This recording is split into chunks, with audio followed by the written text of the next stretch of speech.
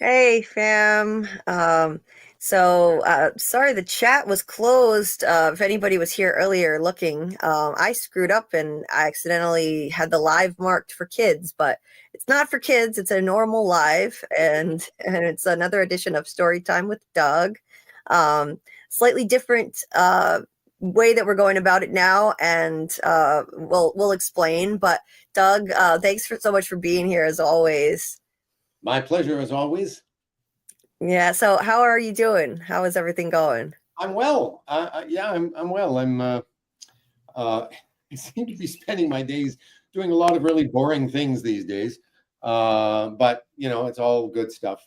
I've been doing a lot of exercising because, as I think I've mentioned before, I'm quite behind in terms of what I normally do on my bike. So for the last couple of weeks, I've been averaging 50 kilometers a day when I'm out on the bike, or a little more than that. So that's been a bit of an adjustment, and I'm doing a lot of physio for my upper body stuff for my shoulders. So, and it's amazing how much time that takes out of your day. It's crazy. Yeah. And between that and just like, making breakfast, lunch, and dinner and doing the dishes, it's kind of, the day goes by very quickly. It's amazing. Yeah.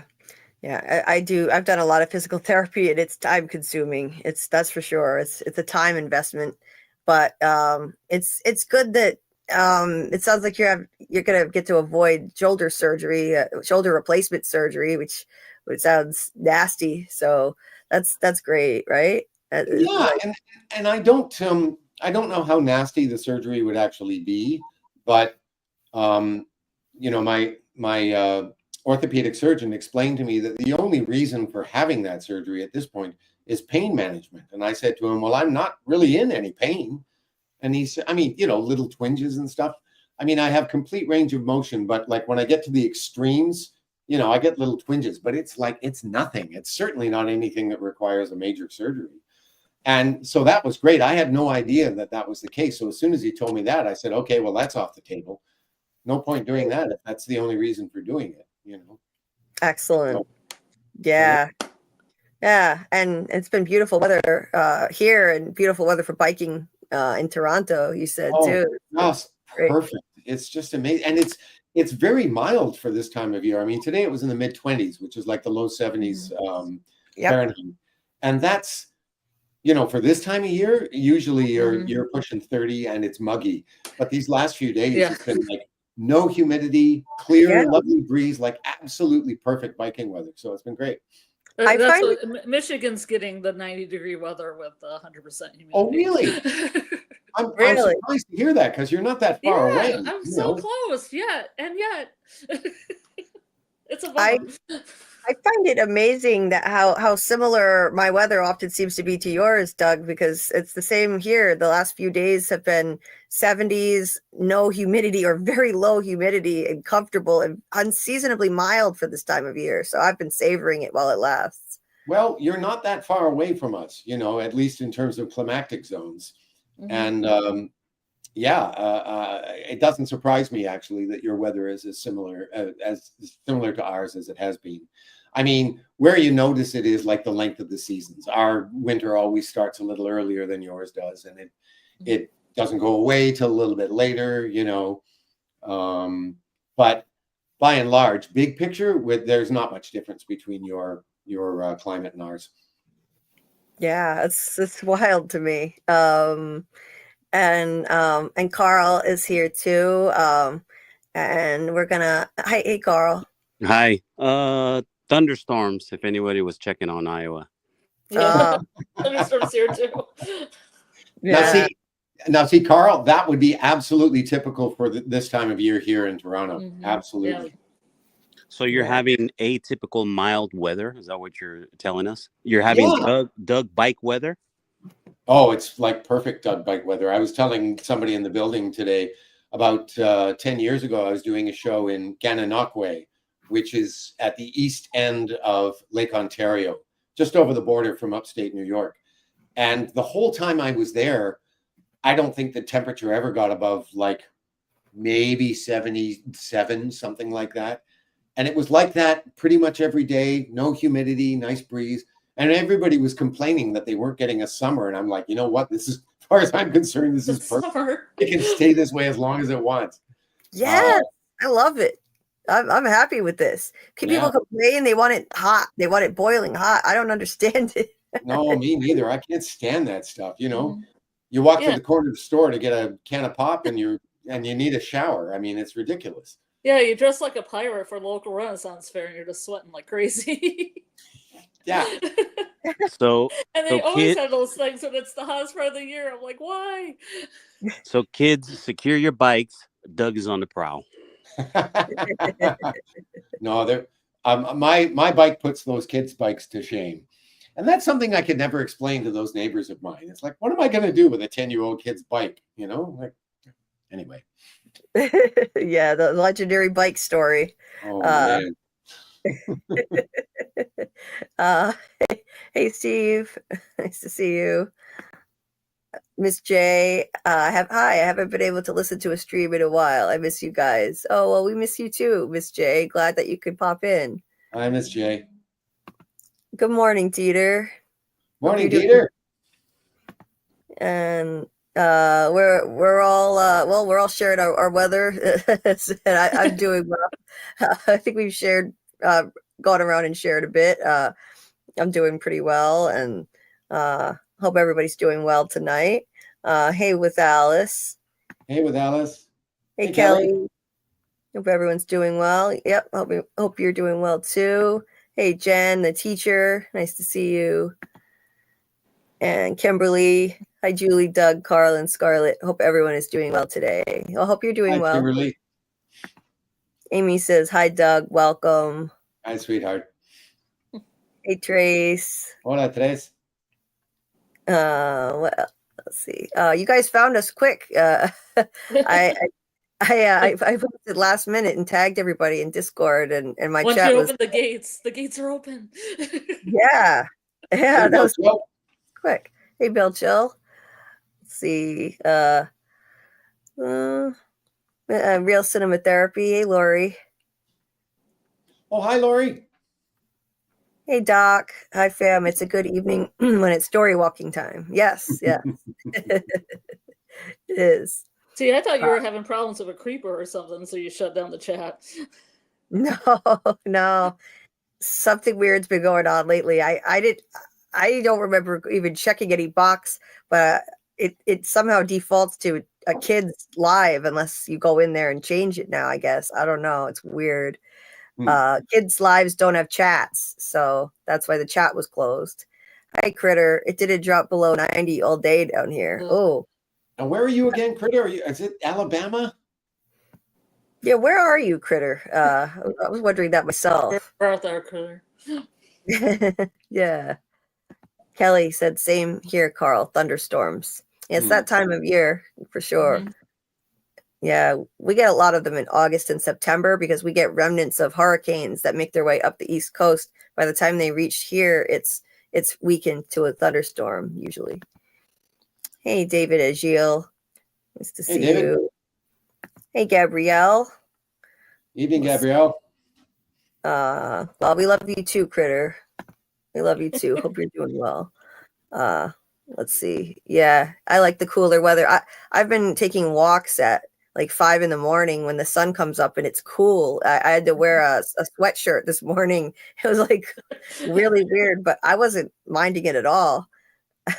Yeah. You know, when I was in high school, I worked at a submarine shop, and on Friday and Saturday nights we were open till 3 o'clock in the morning. And after cleanup and stuff, it was usually, pushing 3:30 by the time I got out of there. So I would get home. I bike home from there. I'd get home like about 4 a.m. And this time of year, it was so awesome because the sky was just beginning to get light around the time that I got home. And we had a pool. We had an above ground pool. So I used to go out, and we had these two colored floodlights in the backyard. One of them was blue. One of them was purple. I would put those on, put on this FM radio station very softly, and just go out and lie in the pool for a while. And those early mornings were just magical. I just lived for that, especially after spending 9 hours working in a sub shop, the last 2 of which I'd be spending fending off drunks It was like the perfect tonic every night when I got home from work. Oh, I bet. And bet. I imagine you actually working on submarines that go under the ocean. In my head, for some reason, I was like, "Oh, no, sandwiches." This was a precursor. This was long before Subway, and it was a chain called Mr. Submarine, and there's still a few of them around. But back in the 70s, they were right across the country, and it was started by a couple of Greek sailors who got to Toronto and jumped ship and opened up this sub shop, and they quickly turned it into a franchise. They started opening up stores all over the city, and then it branched out from there. I lived in Richmond Hill, which is about 20 miles north of Toronto. So we got a franchise there, and I got hired right when they opened, just as they were getting the place ready to open. And of course, because these guys were Greek sailors, you walk into a Mr. Submarine, and it was usually 9 chances out of 10 that the guy behind the counter was Greek. So they taught me lots of Greek, all of it, not repeatable. But, it was an interesting job, I got to tell you. Dieter is screaming to know more about sucker. We'll have to, Dieter, we will get to that, I promise. We will talk about that. We will get to that, absolutely. Did Mr. Submarine have a Euro sub? A Euro sub? Yeah. They're Greek? No, they had the simplest menu imaginable. I mean, we didn't even have coffee. All we had for drinks were like canned pop and chocolate milk and white milk. That was it.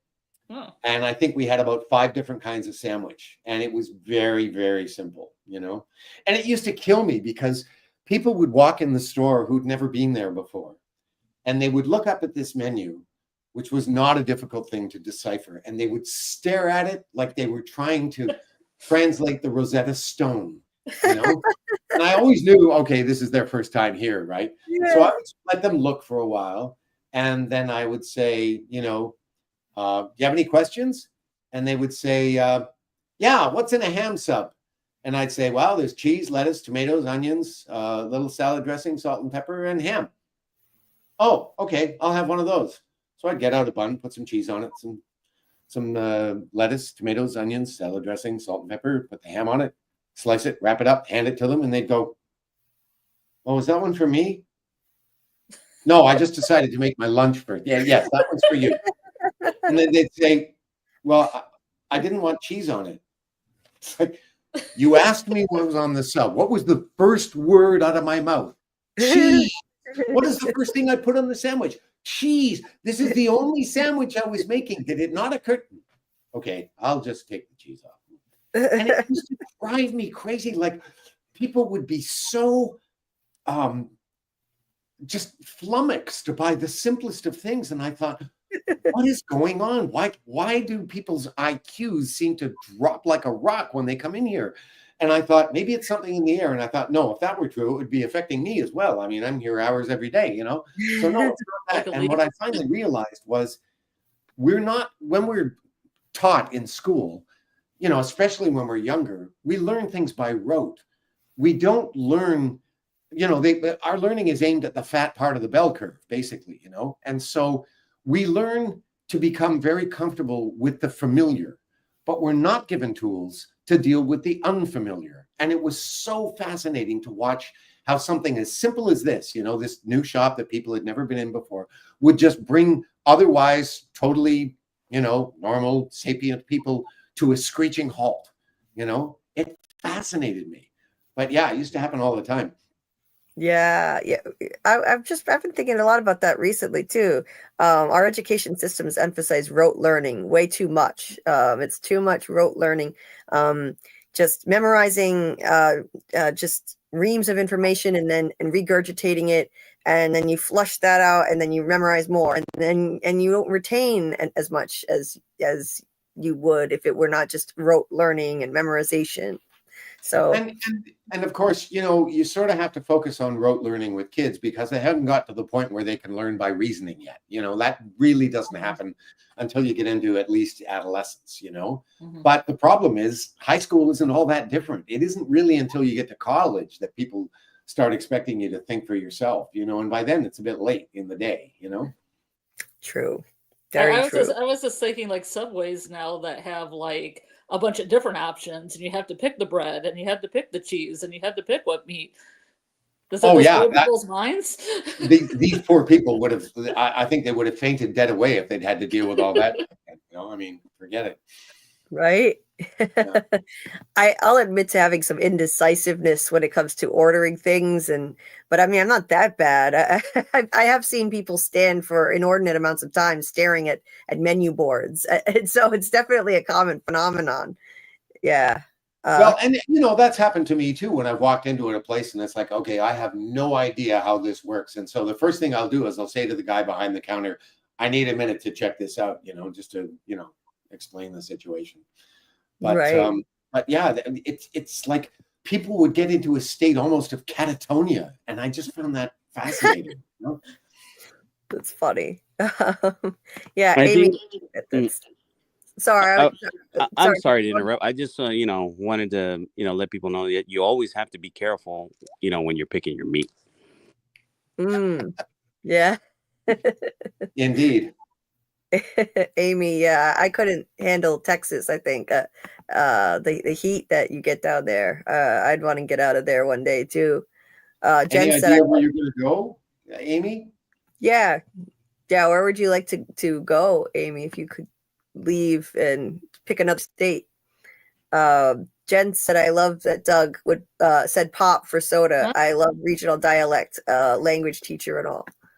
Yes, I'm very much the same, Jen. I love dialects of all kind, languages of all kind. They've always fascinated me. Yeah, Michiganders really are strong on the pop front. I'm sorry? I said Michiganders are really strong on the pop front because I moved to California for a while, got used to saying soda, and people like almost look at you like they don't know what you're talking about when you order a soda. Yeah, there are a few Pop. places in the States, mostly close to the Canadian border, where you'll hear pop, but for the most part, it's soda once you cross the border. Yeah. It's soda here. It's always Yeah. soda here on the East Soda Coast. on the West Coast too. Yeah. Steve said, I'm trying to shave with a straight edge and type. That Nice. sounds dangerous. That might not be a good time to multitask there, Stevens. We don't want any fatalities in the chat, okay? Be careful there, Steve. Teeter wants to know about sucker. Oh, Tabitha's here. We'll get back to that in a sec, Teeter. Just say hi to Tabitha. Hi, Tab. Hey, everyone. Yeah, sorry the chat was disabled, guys. I don't know how that happened, but it's fixed now. So She's if there were drunk previous... again. What, Doug? I said she's drunk again. Yeah, you got me. So anyone who left previous comments earlier in the day probably got erased. Sorry about that. It's soda, says Carl. Yes. Dieter, I'm feeling a bit better today. I've been focusing on self-care, so I postponed the live for the Institute twice now. We're going to do it tomorrow night, so if anyone is wondering, we are going to do it Thursday night at 10:30 p.m. We're going to break down episode 3 of the Institute finally. I just really needed to prioritize self-care. And he wants to know about how Doug, Scarlett, and Panda Kalima are doing too. How are you guys doing? Yeah. Living the dream, Doug. We're here with you, brother. And then have a great day at summer camp, but it's better now. With you in it, Doug. My life. Nice. And I'm doing good, Dieter. Thanks for asking. Yeah, Dieter, we're yeah, your kids again now. The dirty stuff, something else. Yeah, sometimes last time Doug was here, we got on a weird tangent about dirty town names. Yes, that's right. Yeah, it was random, but I like random digressions and random tangents. It's fun. Why not? We're all adults here. It was just innocent fun. Just innocent fun, after all. There's a town somewhere out in the prairies in Canada called Piskapoo. What the hell? I think it's probably a native word. I don't know, but yeah, that was an odd one to come across. That's so weird. Yeah, I don't know how some of these place names even exist. It sounds like a joke. Some of the names people brought up last time. Yeah, because it's been 2 weeks. I think it's been 2 weeks since you've been here, Doug. And that was when we were diving down that rabbit hole. Has there been any news on the front of getting a production of Sucker, Doug? No, nothing yet. Although, the guy who said he was thinking about programming it for either this season or next season, we just sent him the latest draft a little while ago, and we've been waiting. Like, you don't want to pester people; you want to give them a check because he's running a theater, he's got lots of things going on. So we usually give them a fair amount of time to check that stuff out before we touch base with them. But it's getting to the point now. In fact, I was thinking about that today when I was in Poland in the spring. I got to chat with, I didn't get to see her in person. We couldn't coordinate it, but she's the artistic director of this one theater company that is doing something fishy. They've been doing it now in rep for like the last 3 years. And I was trying to get her to read Sucker and also Deadline. And the last time I spoke to her, just before I left the country, I'd sent her both the scripts and she was about to go on her summer vacation and read them while she was on vacation. And I was just thinking today, I think enough time has gone by that I should send her a note and say, so have you had a chance to read them? What did you think? Because I would love, ideally we'd love to have our premiere of the new one, particularly Sucker, in English, in the language it was written in. But if they wanted to produce it in Poland, if that ended up being the world premiere, I'd be totally okay with that. That would be awesome. Yeah. Yeah. Poland would really do it up. They would really make it a party too, like they know how to do it right. And this woman, she's a national icon in Poland. Her name's Krystyna Janda. And she won the Palme d'Or one year at Cannes back in the 80s. I think she was an actress first. And then she formed her own theater company in Warsaw. She has 2 theaters there now. And she's very politically active. And the last government in Poland that just got voted out recently was this right-wing government. And she was very vocal about, everything that she hated about these guys. So they pulled all of her government funding. And theaters in Poland are very heavily funded by the government. So they had to survive without that. But they did it. And she garnered like incredible respect from the public at large as a result. She was already a national treasure, but that really kind of cemented it for her. So she's a fascinating character. And Marcia and I got to meet her when we went to the big gala performance of Whose Underwear back in the fall of 2023. And she was just a lovely woman, just gracious as hell. And I didn't know at the time that she spoke fluent French. So we had made arrangements. Her son speaks beautiful English, so he came to be the translator. And then suddenly she started speaking in French. And I said, oh, geez, I wish I'd known you'd spoken French. We could have done the interview in French, but wouldn't have been fair to Marcia. She kind of understands French, but she doesn't speak it particularly well. So we just stuck with English. But anytime I chat with Krystyna now, we usually do it in French. Right. Oh, that's awesome. That's awesome. What is her name, Doug? What's her name? I'm sorry? What's her name? Krystyna, Krystyna, and last name is Janda, Janda. And do you have you seen things she's been in as an actress? I haven't seen any of her films, but they would be easy to find. And if you see pictures of her from like when she was an actress, she was stunning. She's this gorgeous blonde, Now she's probably in her 70s. She's still a very, very handsome woman, but she was pretty drop dead gorgeous when she was young. Yeah, well, European actresses maintain their grace, like Isabel Rossellini still has that, Yeah, a number of, you think of, Isabel Huppert is another one. Yeah. Lots of European actresses. Yeah, it's true. But I gotta say, the women in Poland, just in general, are stunning. Every time I go there, it's like, oh my God, there's like these drop dead gorgeous women everywhere you look. It's amazing. Yeah. Something in the water, I guess. I don't know. Yeah, it's Eastern Europe. Something about it. But this talk of like Polish actresses reminds me, there's this great play called The Two-Headed Roommate, which was written by one of the guys who used to be in Kids in the Hall. Are you guys old enough to know what Kids in the Hall is? Yeah. Which actor? I can't remember the guy's name. He was one of the central guys. He wrote this play called The Two-Headed Roommate. And there's this lovely speech that I used to do as an audition speech where he's talking about his roommate who he can't stand, and how one night he hears the door open behind him and he turns around getting all set to give this guy a really dirty look.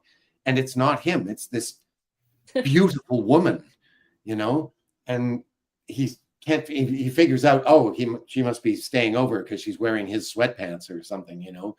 But he starts off and he says, you know, I shouldn't have said she was beautiful right up front because now that's going to color everything. And then he says, but I can't help it. I mean, she was so beautiful that even if she hadn't been beautiful, she would have been beautiful anyway, you know, or she had the kind of beauty that dumb guys can't see, you know, that sort of top secret beauty that, say, a Polish film star might possess.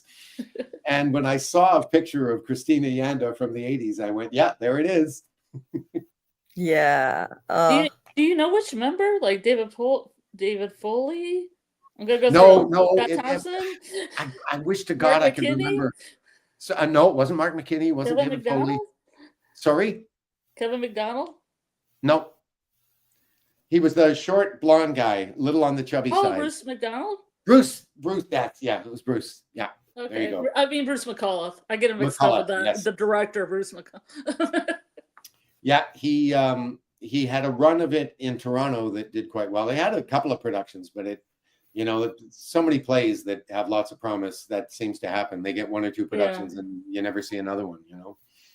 That's unfortunate. Yeah. That's a shame. And what was the name of that? It was called The Two-Headed Roommate. The Two-Headed Roommate. I love that title. The title alone would grab me. And it's very clever because the guy spends the entire play complaining about his asshole roommate. And by the time you get to the end of the play, you realize the real asshole is the guy who's been talking to you. Mm-hmm.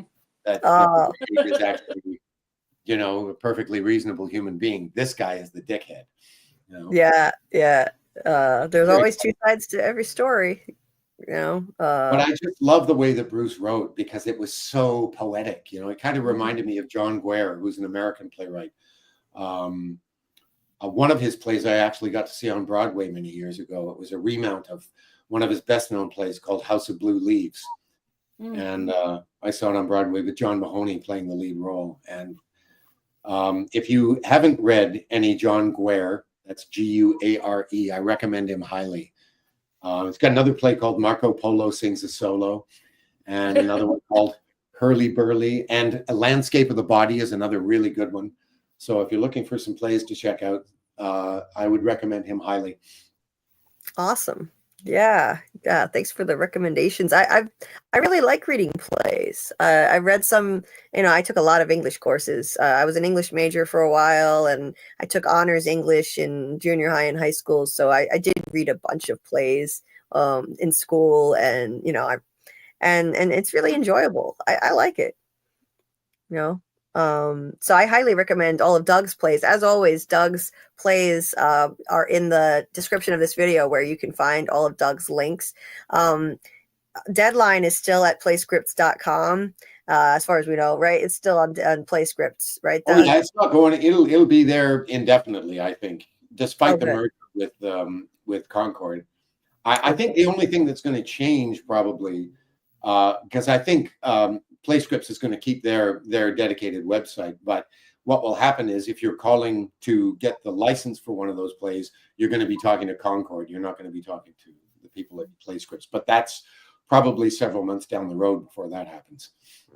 See, my memory is so bad. You've probably told me that a couple times now, and I keep asking.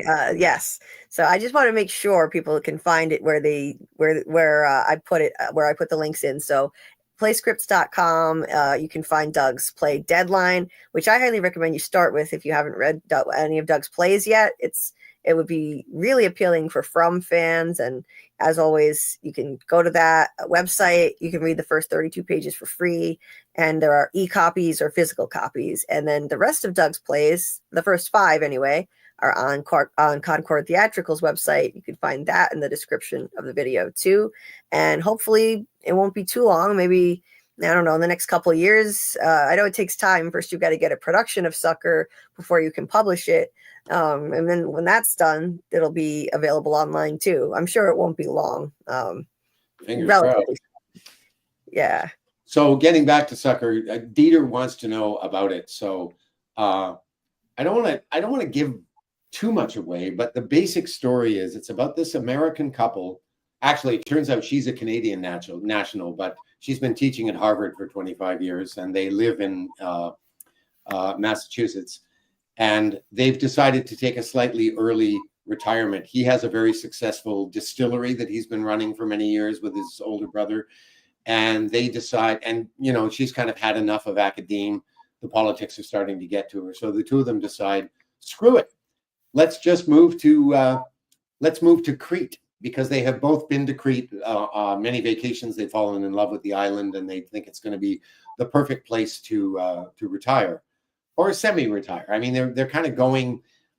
This is kind of a trial thing, you know. Like if it works out, they're going to stay. If not, they'll go back home. But anyway, at the beginning of the play, they've only been there for a matter of a few weeks, and they're still settling in. They haven't finished unpacking yet, and she's gone into Heraklion, which is the major city in Crete, at the beginning of the play. And on her way home, she has a flat tire.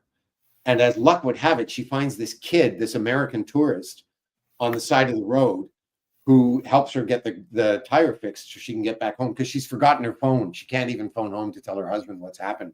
And she's like an hour's drive away from where they live. So he comes along, kind of saves the day. And she learns that this kid has been mugged in Heraklion, and like everything he owns has been taken. He doesn't have any money, he doesn't have his phone, doesn't have his passport. The only clothes he has is the ones that he's wearing, and he's been kind of sleeping in the rough for the last 2 or 3 nights. And she says, well, you're coming home with me, you know, we got to feed you and, you know, put you up for the night. It's the least we can do after you saving my butt. So she brings him home, and then when they get to the home, we discover very quickly that these guys who stole all his stuff have also stolen his identity. And they cleaned out his bank accounts, and like this kid is completely fucked. And so the couple are doing everything that they can to try and help. They got to work out some way to get him to Athens, where he can go to the American embassy and apply for a new passport. First, he's got to get a piece of ID from America, because he doesn't have any ID at all. They've got to send his birth certificate before he can even get a passport. And they're trying to work out all this stuff. And then the shit hits the fan. And I won't say any more because I don't want to spoil the story. But it's basically a three-hander. The set is very, very simple. It's kind of a suggestion of a house. There probably won't even be any walls. The main set piece is a huge screen upstage center, which when nobody's using a computer or a phone, it kind of acts as the window looking out their living room. But anytime anyone is doing anything electronic, we see what's going on this big screen. So it's kind of like another character in the play. And there are characters that don't actually appear in person in the play who appear on the screen that they relate with as well. All that stuff, of course, will have to be pre-recorded. So that's what it's basically about. And it runs about 90 minutes, no intermission. And it goes like stink. Goes like a bat out of hell. That's so creative to use the screen that way and incorporate modern technology into like this such an old art form of theater. You know, that's so creative and interesting. I like that a lot. Well, the play has so much to do with AI and identity theft and the internet and all that it was the perfect way to address all of that, you know. Yeah, Carl, whoa, a three-hander, damn. Yeah. Well, we did that entirely by design, because a lot of the theaters that we're talking to, trying to get our plays produced, it's like, if it's got 5 characters or more, they can't afford to do them anymore. They just can't afford to pay that many salaries. It is amazing how many theaters here are doing like 2 and 3 and 4-handers, because it's just cheaper, you know? Yeah, I bet. Hey, Justin, nice to see you, my friend. He said, wow, sounds great, Doug. Awesome story. Can you say if the boy is good, or does he have more mischievous motives in your play? Justin, I'm not giving any spoilers here. I've already told you too much. Yeah. But nice to see you, Justin. And 26 likes. Yes, please hit the like button. I forgot to say that earlier. It helps people find the stream. That would be much appreciated. And subscribe if you're not already subscribed. I'm trying to get to 2,000 subscribers. I'm at 1.93K right now. So that would be much appreciated if you do happen to be watching and you're not subscribed. Hi, Shadow Skulk. I hope you're doing well tonight. Let's see. And David Agiel had asked a question for Doug. Did you ever get to meet the Canadian magician James Randi? We need another James Randi, he said. You know, David, it's really interesting you should be asking that question, because right now, and I've talked to Julie about this already, I'm rereading a book that I read about 25 years ago. It's called Why People Believe Weird Things. And it's written by this guy, Michael Shermer, I believe is his name. And he belongs to this skeptics society. And it's all about, why people believe weird things. And of course, Randy's name comes up a lot in the book because he is also a skeptic and he loves debunking, pseudoscience and all the flim flam artists who are out there passing themselves off as mediums and all that kind of stuff. And he deals with a whole range of different things, everything from creationists to followers of Ayn Rand to Holocaust deniers to people who've been abducted by aliens, and you name it, any sort of fringe belief system like that he addresses in the book. And I'm glad I'm rereading it because I read it, it's got to be 25 years ago when I read it, and I've forgotten so many fine details. It's a really interesting read, particularly in light of what's going on in present day with disinformation and people believing all kinds of, snake oil salesmen and all that kind of stuff. I mean, yeah. It's fascinating. Yes, I think a lot of people would benefit from reading that book. Tabitha, apropos of nothing there. So maybe I am drunk. Well, hope you're enjoying yourself, Tabitha. We can absolutely do call-ins, Doug. We can have people call in, right? Totally. I'm glad you asked about that, Tabitha, because I was going to suggest that earlier. If anybody wants to call in, totally, I'm good with that. Oh, and gosh, I should have mentioned this at the top of the show. I'm like, I try to get my head on straight lately, but it's been a rough time for me. So bear with me with my bit of brain fog, but we are doing a Cameo giveaway. Compassionate Lee has sponsored yet another Cameo giveaway for a Doug Cameo, and you can order all different kinds of messages, personalized messages, pep talks, advice. Highly recommend the pep talks and the advice. But there are all different options that you can choose, and we're going to be doing that tonight. So I will actually set that up right now, and I will post the call-in link as well. Thank you so much to Compassionate Lee for sponsoring that. Truly appreciate it. That was so generous of you. Thank you very much, Compassionate Lee. I really appreciate it. Yeah, that's so awesome. And yes, I hear Doug's really big in Poland. Yes, you've heard. So you've heard. Particularly in men's. Is that going to be the word for the contest? Hashtag Poland. Oh yeah, we could do that. Why not? Yeah, we could do hashtag Poland. Carl L. Capitan, Jen, the teacher, said earlier. Critter said, let's see, tacos sound so good. None of you know my stomach is a hole. What is that? Is that a hole emoji? I think. And what's hole? It looks like it. Dieter, say Julie à nouveau fier à l'heure. Doug peut le faire aussi. Je ne vois pas Carl et Scarlett, mais ils ont probablement fier à l'heure aussi. Excuse my poor pronunciation. It's been a long time. Thank you, Doug. Thank you, Dieter. All these D words. There's so many D people. There's Dieter, Doug, Doc. There's so many D's that it gets confusing. We get no translation on that, Julie. It was slightly fractured French. It's Yeah. kind of like It's a little, yeah, it's a little bit off, but he was it was just, basically saying that Julie and I are looking good, yeah, basically. Yep. and that, Thank and that he couldn't comment on you and Carl because he couldn't see you. Yes, because he can't see Carl and Scarlett. But they're probably also looking nice, he said. Hey, J. Tom I'm wearing reacted. a top hat and a monocle. You're wearing nice. Very Monopoly of you. Very, very Monopoly man. I'm also Hey, playing J. Monopoly. Hey, J. Tom reactions. Nice to see you. Thank you so much for popping in, J. Tom. And Dieter, if you're able to, could you drop the link? J. Tom Reactions has a channel where he covers hip hop, and it's awesome. Highly recommend you check it out. He's also a member of Quality Reacts community too.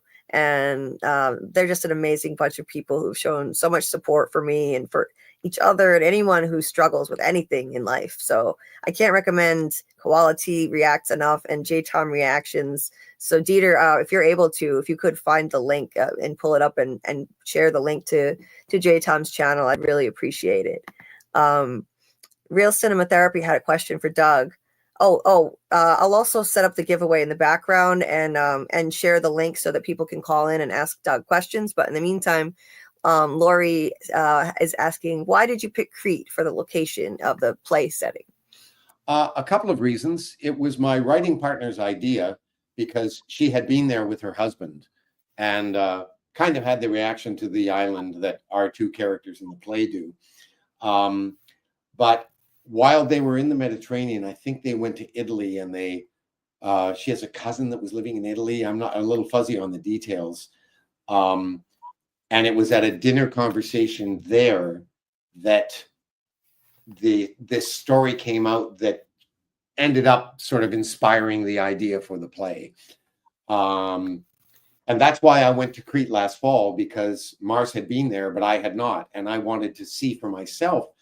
You know, I had a sort of pretty good idea just from seeing images of the island and stuff like that, what the layout was. One of the other reasons we chose it is because we wanted them in a fairly remote location, a place where it would be difficult for them to get help. And if you visit Crete, it very quickly becomes apparent that once you're outside of any of the towns, if you're not along the coastline is all covered with touristy stuff, of course. So all the way around the island, I mean, as long as you're on the coast, there's lots of people around. But the minute you move inland, it's like nothing, you know? And so that was very useful in terms of what we were trying to do with the play. And I wanted to see for myself if that actually works. And I got to go to this town called Elunda, which Mars had also visited. And it was almost exactly what I had sort of pictured in my head in terms of where these people were living and what the nearest town looked like. And yeah, so that's why we picked Crete.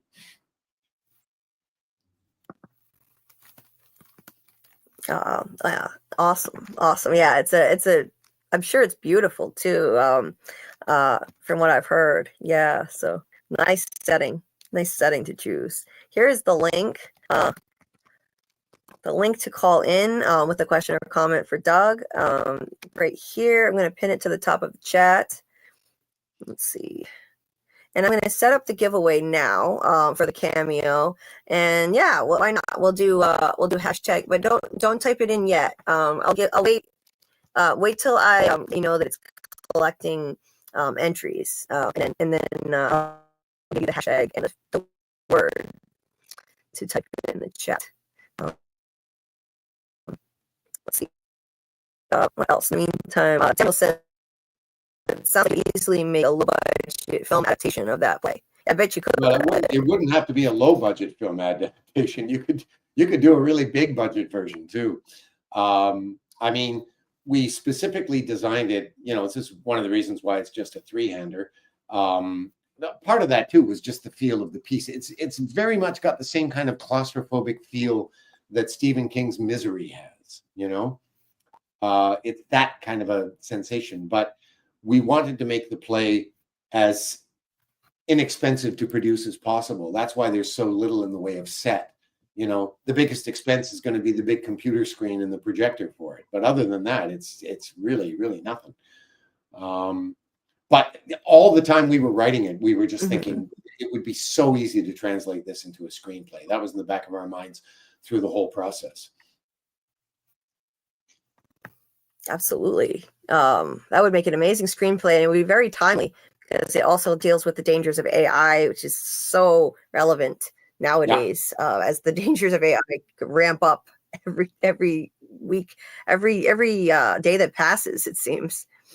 And this is why we're in such a hurry to get the damn thing produced, because it is very timely right now. But you know, developments in AI and just internet technology in general are so fast that, like, this thing is going to date pretty quickly if we're not careful. So we would really want to get it out there.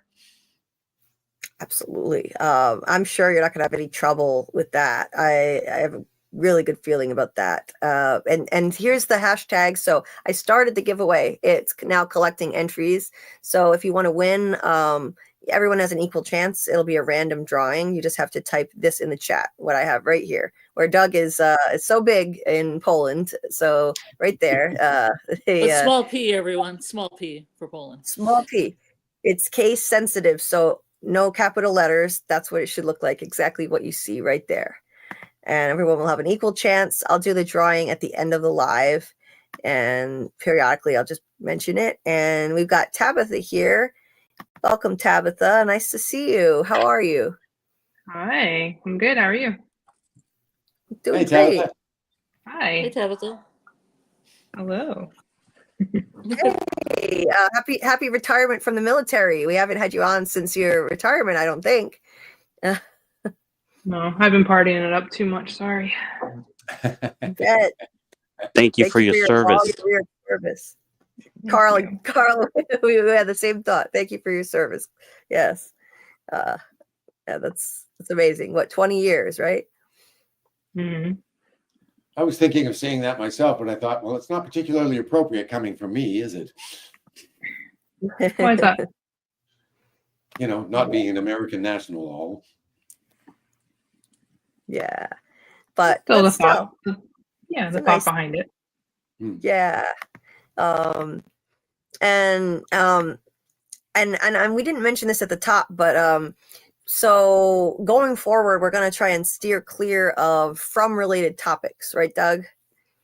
Yeah, and I should probably explain why that is, because, you know, one of the biggest adjustments for me doing this role was what happened after the season 3 finale came out. I have never experienced anything like the kind of response that happened afterwards.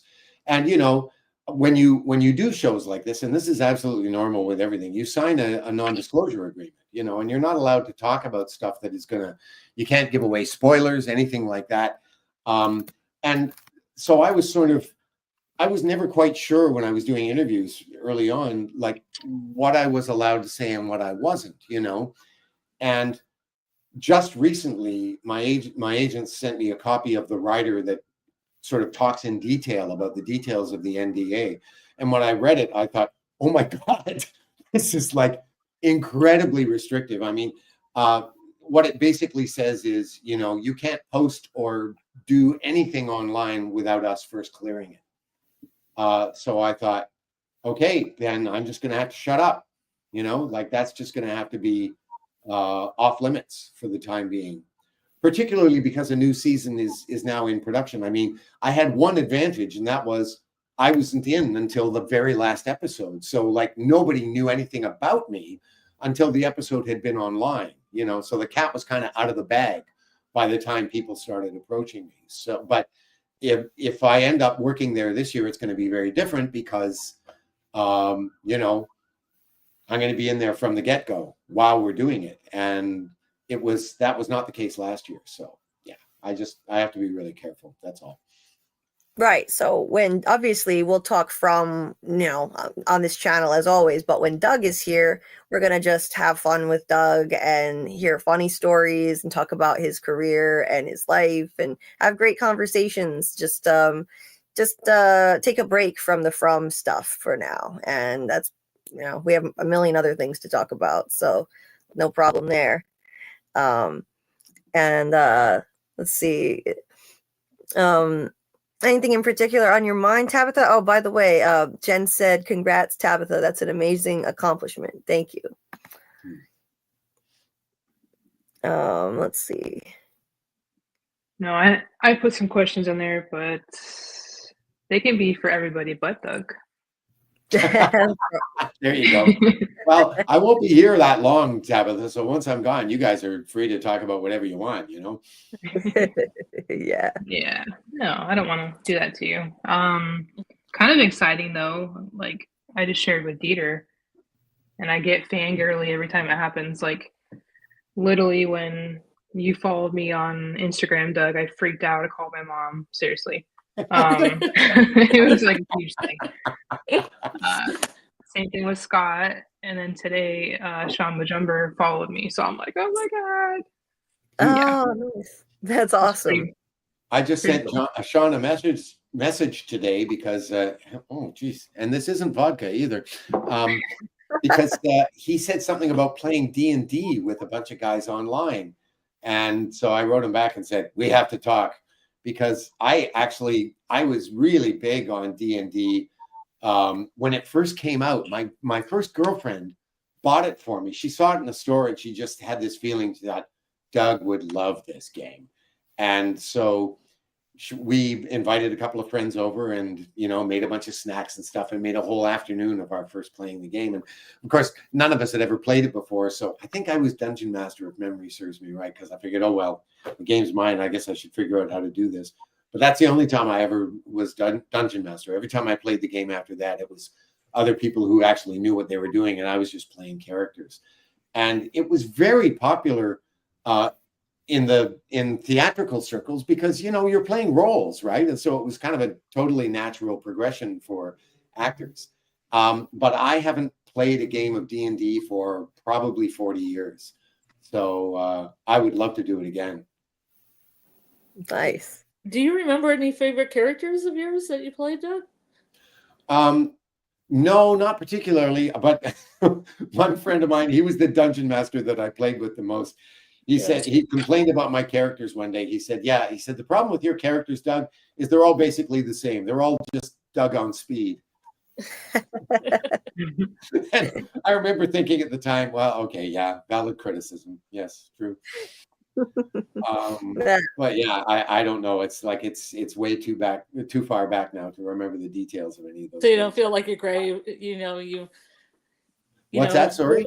Like if you go more towards a mage or a ranger or anything like that, you don't remember if you had a feeling for any of those types? I would try different characters just because, you know, one of the things I thought was really interesting about the game was, depending on the type of character you chose, you had certain strengths, but you also had certain weaknesses. Yeah. And of course, when you're starting off with a character, they're all weak, you know, until they gain some experience. So yeah, I never had a character that got very high up in terms of level because, you know, all my characters were new, so they were weak, so they'd get killed off really easily. But it gave me an opportunity to try different ones every time I played. Or every time one of my guys got killed off, because it's like, all right, what's it like to be a thief as opposed to a wizard, as opposed to, you know, a ranger or whatever. And I remember experimenting with playing, what's it called when you have two different strengths, when you're a dual character. Played around with that, played around with whether I was good at bad or indifferent, you know, all that stuff. Yeah, Jen and Shadow Skull had both asked to hear about your D&D story earlier, so that takes care of those questions. She said, yes, Doug, it's so awesome. Jen said this. What kind of character did you play? She wanted to know. And yeah, I mean, it's making a comeback. Sorry, what was that? Oh, I just said it's making a comeback because of Stranger Things. It's like kind of a resurgence.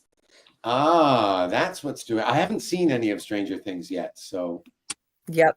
Oh, you've ever had those watch parties? Yeah, we're gonna be having watch parties for it in the lead up to the final season.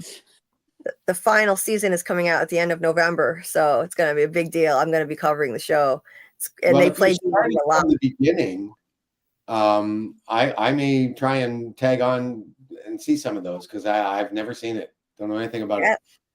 Yes, I definitely want to do that. It's gonna be an undertaking, but there aren't that many episodes per season, so I think we can pull it off before they come back at the end of November. So I definitely want to do from the beginning watch parties, and I need it, frankly, because they Yeah. take so long in between seasons that I forget so many details. I need the whole rewatch. It's a complicated show. And speaking of watch parties, when we were watching The Thing the other night, the movie The Andromeda Strain came up in conversation, and I think you would love that movie, Julie. Oh, yeah? I think we should check that out some night. It's a really clever film.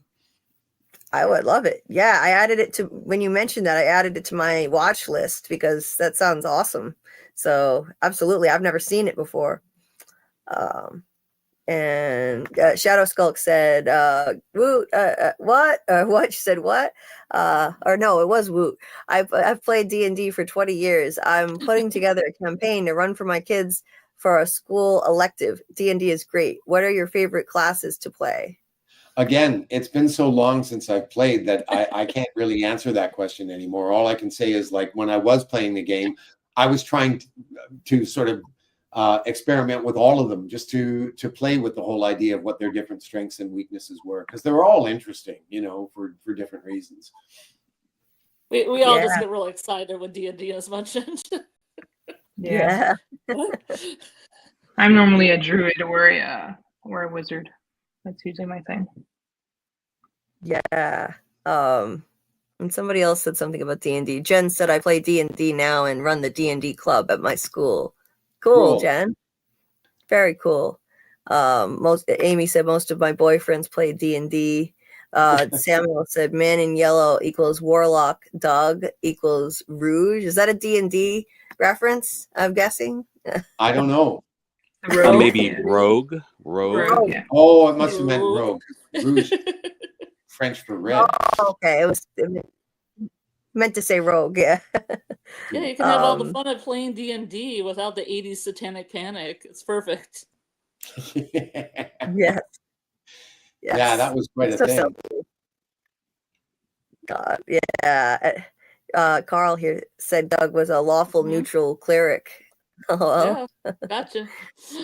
And you know, that would have been an interesting I don't know if I can't remember if I ever played any neutral characters, but the idea always interested me because, you know, sort of all permissions are granted in a way. Oh, Tabitha, you were normally a druid, huh? Interesting. Mm-hmm. Gabriella said I would watch y'all play D&D so bad. Yeah, a lot of people watch people play on YouTube. I've known people that have written a 30-page backstory about their characters and drawn pictures of their characters and all that. Wow. Oh, yeah. Pretty intense. That's amazing. That is amazing. I've sat through a couple hour game, so.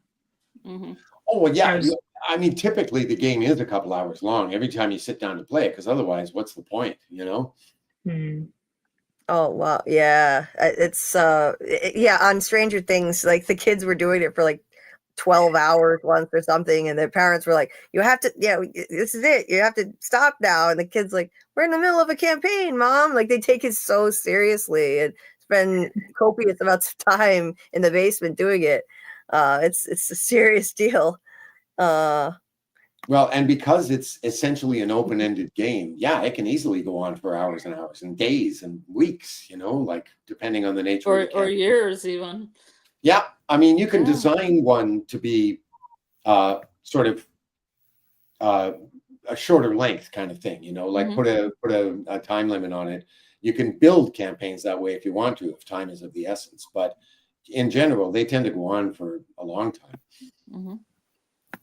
Lori had said earlier, Crete is also far from Athens, so it lends to feeling isolated in a crisis. And that was exactly the idea. I mean, you know, there are places on the mainland in Greece where you could do the same thing and be just as isolated. But being on an island really sort of brings that home, I think. Yeah, absolutely. And Tabitha Dieter also said congratulations, and Jen said congrats, Tabitha. That's an amazing accomplishment. And if I didn't highlight that already, I forget. but it is amazing, Tabitha. It really, it's awesome. Wow. Like 20 years of service. And now you're starting a new venture. So good luck with that. It sounds awesome. What you've got going now. And I hope everything's going well with that. I was going to ask about that, Tabitha. How's it coming? It's a lot of training, honestly. I mean, a lot of people just jump into it, but I'm not that kind of person. I want to actually know what I'm doing and, provide the greatest travel someone can get, planned out for them. So I'm taking my time, but yeah, it's going pretty good, honestly. Just build my website and things like that, and just kind of getting into it. So I yeah. think you're very smart to approach it that way, actually. Thank you. Oh yeah. Samuel, I don't think. Wait, are you Doug? You're not part Polish, are you? Nope. Or, Nope, not at all. Yeah, you just happen to be really big there. You got your. Have you ever been discriminated against for being Polish, Doug? No, I'll explain for Samuel's benefit how the whole Polish connection came about, because it was kind of accidental. The woman who has translated all of our plays so far in Poland, the ones that have been translated, she's probably the best known translator of English plays into Polish in the country. I remember when I first visited there, just walking around downtown Warsaw, in the bus shelters, you don't see ads so much for movies. You see them for plays that are going on in the city. And I would see Ella's name everywhere on these. If it was an English language play, chances were it was her name on the ad as the translator. She lives in Warsaw, but she spends 6 months of the year living in England because she has a daughter that lives there. And as luck would have it, one year, this was about 12 years ago, I can't remember exactly when now, there was a theater company in Sonning, which is just outside of London, just sort of heading towards, what's the name of it? The big college there, Cambridge and what's the other one? Cambridge and Oxford. So if you head out of London towards Oxford, you run through this little town called Sonning. And there's a theater company there that has produced our plays a few times. And they were doing a production of Whose Underwear about 12 years ago. And Ella, our translator, who was in London at the time, went to see it. And she loved the play. She thought it was hilarious. So she contacted our publishers, Samuel French at the time, and asked if she could get permission to translate it. So they put her in touch with us, and we're like, yeah, totally. And the next thing we knew, it was being produced at this comedy theater company in Warsaw, and everything sort of went from there. Yeah, that's amazing. It's amazing. And they just they throw wild galas to open plays, and we lost Scarlett. I'm sure she'll be back on tech issues. And Jen said that's a great movie, Doug. The Andromeda Strain. Great recommendation. Yeah, I'm sold. I'll definitely want to do a watch party for that. Years after the movie, they did a TV series version of it, but it couldn't touch the original. The movie is awesome. It's really good. Yeah. Jen said her D&D games are usually 4 hours plus. Yeah, I bet. Yeah, that sounds pretty typical. Gabrielle said, I watched but never played. I'm just a big fan of other people playing. I hear that. I hear that, actually. A lot of people like watching on YouTube, especially. Dieter had asked you, Doug, how did you prepare in making Sucker? Well, that's an interesting question, Dieter, because we actually took a different approach to the way we normally work. Because most of our plays are comedies and or mysteries or combinations of the two, those kinds of stories tend to be very plot driven. So we would always approach the story from the plot point of view, and the characters would grow out of that. This play is a psychological thriller, and it's all about the characters. So with this one, we did the precise opposite. We started with the characters and spent an inordinate amount of time figuring out who these three people were, and wrote. You're talking about writing huge backstories about your characters. That's exactly what we did with these three. We spent weeks and weeks and weeks just figuring out where all these people came from and refining their stories. And of course, when you actually start writing the play, some of those details have to change. which is totally normal. But yeah, this is the first time that we've written something that is actually character driven as opposed to plot driven. Now, having said that, the plot, it's a thriller, so the plot is very important too, but it's more dictated by the characters than the other way around. So, right. Yeah. Interesting. Yeah. Like I always wonder that, I mean, like I would think the plot would come first and then the characters would come after. But not always. Yeah, I could see how character driven stories would necessitate a different approach. So you might think of characters and then build a plot around them. And a lot of the details that we built into their backstories, of course, never make it into the play, but that's not the purpose of those. What you're trying to do is create a sufficiently sort of 3D Technicolor version of who this person is, so that when you have to make choices while you're writing the play, you're automatically making the kinds of choices that sort of person would do, Right. Absolutely. And let's see. Doc had said, well, it was Dragonlance Saga rule system, not D&D. So I don't know if Doc is a D&D player too. Shadow Skulk said it would take 6 to 7 hours on Saturday and 2 to 3 years. Wow. To get through one campaign. That's a serious campaign. That's a lot of work putting one that long together. That's wild. Yeah, I was gonna. Oops. I was gonna tell Doc that I have some Dragonlance on the shelf, but I was trying to tell him separately into Discord. But I have Dragonlance. We got some GURPS, if you know what GURPS is. Got some of those. Got some Shadowrun. Shadowrun's always good. Some Vampire the Masquerade. All classics, nice. everyone. Nice. And just a reminder, we're doing another Cameo giveaway that's still going on. Oops, I highlighted the wrong one. We're doing another Cameo giveaway that's still going on. Cameo from Doug, donated by Kimberly, aka Compassionately, in the chat.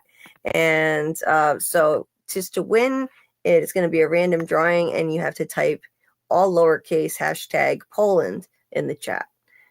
Still collecting entries, so you can still enter if you haven't already. Obviously, 1 entry per person, and if you've already done it earlier, then you're all set. You're counted. And Susie, hey Susie, she said Crete is whatever, I guess, for Jeopardy when it says an island in the Mediterranean, but I can't spell. She said Tab is amazing. Yeah, Tab, you're amazing. I agree. And that's what I wish you all the best success, Tabitha. Yeah, rest in peace, Ozzy Osbourne, and also Malcolm Jamal Warner. What a sad loss that was. That was really sad to hear about that. Amy said, hi Doug, or shall I say, I don't know how to say that, Dag something. I don't know. What is that?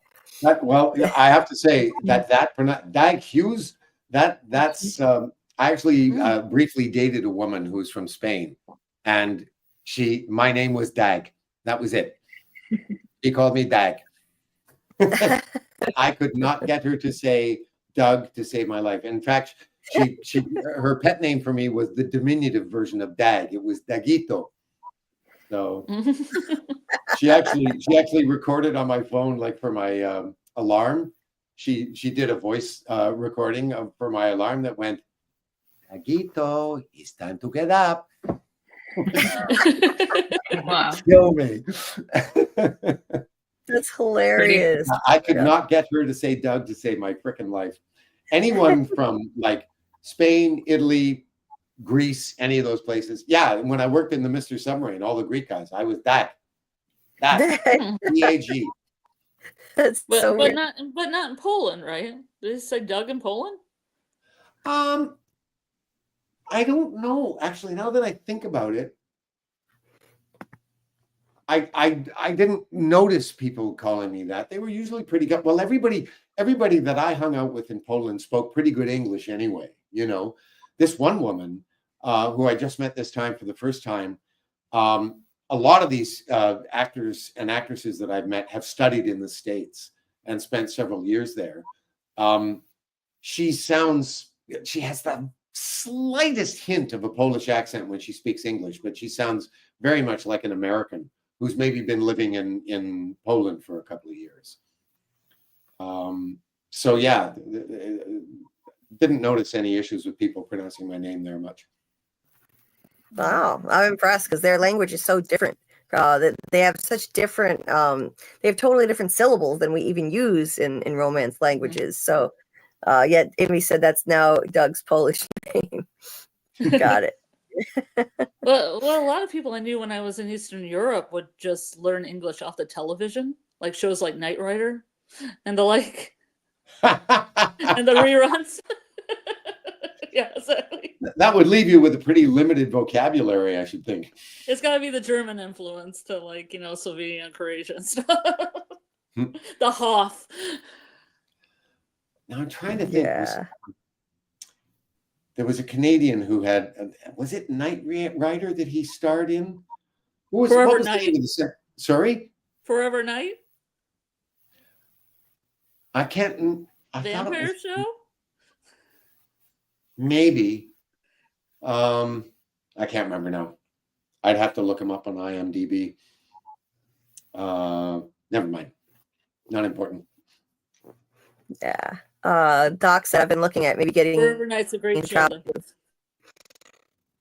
Oh, where are you thinking of going, Doc? A lot of people like watching. Pause. Yeah, where are you thinking of going, Doc? Oh, hey, Grant. Grant, feel free to call in. I was totally muted. That sucks. Hashtag the place Doug is a big deal in. Nice. And just a reminder that we have the call-in link pinned at the top of the chat if anybody would like to call in with a question or comment. And Grant, you're always you're always welcome. I meant to send you a link, by the way. So feel free to call in, Grant, and hang out if you can. I know your work makes it more difficult now. Steve said, I dated a woman whose son called me Dave because he couldn't say Steve, but I thought it was so cute that I wouldn't let her correct him. So even 5 years later, when he could actually say my name, he still called me Dave. I also couldn't say my sister's name. That's cute, huh? I also couldn't say my sister's name, Kristen, as a kid, and I was a huge Mork and Mindy fan, so I'd call her Nanu. My grandmother still calls her Nanu to this day. How cute. I was just telling this story the other day. I had a nephew who was about 2 at the time when this happened. He would always call me Uncle Gug, like G-U-G. And so I said to him one day, I was trying to get him to do it properly, and I said, Jimmy, can you say D? And he'd go, D. And I go, okay, now go D, D, D, D, D. And he'd go, D, D, D, D, D. And I go, good. Now go da, da, da, da, da. And he'd go, da, da, da, da, da. And I'd say, now go da, da, da, da, Doug. And he'd go, da, da, da, da, Gug. That was it. I was Uncle Gug for 2 years before I could finally get it straight. That's cute. That's really cute. Let's see. Yeah, Doc said my parents and I called my brother. What the hell? Shitbird? Why shitbird? Doc? That's an odd nickname. Yeah, what's the backstory to that?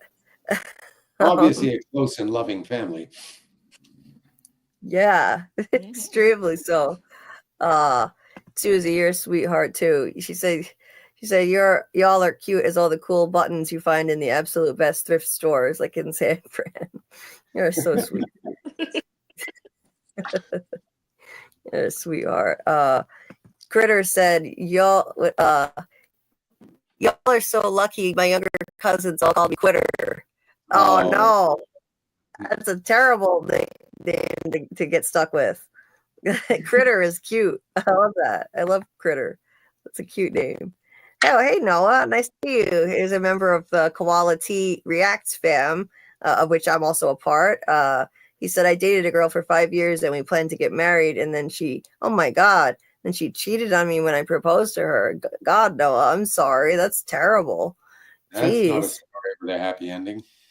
No. Well, God, I'm sorry about that. That's terrible. Well, I hope you find someone worthy of you because you're an awesome person, as like so many kind people in Koala's community. Well, Tabitha, you said in the chat something. My last name is another crazy story. Most can't say it. They make it sound so fancy in French. Oh, yeah, Tab? Yeah. Every time I go to the doctor, I just wait. I'm like, all right, how are they going to say it today? Gofnio? Like, no, it's not Gofnio. But I usually just go, yeah, sure, that's fine. Well, Yeah. you know, it's an interesting thing in North American culture in general. I think this applies to both Canada and the States equally. And that is that those of us who are born and raised here, in general, seem to have a really hard time pronouncing foreign names. Like, you don't have to go far off the beaten path before people just get completely lost. And it always drives me crazy because a lot of the times the names are really easy to pronounce, you know, and it doesn't take a lot to get it right. But yeah, it just, I'm frequently flummoxed by how difficult people find it to pronounce foreign names. You know, most of them it's pretty straightforward. Even basic names. My mom's maiden name is Groff, and she's gotten Groff, and you know, it's like it's Groff. It's pretty simple, but people struggle with even basic names. Well, I was telling Tabitha online the other day on Instagram, like you'd be amazed the different variations of Hughes that I get in terms of spelling.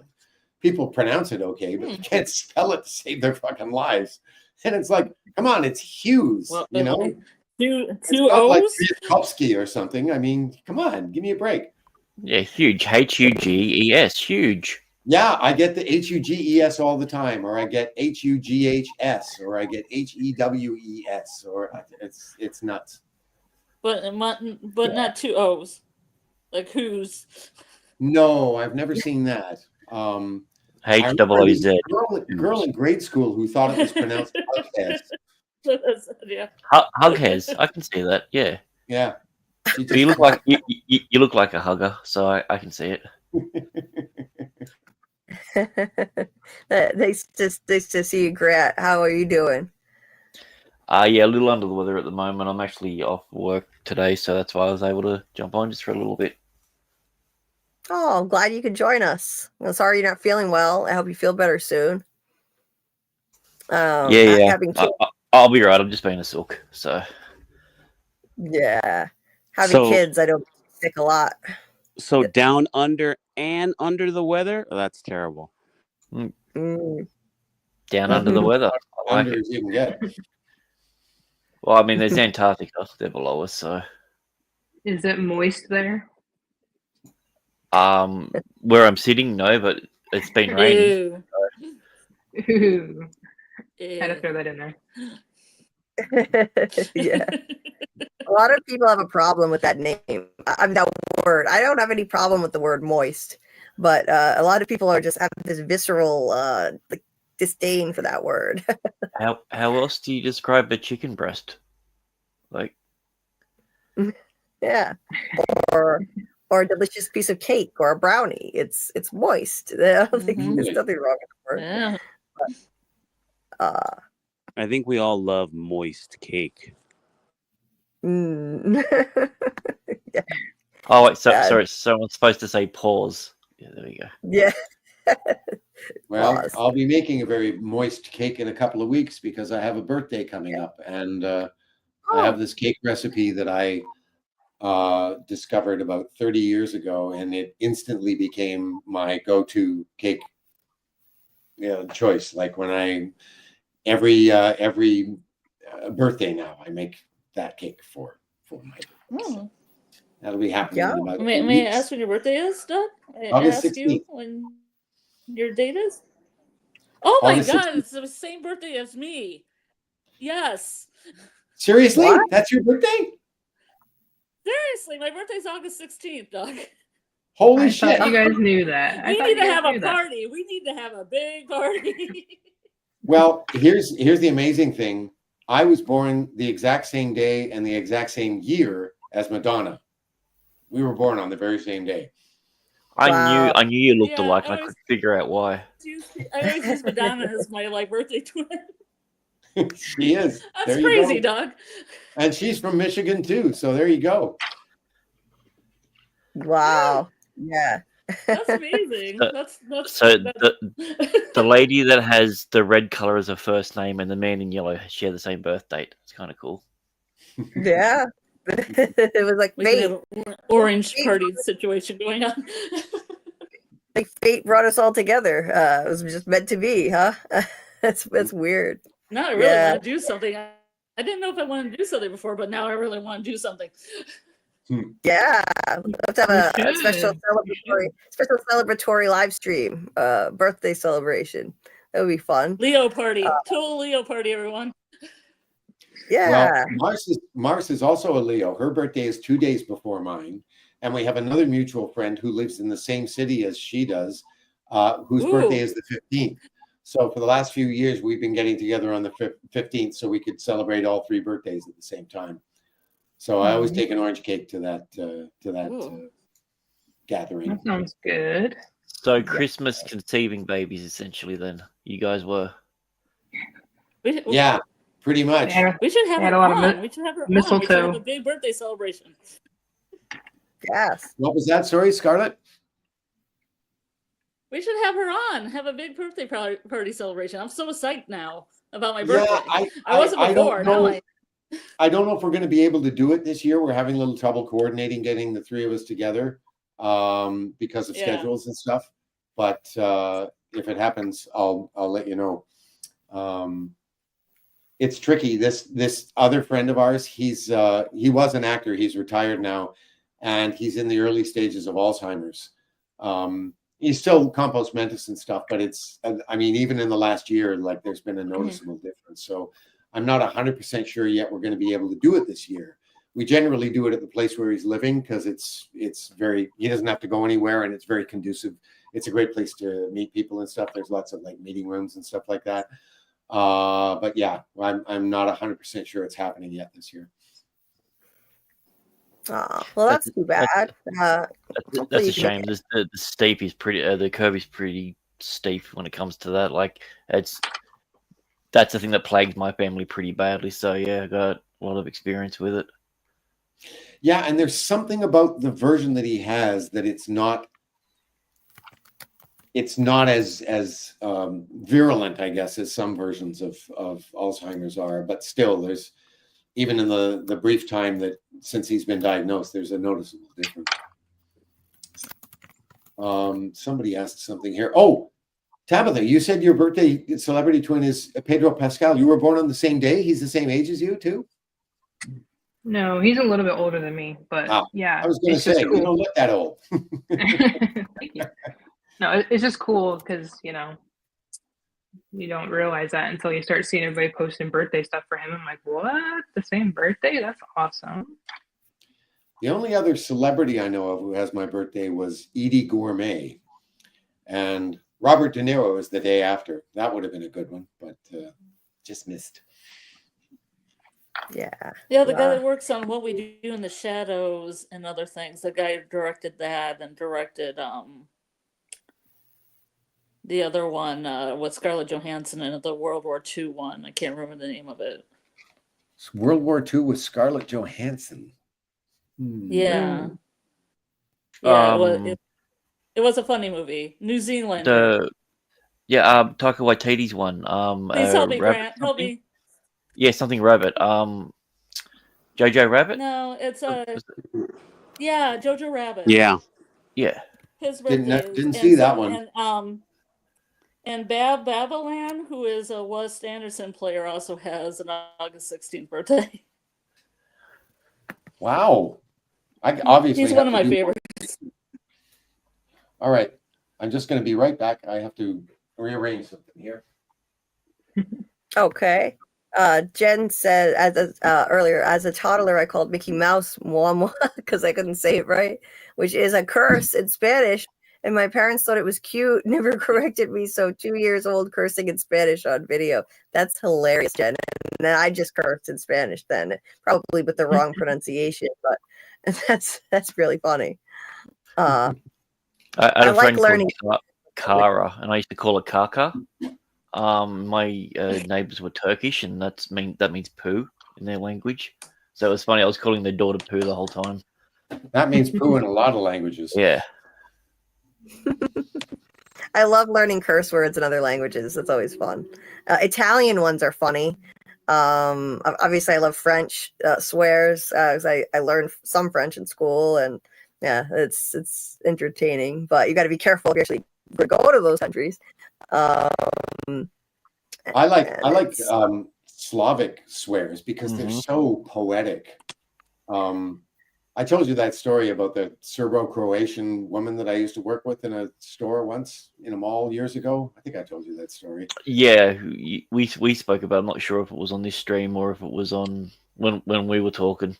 But yeah, because I had a friend who's basically saying your mother's cooking was completely inadequate. It was like the worst thing you could say in their language, sort of thing. And like in Brazilian especially, it's it's almost like it's saying a poem. It's just like your person in your family is not good enough at doing this, and therefore they are smelly. And you're like, whoa, we're going to war now. Yeah. And in a lot of cultures, going after family is like a big no. Yeah. But the swear that my agent taught me, the one that I used against this woman that I worked with, was "Kuretstu guzutsu kod machkidlava," which translates as a dick up your ass the size of a cat's head. I mean, that's just poetry, you know? Very, very specific. I mean, it's a common way to say hello in many languages. It's beautiful. Love it. And Theater dropped the link to Mr. Gregory AI's channel.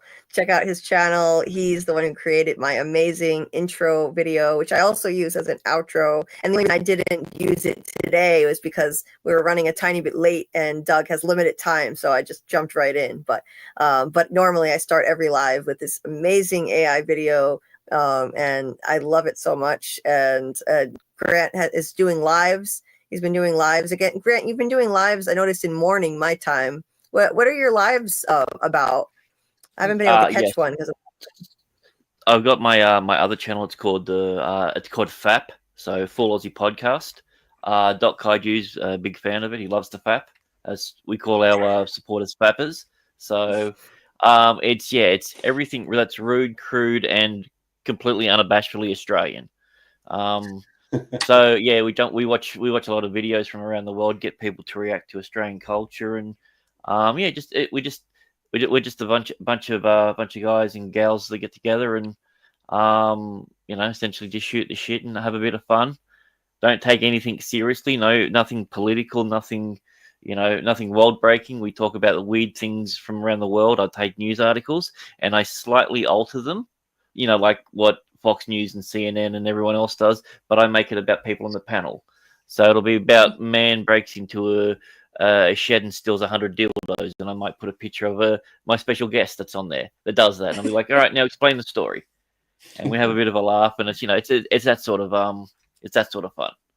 But yeah, no, it's been good, and I'm loving doing it. And speaking of intros, Miss J's got a new intro for her show We Talk, and it does a special Man in Yellow makes a guest appearance as an AI version in that intro. So, Doug, are you any good at playing a guitar in the woods? Just out of curiosity.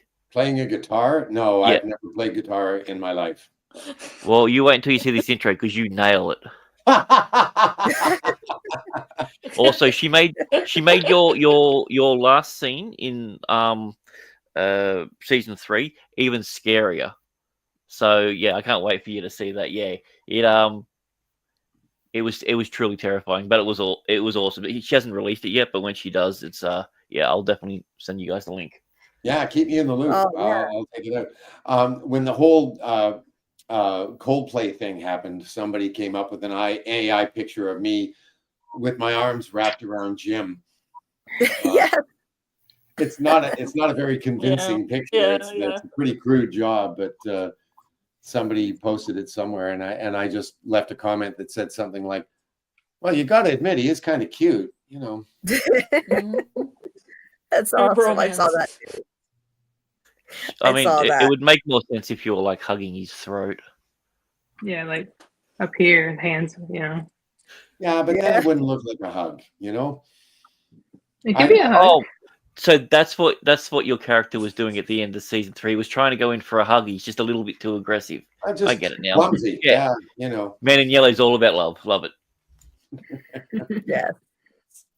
That whole thing is hilarious. I mean, it's everywhere. That's viral now. There's so many AI joke memes with different people in place of that guy and his mistress at the concert. Yeah, it's hilarious. They did a whole series of ones with characters from Shadow Skull. People's issue with the word voice is delightful. It makes me like it all the more. Me too. I think it's funny. Yeah. Tabitha, oh, it's interesting. Use coconut oil and the cake comes out more moist. Yeah, I'll have to try that. I like it to be that way. Steve said I make treilech cake every week. Ooh, nice, and it's very moist. Yeah. Treilech, yeah, sweet. That's one of the reasons that orange cake that I made for my birthday became my favorite, because you put a lot of cut up oranges and orange juice in there, and it is an extremely moist cake.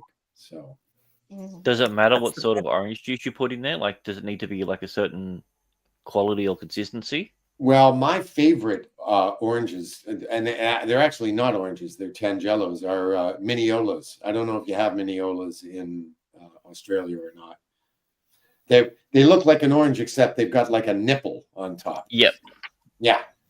I love those things. They're so tart. They're really tangy, and yeah.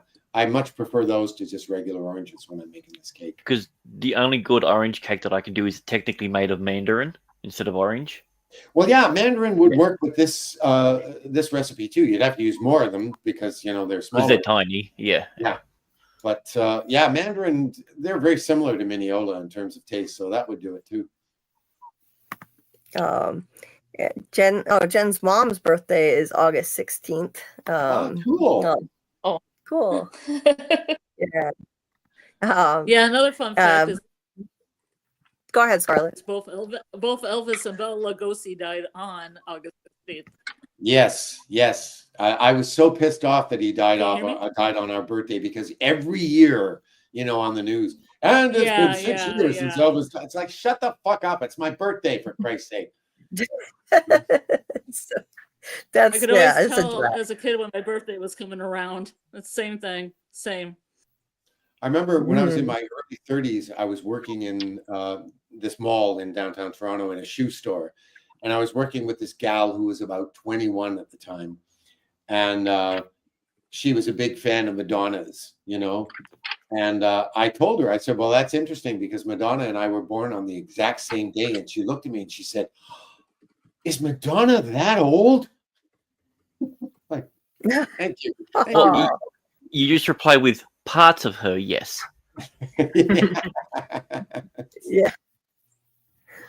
Yeah. Oh my gosh. Luncher. Ayo, the entire cavalry is here. Wow. Yes, we're all here and accounted for. It's nice. It's nice to be back. We missed Doug last week, and it's fun. It's fun to have a nice full house here.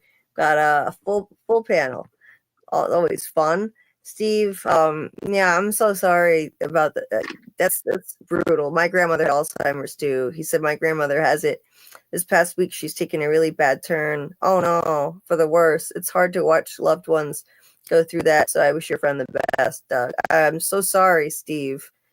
Sending our love and prayers for your grandma, and you're a freaking hero for taking care of her like you do.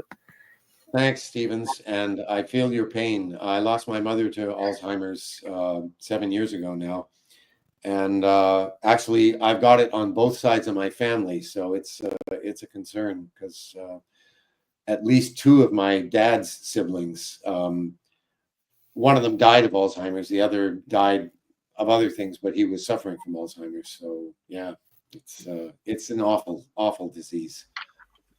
It's a cruel Absolutely. disease. It's. Yeah. I think that's probably the best word that I've heard someone. It's cruel. Yeah. Yeah. It's Yeah. just yeah. It Sucks. is. Yeah. So yeah, sending our love to you, Steve, and I hope your grandma, it's gonna be okay and comes through this, and she's got you to support her, and she's lucky to have such an amazing grandson. Dieter said John Cleese and Kelly Osbourne's birthday is so he shares a birthday on October 27th. With And them. you share one with my father as well. Cool. So there you go. No kidding. Yeah. Yeah. And Carl was born the day before my mother, actually, which is interesting too. Like, yeah, a lot of coincidences like that. Steve said, I was rewatching the interview with the vampire series, and watching Lestat really makes me want to learn to curse in French. I can teach you how to curse in French, Stevens. Yeah. I can teach you a shitload of stuff in French. And French is interesting because I suppose this is probably true in a lot of Catholic countries, but a lot of French swear words are blasphemies. Words like calice de sacrament. Calice is the chalice in the church, and one of the worst things you could say in French is tabernacle, the tabernacle. But that's like a really foul swear word in French. And they don't say fuck off; they say va chier, which means go shit. In Brazilian, it's go come. Oh yeah, Same thing. Yeah. Portal is their word they use for shit, fuck, and all the other ones just combined. So, as I said, Portuguese, it's a beautiful language, but just don't translate it. Like, most of it doesn't make sense. A lot of their insults involve chickens as well, which is kind of weird. Really? Mm-hmm. Weird. And they're weird idioms and saying like there's too many chickens in a basket, which to me I think okay, the place is full. No, that means that the place is empty. Like, wait, what? Well, that is a little paradoxical. You said that's in Portuguese, Grant? Yeah, in Portuguese. Yeah, it's one of those. As I said, it's a beautiful language to hear, but when you translate it, it's hard to understand. I'm half Portuguese, and I didn't know all that. That's interesting. Well, there you go. Yeah. Well, I'm going to have to bail on you pretty soon, folks. Just so you know. Yeah. I know you got to get up early, and that's why we wanted to get here as soon as possible. So you had enough time to hang out with us, and appreciate it. It's always so much fun, Doug. And I what was I going to ask you? Did you have any other auditions lately? Like anything interesting come down the pike for you? Well, I had this silly commercial audition today, which was very quick and dirty, and I just did one on the weekend, and I already can't remember what it was for. It was wasn't it a vaccine? No. No, that was the silly commercial one that I did today. This was a scene. What the fuck was it? God, I just did the damn thing a couple of days ago, and I can't draw a complete blank. I'd probably have to look it up to remember. Were people wearing clothes? Oh yes. I don't think I've ever been asked to audition for anything where they weren't. You add the word "yet," Doug, when you say that. You never know. Somebody. Well, I mean, I actually did. I had to get naked on stage once. I did a production of The Full Monty back when I was in my early 50s. And even then, I was thinking, Where were you guys like 25 years ago when somebody somewhere might have thought that me getting naked might actually be a good idea, you know? I did the same thing, Doug. I got naked on stage for the Full Monty, and then I got arrested for public nudity because apparently not being in the play is no reason to take your clothes off. That's a very good point. Yeah, if you're not in the cast, you got a couple of strikes against you. Lesson learned. And it was also in a McDonald's. I'm naked right now. Thank you for sharing. Oh yes, I remember what this thing was for. I don't have pants on. Oh, yeah. I just had the top hat monocle, you know. I just remembered what this thing was for and why I've forgotten all about it. It's because I had to sign an NDA when I auditioned for it, so I can't talk about it anyway. So there you go. I got you all excited for nothing. Well, maybe subconsciously you knew you weren't supposed to talk about it, so your memory just blocked it. I suspect you may be exactly right about that, to tell you the truth. As soon as I saw it, I went, "Oh yeah, oh no, yeah, can't talk about that one." It's no big deal.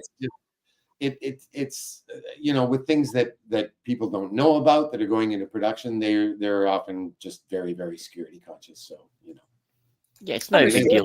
He's just going to be against Tom Cruise in the latest film. It's just minor things, you know. I have auditioned for the series Reacher, which he's not in, but the TV series 2 or 3 times in the past, but I haven't landed anything on it yet. One of your fellow castmates was actually in that. Oh, I'm not surprised. Oh, interesting. Yeah. Yeah, it's the funny. The hero of the show. What was that, sorry? I said the hero of From was in Reacher, Randall. He's, you know, he plays a minor character in the 2nd season. The hero. He's the hero of thing. I don't know anything about any scripts or anything, but I know in my heart who the hero of From is. Hashtag Randall did nothing wrong. Or an anti-hero, depending on your perspective. But you still saying the word hero, I can accept it. He does undertake. Somebody from was in the series Cross, which I did an episode of a couple of years ago. Well, did it a couple of years ago. I think it was released earlier this year, if memory serves me right. Who was it, Doug? The series Cross. It's on. What actor? Me. Oh no, I can't remember who it was, but I think somebody from was on there. I can't remember off the top of my head who it was, but I just seem to remember. I was looking at the Cross page on IMDb, and I seem to remember seeing somebody's name from, but maybe not. I think that show's on Amazon, right, Doug? Yes, I think you're right. I think it is on Prime. Yeah. Because I had to get it to watch it. I didn't actually have Amazon Prime, so I had to sign up for it just to see the episode. So you're in an episode of that? Yeah, I'm in the teaser of season 1, episode 7, I think it is. Oh, I'm gonna check that out. Because nice. Very beginning. Yeah, like I'm a big fan of Aldous Hodge. Like I love his work. When they killed him off in Agents of S.H.I.E.L.D., I was bummed because I really liked that actor. And it's also got the guy that was in the one with the Blacklist. He was the husband of the wife in the Blacklist. He's in that as well. That's a good show. Yeah. Oh, I've heard that's good. I've never seen that one, but I loved the Blacklist for the longest time, but then about 3 seasons ago, they just seemed to start to lose their way, and I just lost interest. So I haven't been following it since. Yeah, I got really crazy and like, what is happening? I got so lost. Yeah, I think they just they ran out of gas, you know. But I always liked him. I mean, he was fascinating. It was a fascinating character, and just he's an interesting actor. So, you know, that was a lot of fun. yeah. But circling back for a minute, about the whole subject of nudity on stage and theater, isn't that nerve-wracking? I mean, in front of a live audience like that, you're not just in front of a camera. I mean, technically we were nude, but here's the thing. It's these 6 guys who have to do this strip show at the end. So they do this musical number complete with choreography, and they're tearing their clothes off, and they get down to these little thongs, you know, and then at the very end, they reach around, there's a little thingy on the back to pull them loose, and they throw them over their head. But just as they do it, the lights on them at the front go out, and these bright lights come on in the back, so they're all in silhouette, so you don't actually see them naked. Oh, And this was a production at a theater company in Hamilton, which is about an hour west of Toronto. And the local reviewer was very pissed off, but he didn't actually get to see any of these guys naked. He really got his nose out of joint. It's like, dude, get a grip. so someone was I'm mad too. I'd be so mad. Like, what? But it was interesting when we were rehearsing it, because in the tech rehearsals where they're, trying to work out all the cues, of course, it took them a while to get the lighting cues right. And suddenly the audience was absolutely full with everybody else in the cast when we were running this scene. And they hadn't got the timing of the lights right yet. And it's like, shouldn't you guys be on like coffee break or something right now? Anyway. Isn't I know there's a famous play, Hair, where everybody gets naked on stage, right? Oh yeah, there's a big nude scene in Hair. There's lots of plays with nude scenes. I saw a version of Hair with my dad. Sorry. Oh God, I would feel so awkward. That'd be He fun. took me for my birthday, oddly enough, on August 16th, and then my dad's really conservative, and all of a sudden everybody's naked on stage, and I'm like, oh boy. They did a production Thanks, here in Dad, for the Toronto free a few gift. years ago. And when it came to the nude scene, I looked around and I went, those are the most shaved hippies I've ever seen in my life. I mean, I guarantee you, when Hair appeared on Broadway, nobody was looking like that. I bet. It's also Should've called just called it- Hair. It's called should've Hair. just called it There's a song Bald. about hair. Exactly. It's called Hair. It's not called Brazilian, Yeah. Right? Oh my God. That's got to be so nerve-wracking, because I mean, it's one thing to do it on a closed set, with just a camera crew, but then to be on stage in front of a live audience doing that, I don't know how people can handle it. Personally, I would not have a problem with that. Really? Depending on the context. I mean, my problem with nudity in theater, and this was true of Equus. I mean, you understand in the context of the play why they're naked, but it always takes the audience out of the play. People just, they kind of squirm when people are naked. It's not so much about, oh my God, I'm going to be naked in front of these people. It's the people reacting to it that is the problem. And it's very rare that you can find a place where nudity actually enhances the piece, as opposed to just, you ending up losing the audience for 5 or 10 minutes. So there's that. Right. Yeah. Maybe it's just maybe too- Much Ado About Nothing. I beg What was your that? pardon? You've never seen a naked version of Much Ado About Nothing? Ha ha, no. I know a few people I could suggest to star in it, but That being said, Hamlet did take a bit of a weird turn when it was all naked. Now that I think about it. Doc was asking you, Doug, if they make a Superman versus Godzilla animated film, would you audition for a part? well, if it's an animated film, I guess I'd be doing voiceover, but sure. Doing animation is my favorite kind of voiceover work. Far and away my favorite thing. In fact, many years ago, before I started doing voiceover for real, I had a neighbor. He was a theater director. We'd worked together many times. And his partner taught animation at Sheridan College, which is not far outside of Toronto, just west of Toronto. And he used to bring us out there, and we would record these scripts for the kids where they would just write these scenes about whatever, and we'd play all these different characters, and the kids would have to listen to the tape and then create an animation to go with the voices.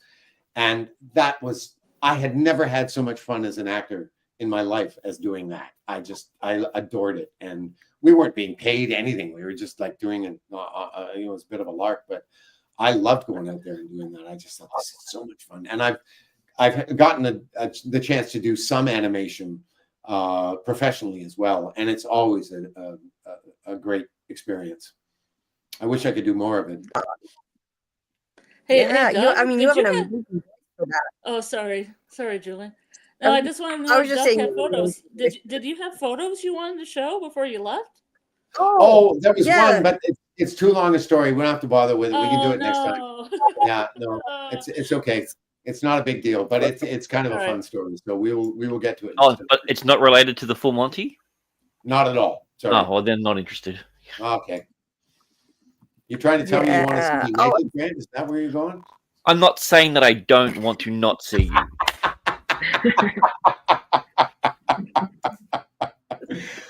Oh dear. That's amazing. Yeah. Yeah, Shadow Skulk.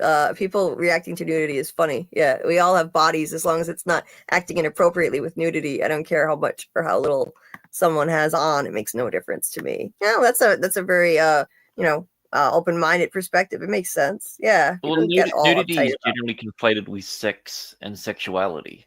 Yes, well, that's the thing. We especially Western society, we have such a puritanical attitude towards that stuff that regardless of what the context is in the play that you're watching, nudity means sex. Like that's just people's conditioned response, and that's what takes them out of the play. That's why it's a challenge to do it and make it work, I think, in live theater.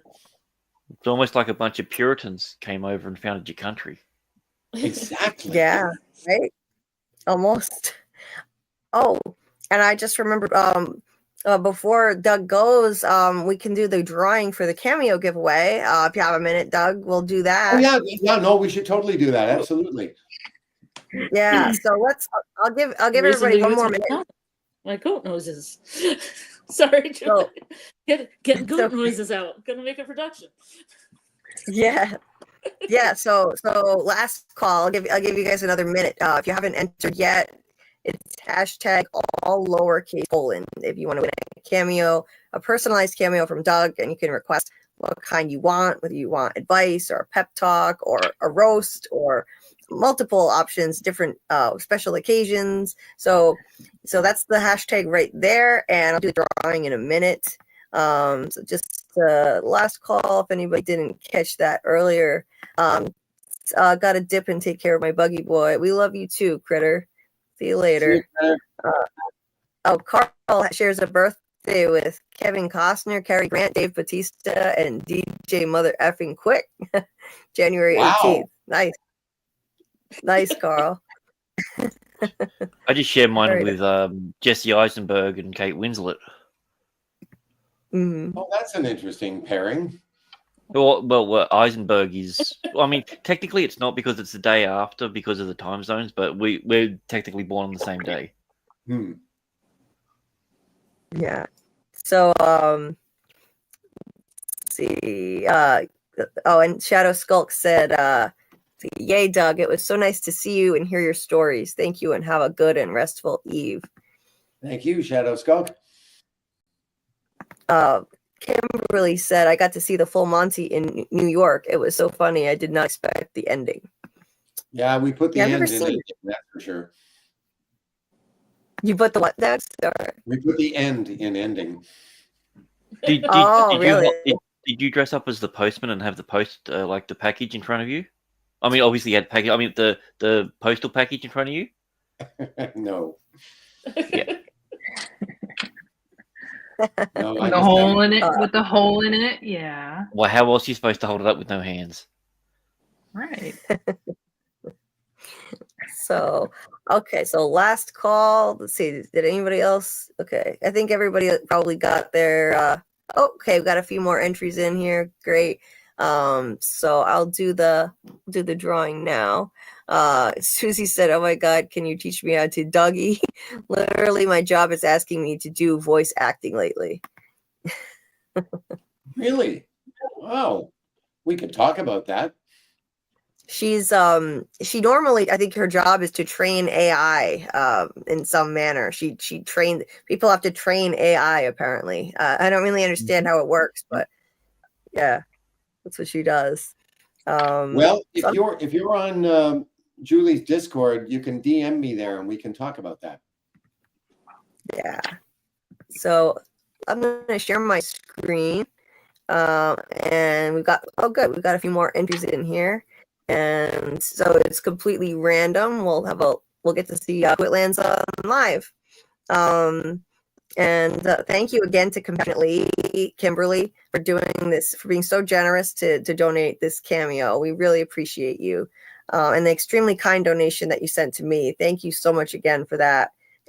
Compassionately. I can't thank you enough. That was so generous and kind. So here we go.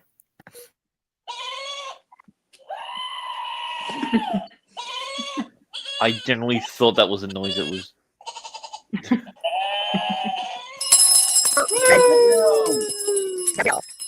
Gabrielle is the winner. Congrats, Gabrielle. I don't know if she's still here, but we will announce it. I'll put a YouTube tomorrow. Announcing the winner, and I'll also put it in my Discord, so we can make sure Gabrielle knows about it and notify everybody else who might have fallen asleep or had to leave. So Julie, I think your sound thank is you so much breaking up. again, Kimberly. So kind. Is Julie breaking up, or is it just on my end? Oh, is it better now?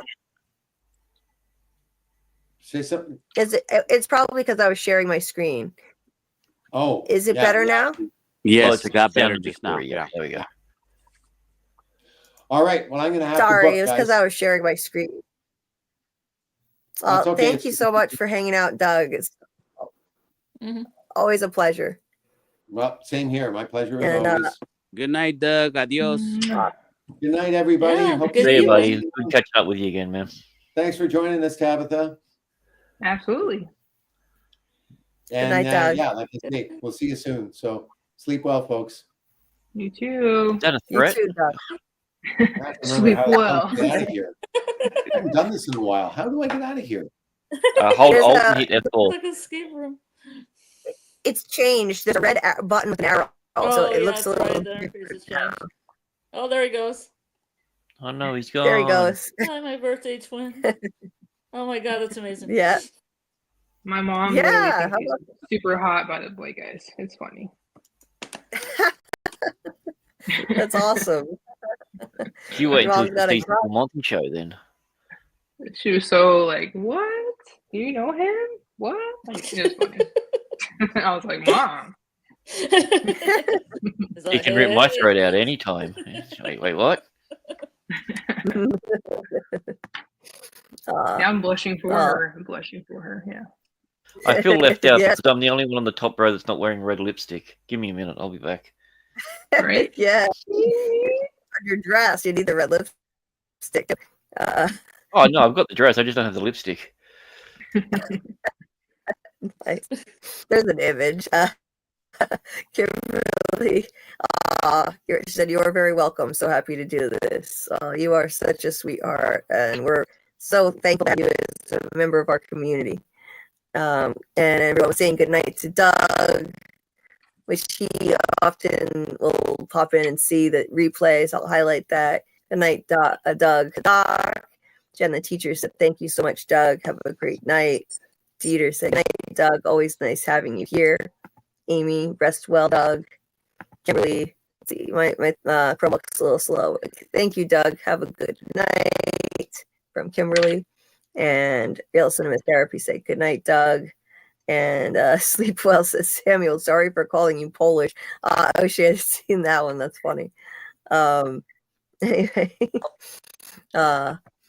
so yeah, that was fun. So going forward, like Doug said, when he joins, we're just going to have fun conversations that are non-From related. And we're just happy to still have his company. So it's fine with me. And I'm sure it's fine with all of us in the community. I'm just glad he's still allowed to come on because I didn't know if they were going to tell him he has to stop completely. So I'm glad he can still be here. Yeah. Right? Yeah, for sure. I mean, I wondered, when that time would come. That's why I was like, well, are we talking about it yet? Can we talk about just other stuff, like prior seasons? And But, even talking about it is going to generate like people. So what's going on with it? Can't help it. Yep. Which is dangerous, very dangerous. So are we allowed to talk about stuff now that he's not gone, or it has to be a separate stream? No, we can talk about No, we can anything talk. from related after he leaves. Right. Talk about Yeah. anything you want. wide Well, open with now. the- Anything. Yeah. Anything at Within all. reason. I'm in a mood Within- today, guys. I'm sorry. Within reason. Wait, Reason, what's yeah. the reason? Give me the line, not the cross. So I know. Hmm. So we don't get kicked off of YouTube. That's the line. Yeah. All right. Yeah. So which of the Fromcast do you want to see in a modern remake of the Full Monty? All right, go. I mean, David, hello. I mean, Oh my God! There's Yeah. gonna be one answer quick. It's actually it's David. It's just a solo show. He just doesn't know about Yeah. it yet. Or just Yeah. like I don't know. I was gonna say all of them. I don't want to make any actors subconscious. I mean, they're all, good looking. I mean, I think they did a good Smiley. job with the cast. Jamie You know. McGuire. We've already seen him. We've seen the back. Yeah, we did. Oh, Does he and just do Harold Perrin, you see him naked on Oz like a multiple amount of times. Well, technically, we didn't see the back. He was wearing stuff in CGI, but yeah, it was CGI, Yeah. but still.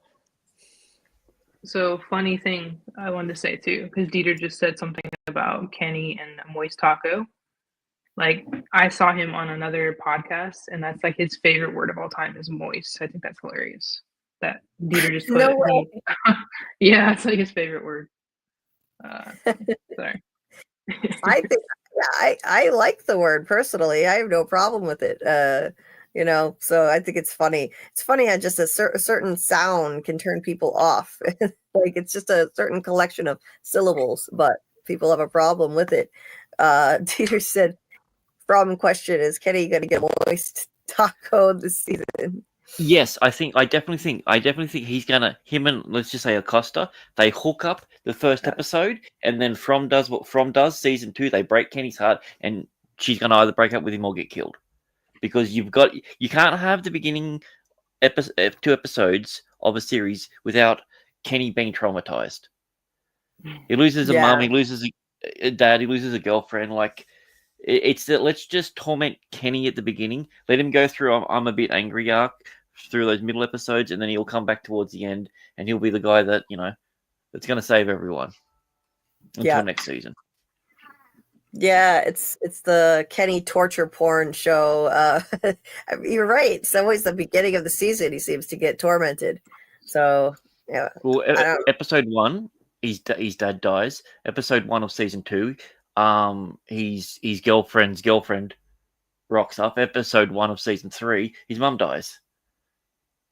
Oh my God, I forgot about that. Season 2, yeah, he loses his girlfriend, and we saw poor sad Kenny watching that. I mean, he's almost girlfriend, and God, yeah. They made plans to go and do stuff that night. Like, he was ready to be the man he always wanted to be. I mean, what more can they take from him now, though? He's lost everything. I mean, now he's getting close to Acosta, so I'm sure maybe they'll hook up once if he's lucky, and then she'll get knocked off by a monster. Yeah, he can't have anything. Kenny is just cursed more than anyone else in the show, I think. So Stop Asian hate. Yeah, stop Asian hate, indeed. Yeah, poor Kenny. Like Amy said, Kenny suffered so much loss, right, Lori? Yeah.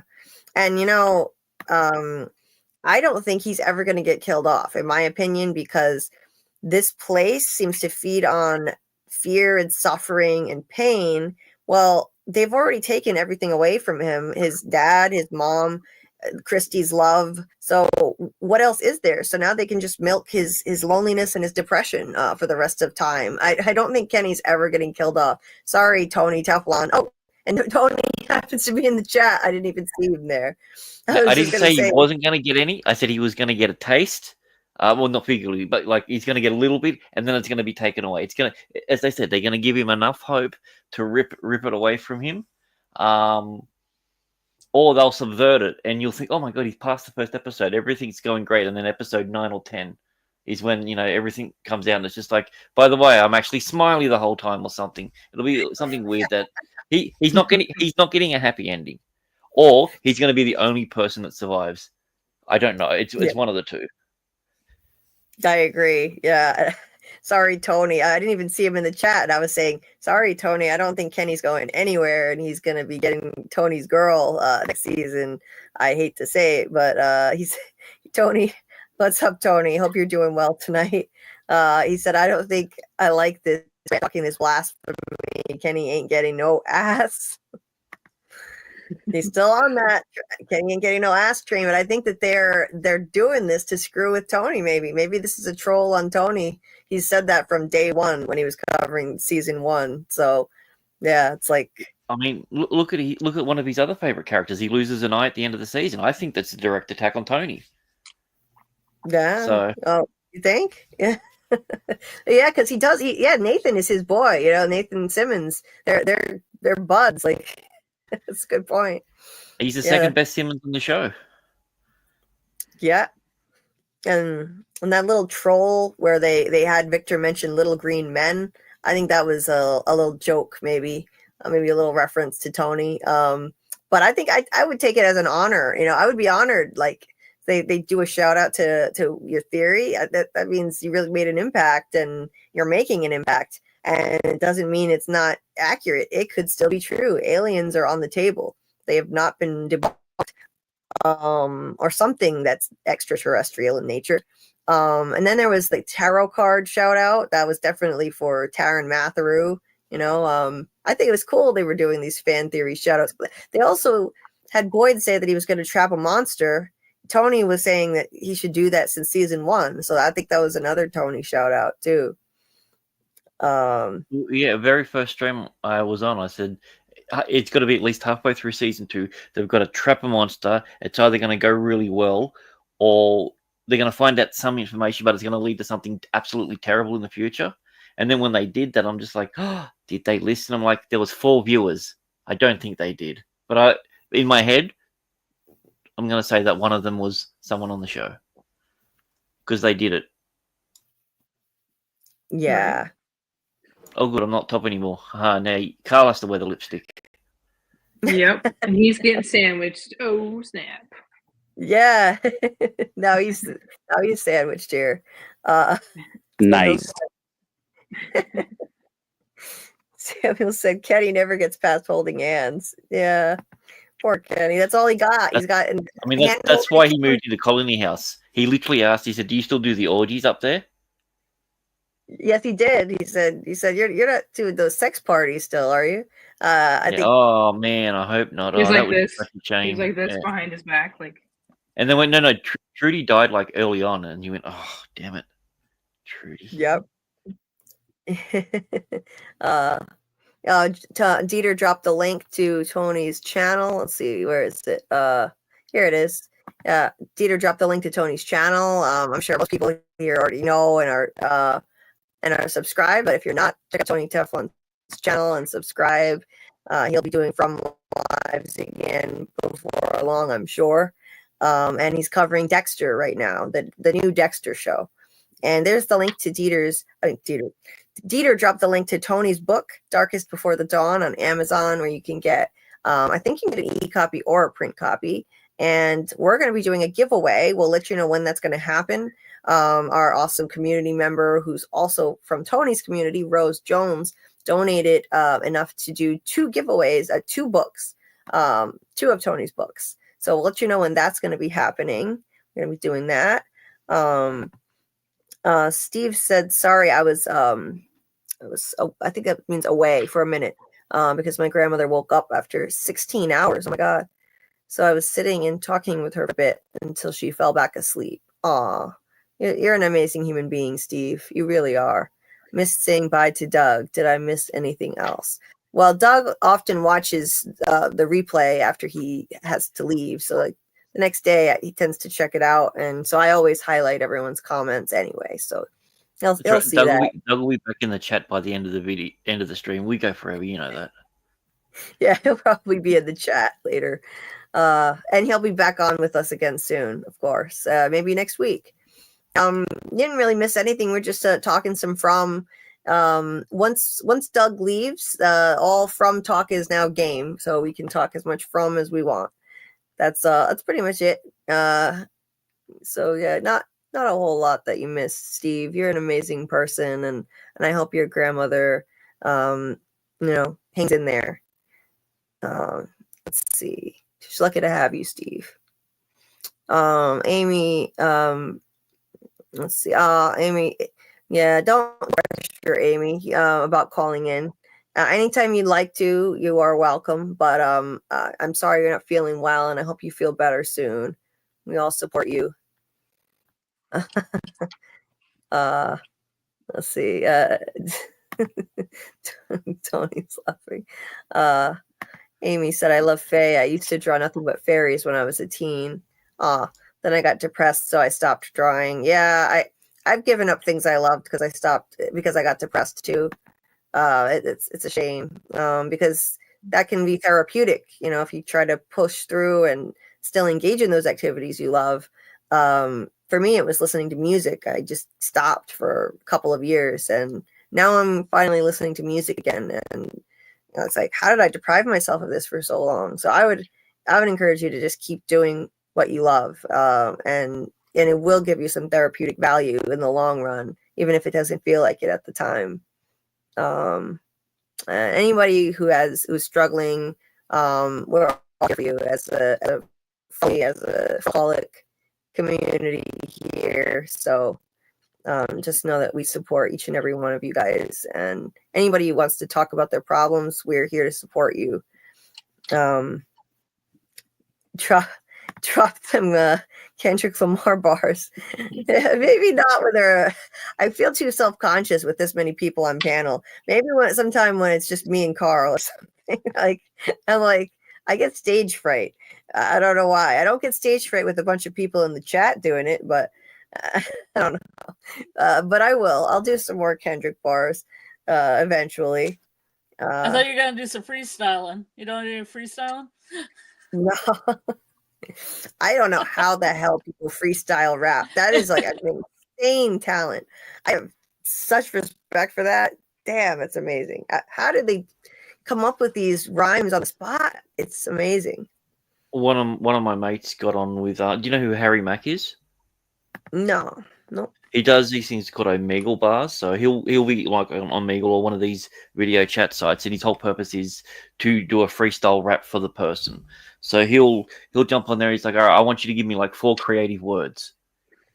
And you give them those 4 words, and he'll not only include those in a rap, he'll make each verse about, what it is. Like someone said, like, I want you to do onomatopoeia. So he rhymed the entire rhyme scheme with onomatopoeia while throwing in onomatopoeias to emphasize it.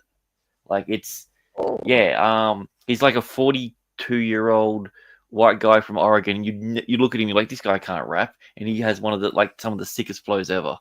Like, yeah, just look for Omegle bars or Harry Mack. Doesn't matter which one you pick, you'll be blown away. That's awesome. I will definitely look that up. That blows my mind. I have such respect for people who can do that. Koala T Reacts, Brian from that channel, he used to do battle rap, and you're just making up bars on the spot. Mm-hmm. That's so impressive. Yeah, we used to do that.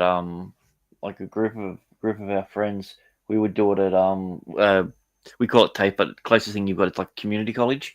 And yeah, like that was around the time that like 8 Mile come out, so everyone was into just doing like battle raps, and then we would film it.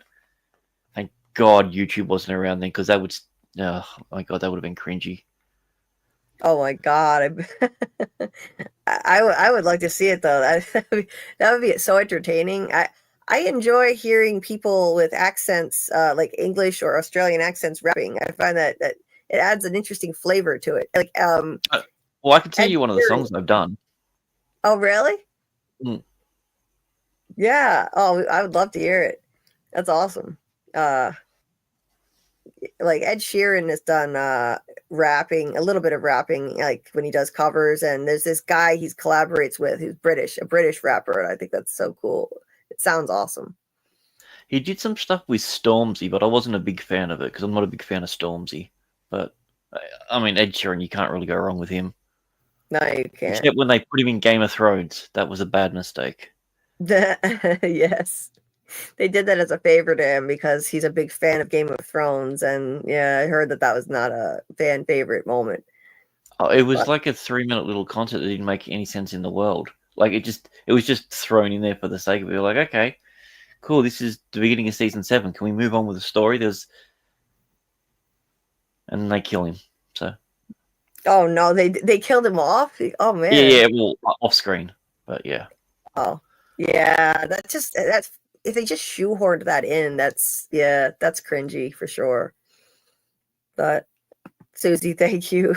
I loved your rap. Next time we putt, I will rap again. The night after I went to the Kendrick Lamar concert on my birthday, I went crazy. I was so hyped about it still, and I wound up alone on my panel that night. So I rapped more than I've ever rapped before on a live. I was like sections of all different songs of his. I didn't plan on doing it. I was just so hyped I couldn't help myself. And thanks, Jen. I don't think I'm that good, but I try. I at least, memorize the words and try to keep the rhythm right. What would your rap name be? Would you be like JB Smooth or something like that? Just mix. Yeah, maybe JB Smooth. People have called me K Jules just because I'm always rapping Kendrick, but I'd have to have a unique one if it was for me.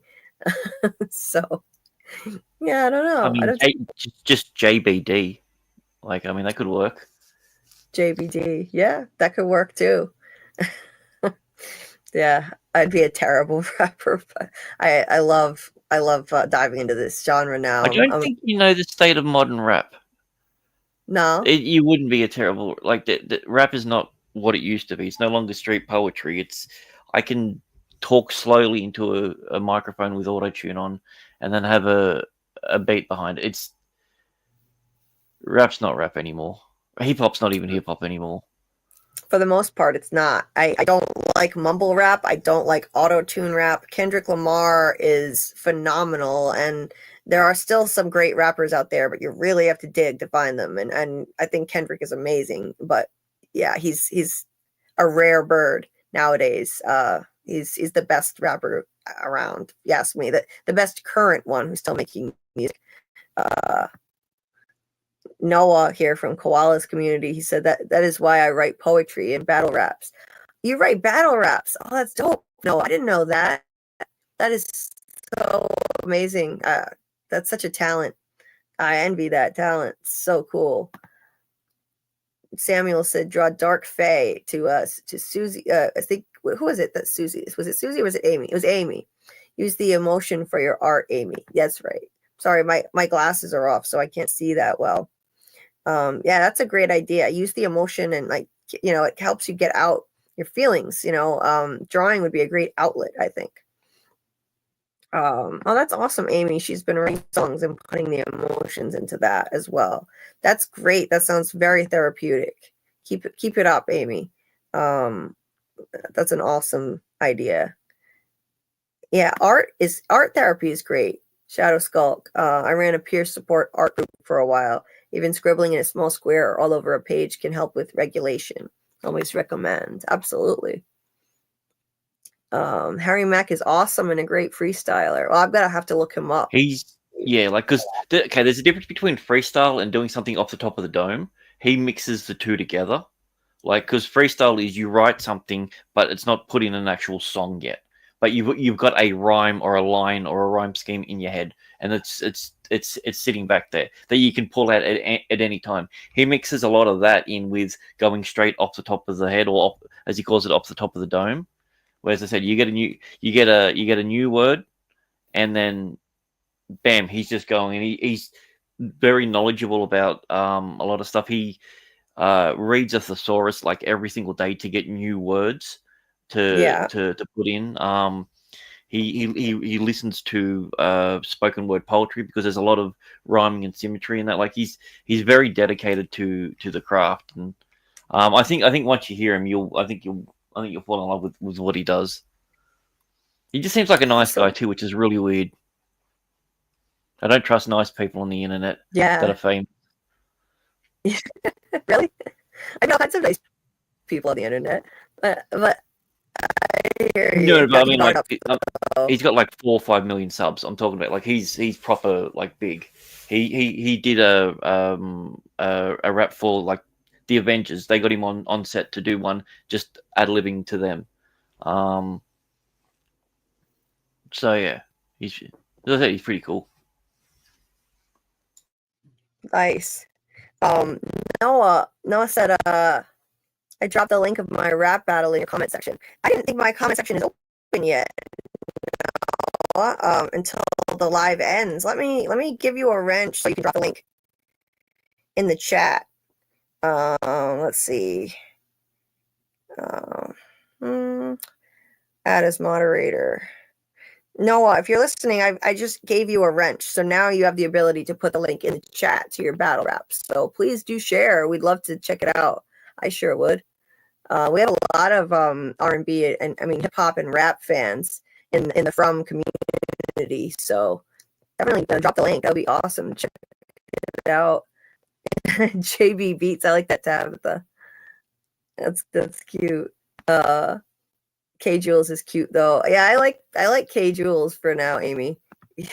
KB Jules. Yeah, I like it. It fits with K Dot. You know. Noah said something else too. I'm trying to find where he said what his battle name is. My let's see, JBD. My Chromebook is freezing a bit. Sorry. It's like it's taking a while for me to load comments right now. Where is it? Oh, here it is. Noah said my battle rap name is N Dot. Nice, Noah. Absolutely. Yes, I mean, there's good music being made all the time. You just have to really look harder. It's not really what's the most popular stuff. It's not the stuff that's on the radio all the time. I think you have to really dig right now. Steve said, I can't rap for my life. I'm great at writing lyrics or even freestyling on the spot, but I have no ability to flow or sound good. Hey, I think I believe in that philosophy that everybody should just, I don't know who said this originally, but like, no matter how good or not good you think you are at some type of art, just do it anyway. Do it anyway, and it's always like a subjective thing how good it is. Anyway, all art is subjective and it's therapeutic and it's a great expression of yourself. So hey, if you're enjoying it, just do it. That's awesome that you can freestyle on the spot in any way. Tony said, Gray Area and I were supposed to do a Game of Thrones battle rap. I was John Bro versus Daenerys. I think it's Daenerys. Cool, Tony. Oh, that would be amazing. I would love to see you do that. Tony was a rapper back in the day. I really love him too. He played us some of his when he was on the panel a couple of months ago. He played us some of his old tracks. It was dope. It was amazing. Let's see. These people don't flow off the dome anymore. I don't know what that means. Flow off the dome, but yeah, I'm guessing that means like rap is not what it was. Well, they're not taking stuff in and then spitting it straight back out. Even like when you go to freestyle events, they're all pre-written. Nothing is real and spontaneous anymore. Yeah, flow off the dome means off the top of your head. Yeah, off the top of the head. Yeah, because the dome is your head. So. Oh, okay. Pause. Yeah, thanks. No pause required. I said what I said. Yeah. Thanks, Carl. He always has to translate rap language to me because I need like a translator. There's a lot of verbiage that I'm not familiar with, a lot of phrases and words. So he's my translator. Let's see. Yeah, you've got the power now. There you go. Noah dropped his link. So there it is. I'm going to definitely check that out. That's so dope, Noah. K-Dot was my partner's name. No way. Really? Really, Tony? Oh, wow. So there was another K-Dot. Cool. Oh, Amy subbed. Awesome, Amy. Awesome. Tony said maybe 1% of these rappers could have made it in the 90s. You had to be really good. I believe it, because now it's too easy to create computer generated beats and mumble rap and use auto tune, and it does not impress me at all.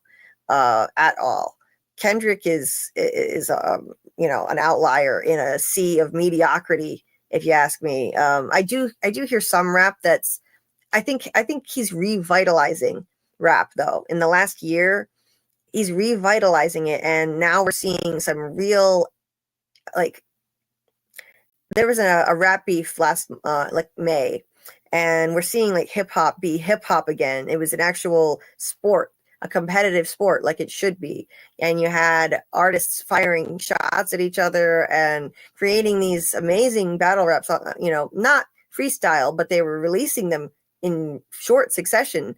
And I mean, it was awesome to see. I think that he's made a difference in, real challenging rap coming back again, like making it into a sport again, and challenging rhymes that are not just a bunch of ABCDE easy nonsense. Frankly, like the stuff that Drake does now. So it's just awesome to see. Hey, he's great with the kids. Huh? What was that? I said, yeah, but he's great with the kids. Yeah. I think that's the problem. The origins of rap and how it started was, it's just like, it was a bunch of people. It's like, I don't have anything, but this is what I do better than you. Oh, good night. Sorry. Good night, Tabitha. Yeah. Okay. Good night, Tabitha. Thanks for joining. We love Growing you. up gang signs, we're talking about rap, so I get it. Yeah. Nice. Bye. But yeah, like that's what it was. It was, it was a bunch of disenfranchised people that, yeah, you know what, I might be poor, I don't have this, but this is what I do better than you. That's where battle rap started. It was finding the one thing that you could put over your opponent. And it's hard for people to dig deep now when most of the ones who are doing it are all coming from middle to upper class families.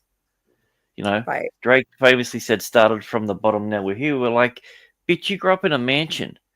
You had one of the most successful shows on TV when you were 14 years old.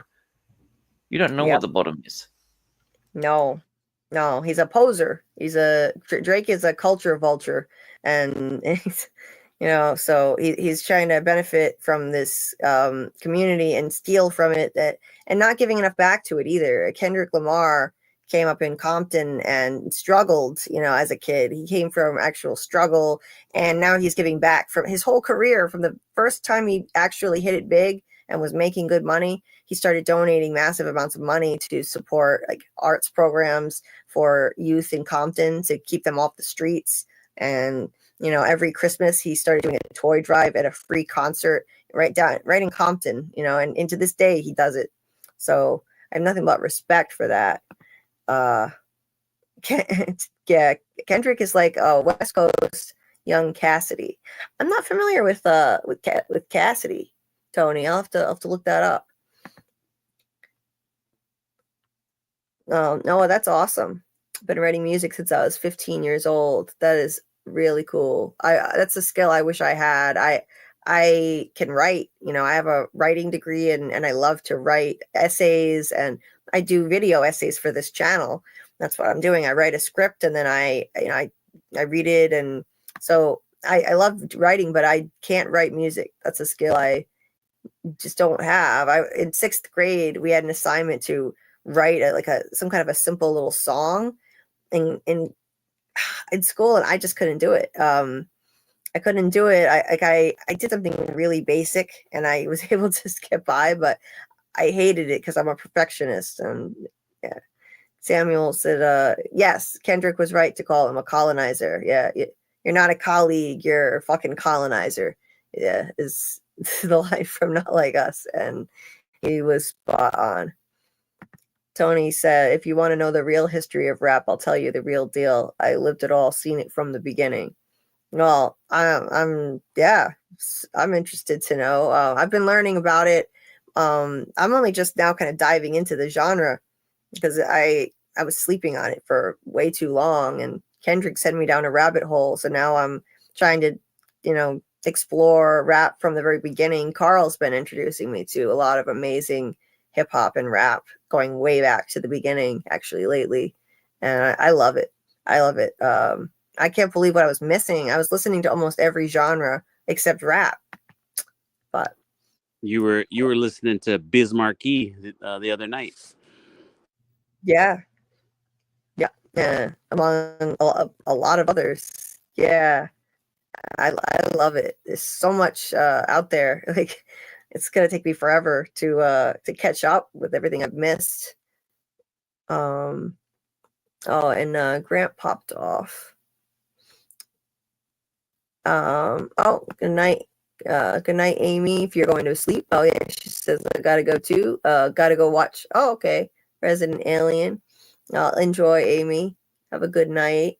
Thanks for being here. 32 likes. Yes. Please hit the like if you haven't done so. We'd appreciate it. Helps people find the stream. Doc said I'll take any of you on a rap battle if you want a ridiculously easy win. Well, yeah, same. I could never.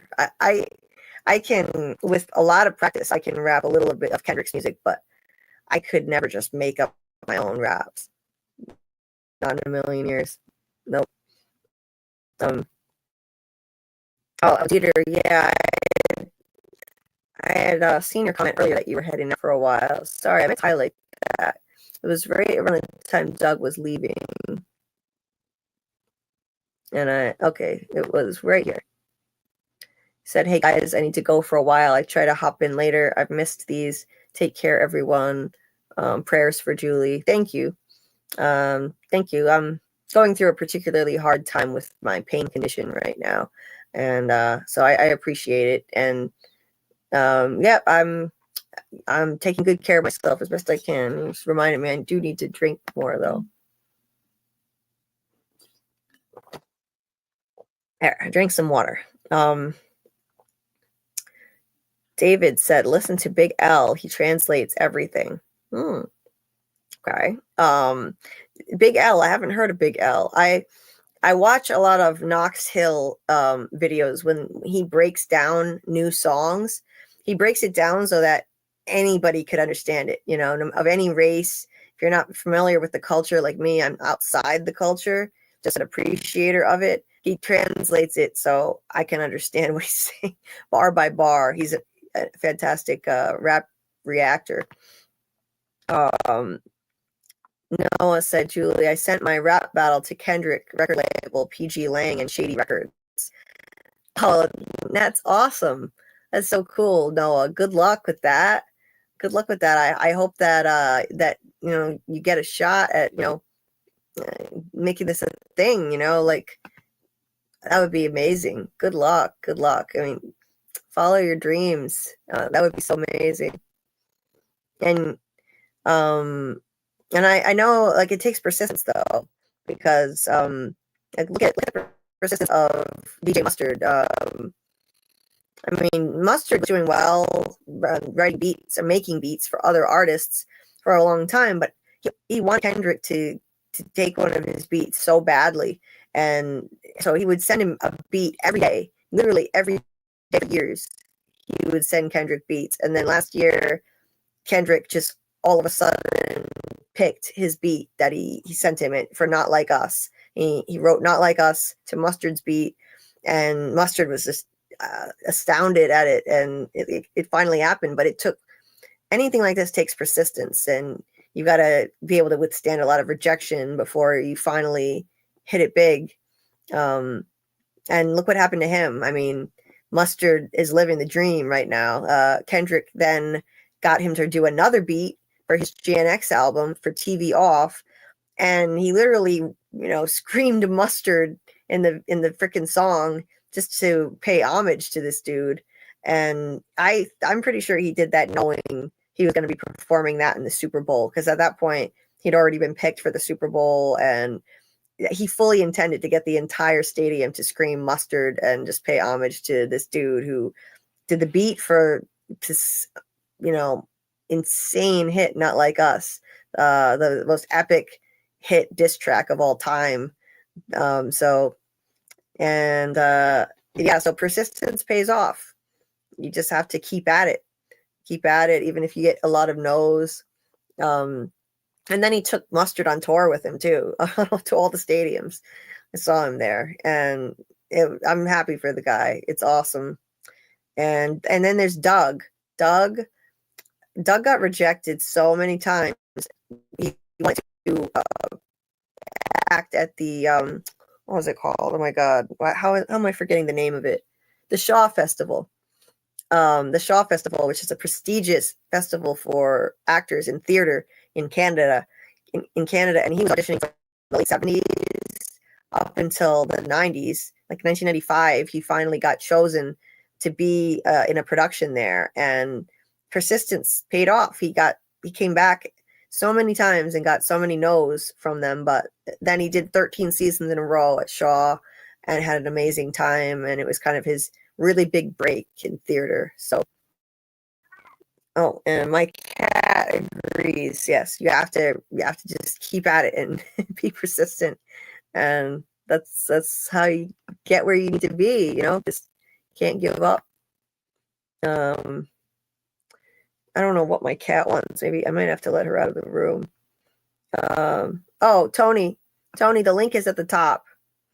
The link is at the top of the chat right there. So you can pop on if you'd like.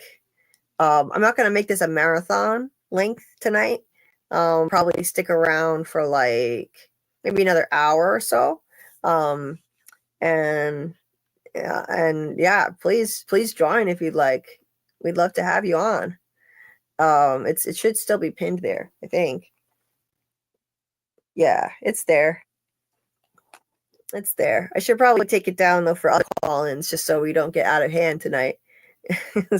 I've had to stop doing, crazy 6, 7, 8 hour streams now, take care of my health and whatnot. So if we get a bunch of people, well, it could get crazy. Hey there, David D. Big L Ebonics. Okay. Ebonics. I'll have to look that up. I've never heard of that. Carl, do you know what that is? No. No? Okay. Steve said, can't believe nobody mentioned Will Smith. Who else can rhyme the word stage with the word stage 5? With the word stage 5 different times in the same bar. Yeah, that's real talent. I mean, I like some of Will Smith's raps, but yeah, they're not the most impressive. What's going on with my audio? It's choppy. I have no idea why. I didn't change anything. Was it that way earlier? It's been that way for a while. Like since I left or what? Since like the end of Doug. What the hell? Okay, I just closed a bunch of tabs.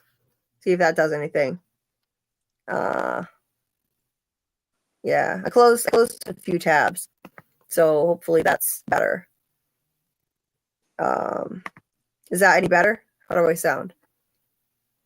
For right now, it sounds yes. like it sounds a little better, but it sounds like it wants to do the same thing. Go ahead, just keep talking and we'll let you know. I think I'm gonna go out and come back in again.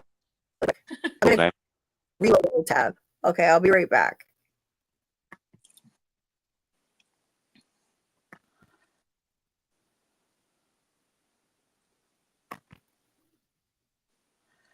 Or maybe not.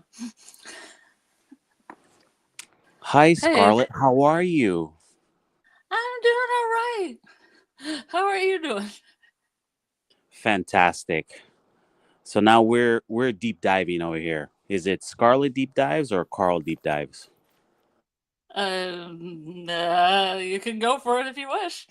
You want to do some deep diving? What should we deep dive on? Audio issues? I don't know. I mean, I have had a lot. When me and Julie first started, I had really bad audio, and I don't know if you know this woman that goes by the handle of PM that's on Jeremy and Ice and Fire's channel. Yeah. One day she Mhm. called into our live, and she said, "You need to use the app. It'll clear up your audio." And I used the app, and my audio has been clear ever since. So I appreciate her, and I thank her from the bottom of my heart Wow. that she helped me. Right on. Which app specifically? The StreamYard app The or? StreamYard app. I always had a problem with the regular StreamYard, and she showed me the app. She just said, use the app. And I was like, why didn't I think of this? But thank you so much. Amazing. Yeah, I used to have all sorts of problems. I used to do a Cruel Summer, there's a show called Cruel Summer. It's kind of like a mystery box show. It's kind of like for teenagers, kind of. I think it might have been a CW show, not 100%, maybe a Fox show. And it starts in different timelines. It's actually a pretty good show. It starts in different timelines. It starts like at 3 different timelines, and they kind of fuse together, but you have to kind of solve the mystery of like what happened in the show. And they had 2 seasons, but it was an ensemble cast, or it was different actors. Was it similar to the first season of Westworld or something? No, it was kind of the first season's kind of interesting because there's a 15-year-old girl who's celebrating her birthday, and she's dressed up all nice, and her parents love her. And then they go to the next one, she's dressed like all like punk rock, like she's in the Matrix or something, and her dad's yelling at her and telling her she's awful. And you try to make the what happened in between her 15th birthday party and her 16th birthday party and her 17th birthday party, because it's all kind of shown. And then you just go through all the different, scenes and stuff and try to figure out what exactly happened. Oh, nice. Maybe we should check that out. I think we're everyone's back online here. Everyone's welcome back, Julie. Julie, I have told you about Cruel Summer before. That was kind of like a mystery show. Yeah, it's one on my list to check out for sure. Yeah. Thank you guys for holding it down. Hopefully, is my audio better now? Yeah, it seems better. Okay. Hey, Tony, welcome. Hey, what's up? You there? I appreciate it. What's up? How you doing, Tony? I'm doing good. How are you doing? I'm doing pretty good. I had to take a couple nights off from lives and postpone lives because of pain issues, but I'm doing better tonight. This is a fun distraction. That's what's up. Yeah. So, talking about Big L. Yeah, go ahead. Big L. We're talking about Big L. That's a song, Ebonics, that Big L made. And he made the song to teach everybody what hip hop slang words were. So if you listen to that song, he just goes through every slang word at the time and what it means. Oh, okay. Yeah, I gotta check that out. Yeah, I'll look it up. Because I'm clueless. I'm still learning all the vernacular, all the the different words and phrases and what they mean, and I need a translator when I'm listening to rap, including modern rap, because it's different now. There's new stuff. There are new things that are popular in recent years, and it's a lot for a new fan. Yeah. Yeah, so but it would be basically like a lot of 90 words and stuff like that. But I would say Grant got a little bit wrong on the history of hip hop a little bit. So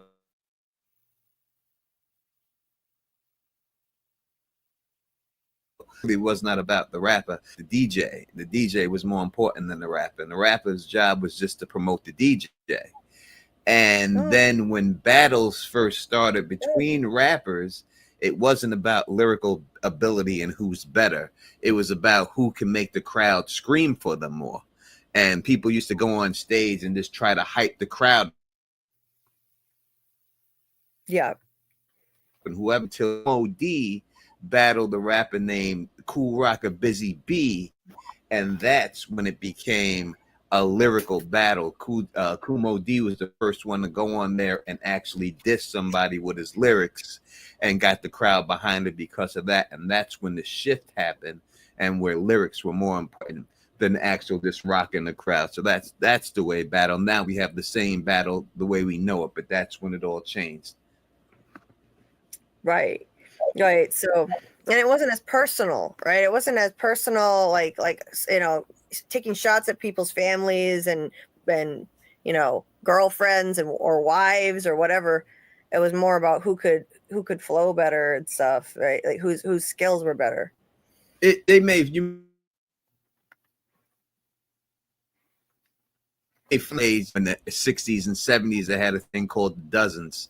And when you played the dozens, you would make a rhyme making fun of somebody. So it just basically became the dozens on beat, and people started doing the dozens on beat.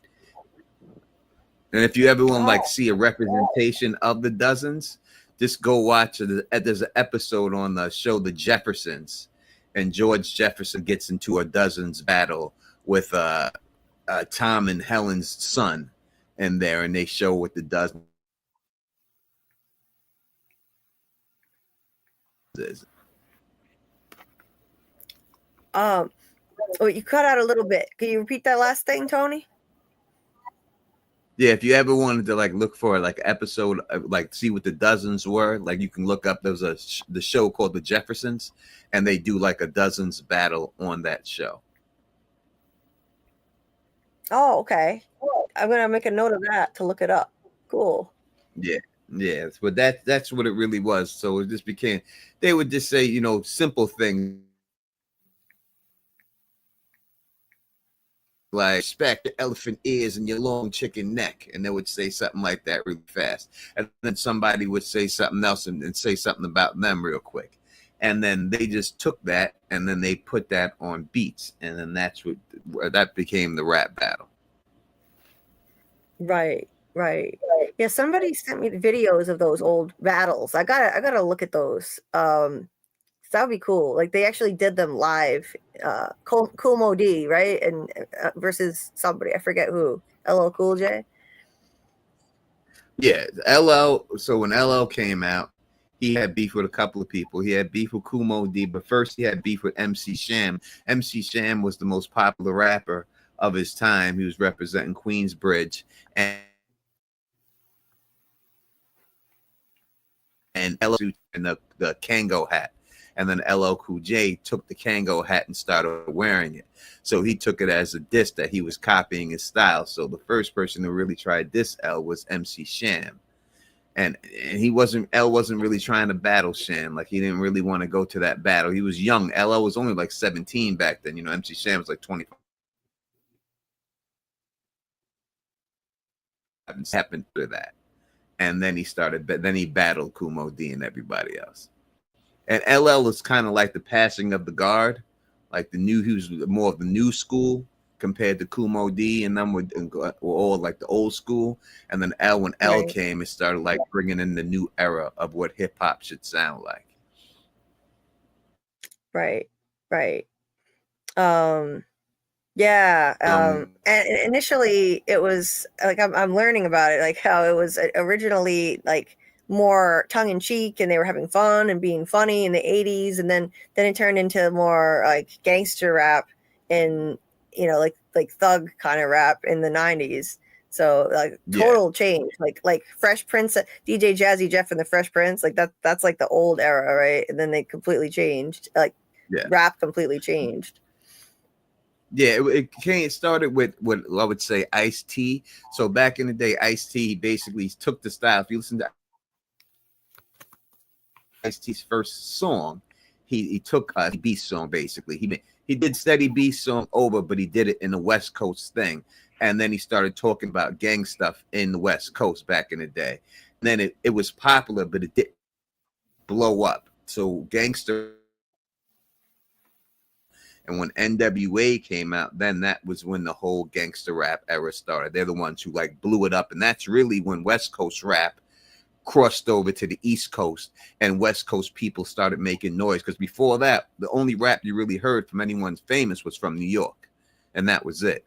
And then it was really that other people rap, but they didn't really get no fame really until NWA and them really blew it up, is what really opened the floodgates for everyone else. And then the South got involved in Texas and Houston and all that, but they're the ones who did that.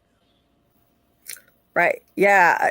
Carl's been playing me songs from like old classic ones from New York and how it started, and then comparing it to West Coast, how the flow is completely different, and so it's really interesting to hear the differences. Like I gotta say, I'm enjoying the West Coast stuff more, but I love both. I can't say I like one or the other. I really love both styles, and and not rap that comes from other places too. Detroit, Atlanta, but I know New York and like the West Coast were like the big hubs of rap, right? So yeah, it was really just New York. It was nowhere else. It was just straight New York, Long Island. It was all dominated. No one else would be like. We started the whole rap genre started in the Bronx. So we started the whole thing. So all the stars were in New York. As I said, there were other rappers like Too Short and people who came out after, but put their own spin on it. It wasn't until like Ice-T came out and started talking gang stuff. And that was new, because before they weren't really talking about gang stuff, and people didn't even know about the way the Crips and the Bloods and everything rolled like that in New York, because we never seen nothing like that. And then he put that spin and started talking about his reality and what he was seeing on the streets like that. And then that's what kind of like made everything pop off for the West Coast, and then all the gangster rap and everything else, the genre really blew up after that. Yeah, then you get NWA, and then you get everybody, coming out of Compton, DJ Quick, and all the rest of them. Yep. Yeah, they all came right after that. And then they took over the industry for a very long time. They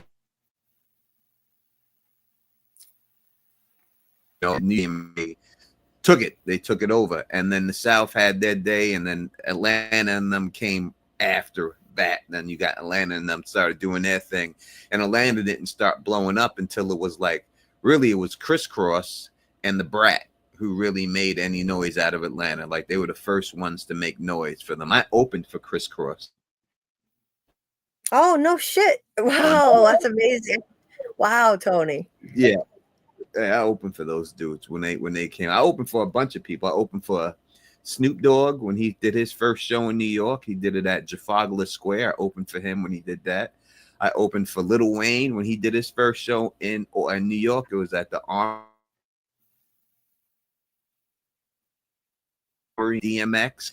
I opened for a bunch of people and stuff. So got to meet him and all that good stuff. But yeah, but that's like the history and all that stuff, how it all really jumped off. There were gangster rappers in New York, like Cool G Rap was always talking about gangster stuff, but it was never to the level of what Ice-T and them were really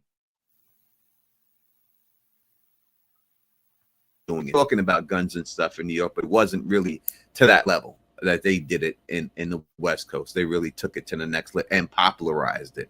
And made people like, really, when I say popularize it, it means it made white people sing it back. NWA had all white people screaming, "Fuck the police," and then once you get that, that's when you blow up and stuff. Oh yeah, I love that song. Yeah, I think the '90s was probably the peak for rap. In my opinion, from what I've heard so far, I think it's the best decade for rap. The '90s. It was, because you really had to have skill to make it. Like you couldn't just get a record deal back then just because rap, like you really had to have skill. Like they cared more about your skill than the hit record you make. Like you had to be nice. And a lot of people in New York, like you go out there and you can make a hit song, people didn't care. Like, let me hear you battle, let me hear you rap. And if you weren't nice and battle nice, then no one was trying to care about any hit song you can make. And then it just switched and they didn't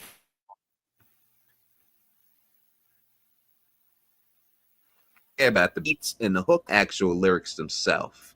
And then once that generation came at the end of the 90s and 2000, that's why you got where you got right now. Now anyone can make a hit song. You just get a good beat and a good hook, and that's it. And it's a done deal. But back then you couldn't get away with that. You had to battle people, and that was the way it was going down. Right. That must have been amazing to open for so many phenomenal rappers and get to meet them, Tony. That's incredible. I mean, Snoop Dogg, Well, what a legend.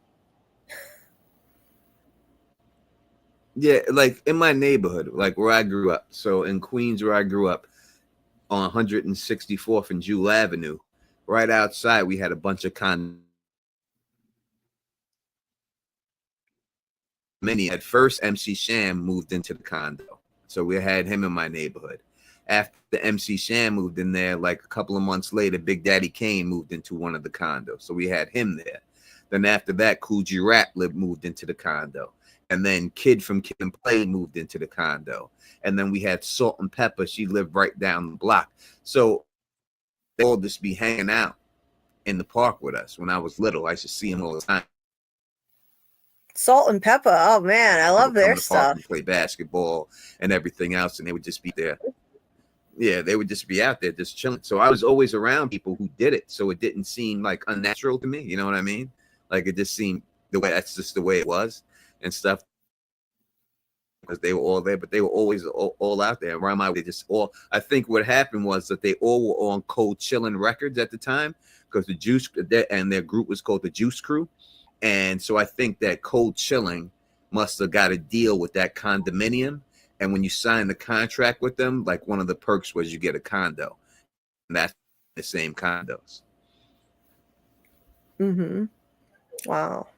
Can't even imagine. Wow. Hanging out with people like that and seeing them just hanging around the neighborhood. Wow. I mean, that's awesome. Like, it's a shame you couldn't break through, you know, because I loved the tracks you shared on here before. They were so they sounded like hits. I appreciate it. I really do. Now it's like if you look at my friends, like my friends, the Bleach Brothers, Gary, who's like the father of my kids and stuff.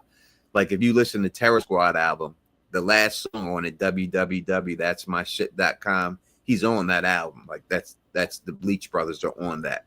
They were supposed to come out with Mystic Records, and I was supposed to come out after, and then Big Pun died. We lost a deal. Oh, yeah. That's all it takes, you know, just the one person at the label changes, and then that's it. Like deals just disappear. So I've heard a lot of stories like that. Yeah, it's all done. It's just that, and it's that quick. Good night, real cinema therapy. Good night, Lori. But yeah, you can go listen to that song. I was in the studio when they made that song. Fat Joe was in the studio. Triple Stakes was in there. J.R. Ryder, we was all in. I was in there when they made that song and everything. Nice. I've been in the studio. I was in the studio and we were making songs in there, and it was Unique Studios, and we were up in there.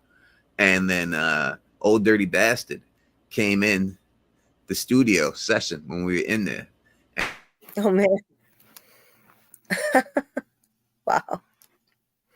Old Dirty Bastard. Old Dirty Bastard. What's up? We were like, what are you doing? What's up, man? And he was like, oh, and he goes, oh, I ain't doing nothing. I'm just looking for ideas. And it didn't really dawn on me when he first said it. But then like 5 minutes later, we were like, wait a second, get the fuck out of here. This dude's just looking to steal people's shit, right? But we had him in there, and, you know, because it was old. Just let him stay. And then we started talking amongst ourselves, and we were like, wait a second, what the fuck did he say? He's looking for ideas? I said, this dude's trying to steal people's shit. And that happened a lot. Like there's one, if you go, I met Ja Rule, he came out, and I had a song on this beat called Shine, right? And I gave him my demo tape to that. And if you hear his song, Shine, Shine, Shine, that's my shit. That's my beat. He took my sample. That's how I know he listened to my thing. He listened to that. He heard my sample and said, oh, this fucking sample is hot. And he stole my whole song, and he made song. Came right out. And there's no doubt in my mind, because I gave him the demo. I gave him the demo in his hand. And he took it, and I guarantee he just listened to it, and he heard that beat. He heard it over. That's messed up. Wow. Yeah, that's messed up. I mean, you don't, like, I remember there was somebody who said that they hung out in the studio when Kendrick was there, so that he could and he pretended he was sleeping, so that he could just kind of listen and get ideas. Like, you shouldn't do things like that. People do it. Oh, like I'll tell you like this: when Eminem first came out, right? And I remember him when he first came out because I met him a couple of times. He was on this record label called Ruckus Records, right? And the album that Ruckus Records, they didn't have a lot of money, so they only were putting out the first album that was like a compilation album with all the rappers that were on their label. And this guy I knew named R.A. the Rugged Man, this white dude from Long Island, he was friends with my boy Head Records' cousin, Capital Crime Lord, and he was on that label. And if you listen to Eminem on that record and how he raps, and then you listen to R.A. R.A. the Rugged Man, his whole style is everything that R.A. did. He did not rap like that before when he was on until he heard R.A. And when he heard R.A., then he changed his whole style up and copied R.A. And you go listen to R.A. the Rugged Man stuff, you'll see it. Like all the stuff he says and everything else and all this. Let me put 9-inch nails through each one of them. He didn't say anything like that. All R.A. R.A. used to say all that crazy stuff. He used to call himself the 450-pound fat bitch ass eater. And he used to say all crazy things like that all the time and everything. And Eminem heard him and he stole this whole style. And now he's Eminem. And R.A. is still an underground legend, but he's just an underground legend. Damn. That's crazy. And nobody would even know it because he's underground. I mean, Eminem, he seemed like a complete original. I never heard anybody say shit like that. Yeah. Hey, kids, you like violence? You want to see me put 9-inch nails under my eyelids or something like that? Yeah. Yeah. Go listen to R.A. Listen to R.A. the Rugged Man. You'll hear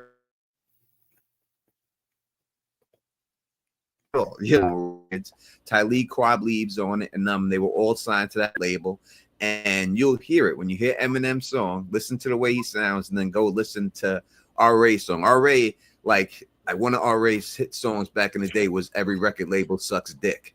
Like it was one of his songs, and he used to say, "Every record label, they suck on my balls and die." And he used to always say stuff like that and do it, and that was his whole style and everything else. And then Eminem heard him and just ran with it and just started saying his own stuff about it. But basically, he took R.A.'s whole gimmick and just made it his own. Wow! Like even his delivery, did he take like some of his cadence too? Like because he has a 100%. Go listen to R.A. the Rugged Man. You can listen to him right. R.A. the Rugged Man, and you'll see and you'll hear it, and you'll be like, man, he took this dude. So R.A. the Rugged Man is one of the greatest lyricist rappers that no one ever heard about. That's crazy. Unless you're a really deep underground head. He's amazing. Yeah. Carl, who was that rapper you were telling me about who was underground and never really broke through, but he was great too? You were just telling me about someone like that the other night. Do you remember, Carl?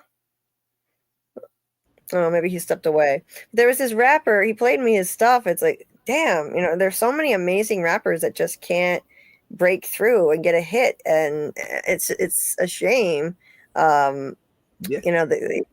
It's such a talent, and to not be able to get recognized for it and, never managed to get that hit. I must be having connection. When I pulled Stacey Dash. Like she gave me a phone number. I had a beeper number and everything. And we were on the photo shoot in Manhattan, and we were shooting photos. And she was walking by, and this is before she was famous. This is before she did any movies or anything. Like she was just this beautiful black girl with these fucking amazing eyes.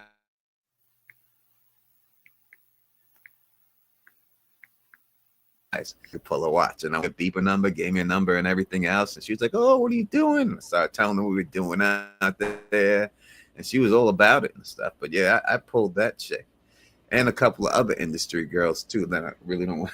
I don't like kiss and tell guy, but I pulled a couple of other industry chicks up back then and stuff like that. Because when you're in the industry and you're out there and you meet people, it's just, and you on that level, it's just, you either got the swag to get them or not, and that's what it said. They see you as the same thing once you're in the industry party. It's not really that hard. Oh, that's wild. I mean, yeah. Let's see. I can't even imagine like rubbing shoulders with all those celebrities. I would be starstruck. I know they're just people, but they're just people like everybody else. But you know, like we have this image of them, like they're on this pedestal, and you're just hanging out with them at a party. Got to be surreal. Yeah, Or it would be for me. Yeah, when Rakim, and Nice and Smooth, and all these other like early 90s rappers, they did a show in Schenectady at the Palace Theater up there, and I was on stage with them the whole time. Like when I went there, I wasn't in the crowd. I was on stage while they were performing all their songs. And then I also did when Slick Rick, I did Lottie Dottie with Slick Rick live on stage. I did that with him and stuff. But yeah, I was hanging out because I know all them dudes, you know what I mean? And I have a friend named Big Jeff, who was like the leader of, like, not the leader, but one of the big dudes in the Zulu Nation. And back then the Zulu Nation was really big in hip hop. And he knows all of them. I hit him up and I go backstage and I just hang out with anybody I want to hang out with because he know everybody. Right. Oh, that's so cool. Yeah, I've never met anybody famous. I mean, I met like someone who was on American Idol once, so he was famous, sort of. But other than that, you know, I've had like meet and greets, you know, with bands, but nobody like super famous. So yeah, I'd be starstruck. That's cool. Yeah, I tell you right now, like I have beef still to this day with Flavor Flav, and I'll tell you exactly why I got beef with Flavor Flav. When we went to this college called Adelphia College in Long Island. My DJ at the time, he was much older than me and Gary, and he was back when he was younger, he used to DJ at that college radio station, and Dr. Dre from Ed Lover and Dr. Dre was host of the show, and Shawnee D was the DJ back then. So he had the connection. So when you were doing underground stuff and trying to come out, all the rappers would go to this college to get their stuff played on the radio because the other radio stations wouldn't play you. So we went out there to get our stuff played, and we get out there, and as soon as we get up there and we're chilling up in there, go there from leaders of the new school just hanging out there. And this is before they came out. And if you don't know Leaders of New School, that's a group that Busta Rhymes was with before Busta Rhymes left them and then became a solo artist. He was a group leader, part of the Leaders of the New School. So they were there, and then they listened to our tape, and they were like telling us, like, we're coming out with the Leaders of the New School, blah, blah, blah.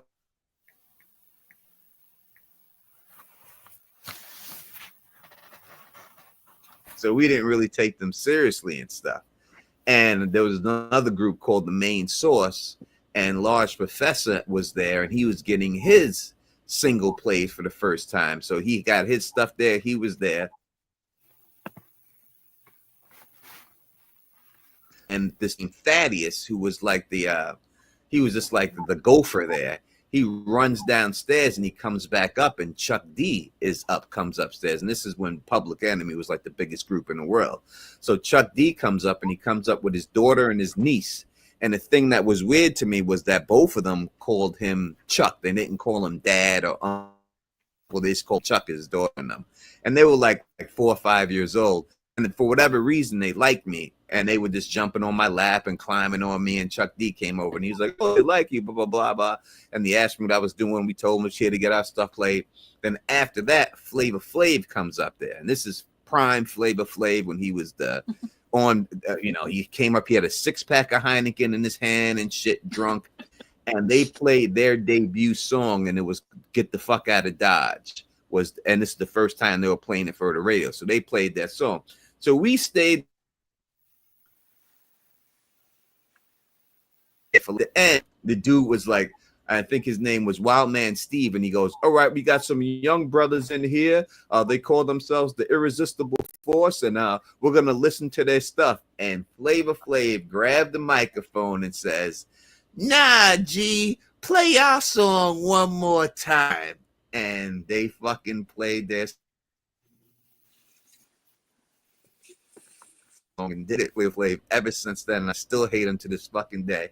And then the Wildman Steve and them came, "Oh, come back next week and we'll play you. I promise you, play it." But it was a long drive from Queens to Long Island. I was like, we ain't gonna get a ride back out here again, and we never got a ride back out there to get it played. Wow. Yeah, I'd hold a grudge too. That's fucked up. That's really fucked up.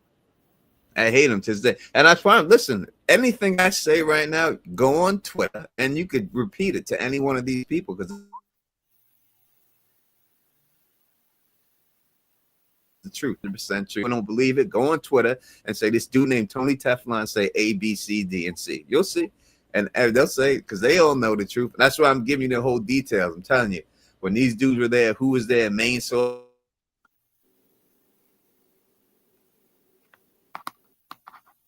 Was there, no one playing was called "Get the Fuck Out of." First time that they ever played it, and they were making their debut of the song and stuff because they went to that college also. So when they were in this school in there, so that's why they went there to show them love and stuff, and they always debut their stuff there at that college first. And it was Wildman Steve and fucking Thaddeus, and that was it. Yeah, I guarantee you, go look, ask anyone that's all those stories really happened. Went down, and stupid ass Flavor Flav cop blocked us. I believe you. He seems obnoxious. I don't know. It's something about him and that dumb clock he wears around his neck. I don't know. I don't know the story behind that, but he's just always got on my nerves. He was on some reality show on VH1 in the 2010. Flavor of Love. Yeah, they used to sell it. Yeah, they.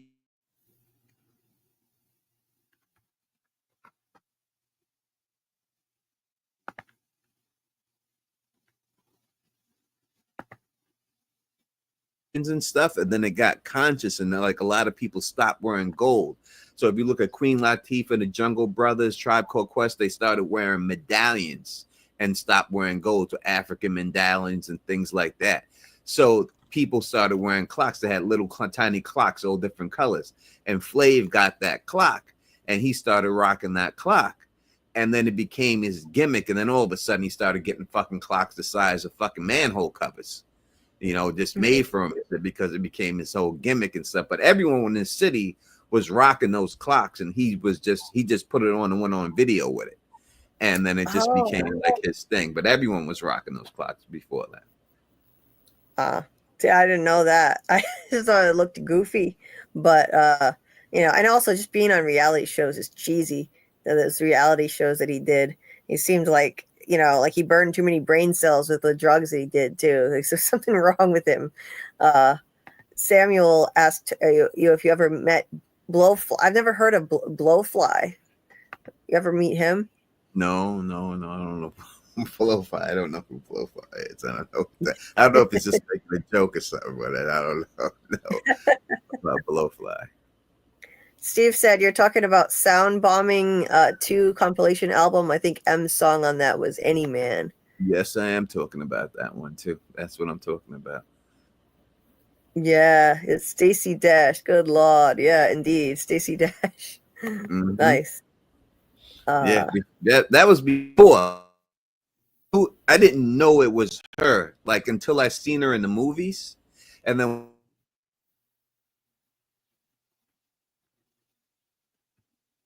beeper number back in the day and everything else, and that's what it was. But I didn't know, like, when I met her, she wasn't famous or anything. She was just walking through Manhattan, just happened to be there when we were doing the photo shoot and stuff. But then when she got in the movies and I started looking at her, because her eyes were very unique, you know what I mean, and that's what made her stand out to me like that here. And it happened to be her. Wow. That's also amazing. I was dating. If you ever watched the show, the Cosby Show back in the day, there was a guy who played Roberto, on that show, and he was and rest in peace to Malcolm Jamal Warner, who passed away from the Cosby Show. But his sister had a boyfriend, and her boyfriend was Roberto in the show. Well, this fucking Roberto guy, when I was in 8th grade, he tried to steal my friend Tisha, who I was dating. Almost fought him in the project. He tried to come out. He was from Brooklyn, and he tried to come out there, and he was famous. He was Roberto. He was on the show and everything else, and he tried to bag my chick up, and I almost had to smack the shit out that dude and get into a fight with him. I chased him out the building, and he ran out the building and shit. And then eventually she left me for him anyway. But but yeah, I had an experience with that fucking Roberto. But if you look at the guy, if you like look at the person who plays, if you look at the guy who plays Roberto, he's not like too far off of me. Like we look similar. So she had like a type, it seemed like. Yeah, I guess so. I have to look him up. Damn, David D is all here for the story time with Tony Teff, hip hop history talk that ish. Yeah, that's it, David D. We're here for it. David said ODB kept it real. David Agil said ODB kept it real till the end. Brooklyn Zoo. Samuel said rappers are like comedians. They steal. Yeah, but you're not supposed to do that. Yeah. Yeah, it was a big thing back in the day. You know what I mean? And that and like it was called like biting, right? And you would get dissed for biting anybody's anything back in the day. Like you could not bite. Like that was like the rule of it. Like there's no biting allowed. And there was a billion songs made, Stop Biting, Beat Biter, and everything else. Like that was the thing you were scared of the most, of someone stealing your shit and everything else. And it was a no-no. But then it just became. I mean, wasn't that kind of dangerous with all the violence going on back then? Like couldn't you get jumped for stealing somebody's bars? Like in the 90s, there was a lot more violence in that culture, right? Yeah, no, you did. You got the shit kicked out of you. I know a lot of rappers who got the shit kicked out of them many a times. You know what I mean? I can't go into things that happen with me and my people in the studios, but I will say this. I will say that some famous rappers that you know that have very famous podcasts right now that drink a lot on their podcasts and everything else and everything like that. Numerous occasions and stuff. Numerous occasions we've had to pull the ratchet on them and chase them out of places and stuff. We had beef with them back in the day. So yeah, but there's a bunch of stories with these dudes, but yeah, it was a very violent time. It was like anything could have happened at any time. Like when you went to the studio, you had to bring the pieces with you because you just didn't know what could jump off at the studio. Like it was just, and people would just steal shit. If you left your rhyme book in the studio, you like by accident, you came back, your shit was gone. And next thing you know, you heard somebody else saying your rhymes on the fucking radio. Wow. What the fuck? That's crazy. What the fuck? Steve said, don't forget Canada. Who could forget Snow Informer? What? Oh. Yeah, that was a hit song. That was a hit song, Snow Informer. It was a hit song. There's no doubt about it. And MC Sham was on that song doing the rap for that song. But Snow Informer was a bona fide hit. Bona fide. Yeah, it was. Steve said Eric B. and Rakim's first album, I think, was released in 87 or 89. And for me, at least, was one of the first big mainstream shifts to lyricism and flow. I'll have to check that out. Carl's been introducing me to some of Rakim's stuff lately. Rakim. Kim? Yeah, Rakim. His name is Rakim. But yeah, I was, so what Rakim brought to the game, I would say, is before Rakim came out, everybody rhymed at about 90 to 100 beats per minute. Everyone really rhymed fast. And Rakim rhymed slow and flowed slow. And that's what he really brought to the game. Like Rakim, everyone, if you listen to everybody else, most people's stuff was really fast. Most songs. Of course, there was an occasional slow song, but every song was like an upbeat song. And it was when he came out, it really slowed it down and slowed the tempo and everything else. And that's what more modern rap is. So he modernized the rap game to that point by doing that. Right. Interesting. Yeah, Kendrick just mentioned him in the verse that he did on Chains and Whips with Clips. He said, half of my profits will go to Rakim. He said, let's be clear, hip hop died again. Half of my profits will go to Rakim. So he was basically paying homage to him, referring to, hip hop dying again. And yeah, so I was like, who the hell is Rakim? I had never even heard of him. I'm learning a lot. Carl's been teaching me a lot about hip hop history and some of the pioneers, He's the god. I met him twice, Rakim. I met Rakim twice. I was on stage with him once, and I met him when I was younger. He had came to visit. He was Eric B. was at Cool G Rap, and actually Cool G Rap lived in a condo. My one of my best friends, Adansi, lived in a condo right across the street.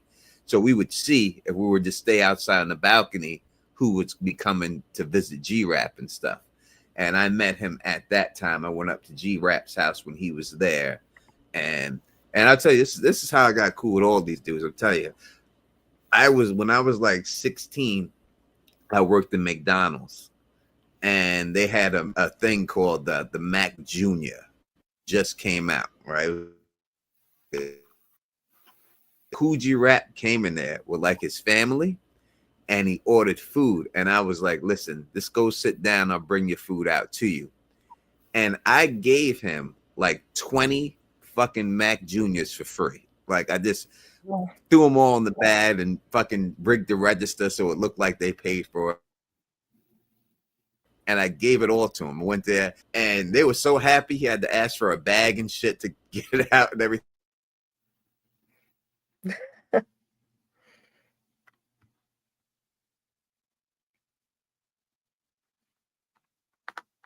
Fucking little Big Mac sandwiches, and that's it. And after that, he knew me. He knew exactly who I was. Every time he see me, he say what up to me and stuff and everything. And then that was it. We got cool, and then wife went away, like to go visit her mother. I remember the time his wife went away to go visit her mother. She just was pregnant, and she went to New Jersey to go visit her mother. And I was walking home, and I seen these hot chicks, like 3 of them, and they were carrying these groceries.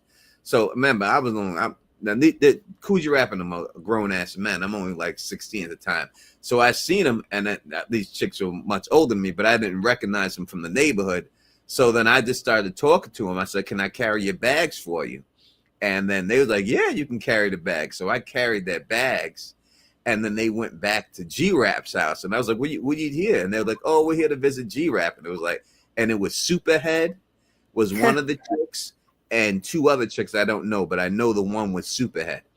And they all went back to G-Rap's house, and then he seen me carrying the bags, and he was like, "Tone, good looks, man, good looks." And he talked with a list. He was like, I appreciate that, brother. And then he did his thing with them, whatever.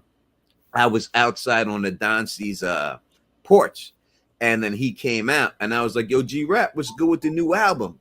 And he was like, "I got it right here, Tone, come up right now." And I was like, "Shit, let's go." And then we ran up, we went into his house, and he gave me a Heineken. It was the first time I ever had a Heineken in my life.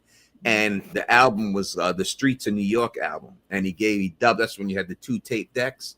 And he dubbed the album for me right then and gave me the album for carrying them chick shit to his house and stuff. And I had Cool G Rap's whole album, like 6 months. I had the whole album.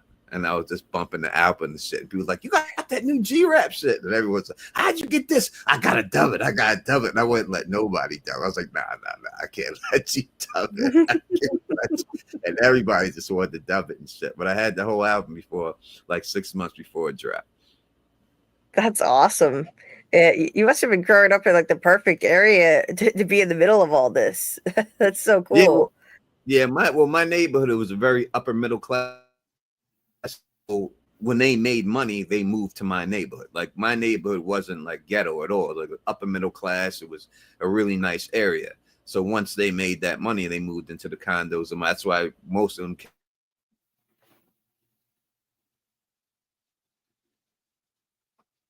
and that's when they came over.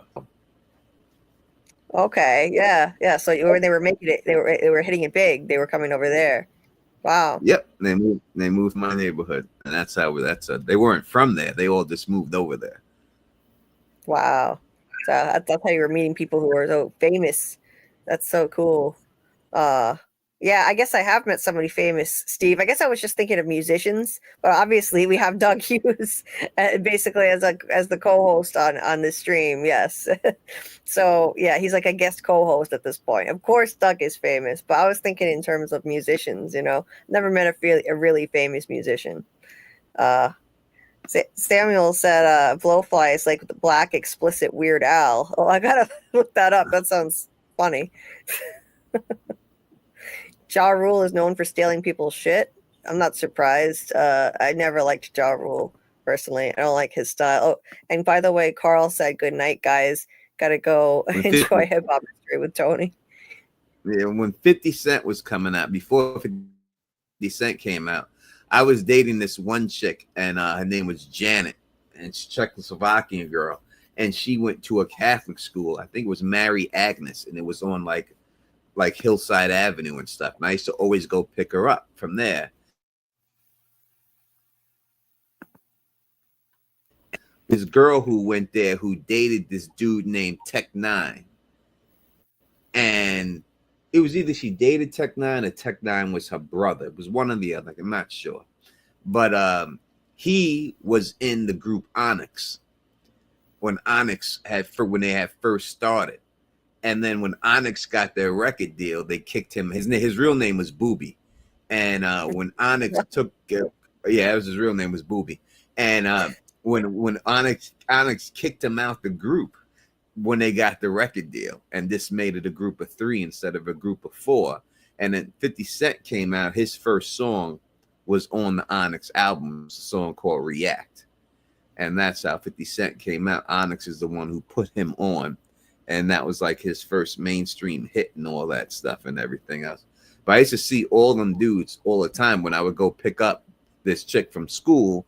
They would all be out there just hanging out because it was an all-girls school, all-girl Catholic school.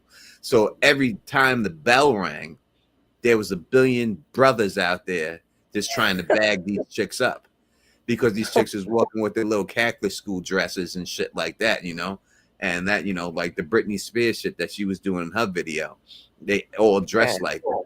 So, like, it was flooded with dudes every day just waiting for these girls to get out of school so they could try to hit on them.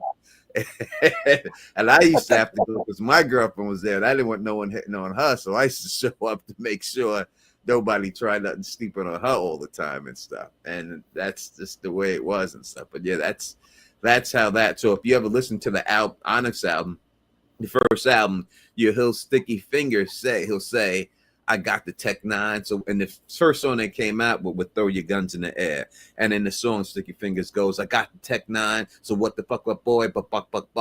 But the original version, because I heard it was, he says, I'm down with Tech-9. Because Tech-9 was in the group at the time and stuff. And they just chopped his verse out and shit. And then just put the song out and came out with it. Wow. Oh, this was Cormega was the one I was trying to remember.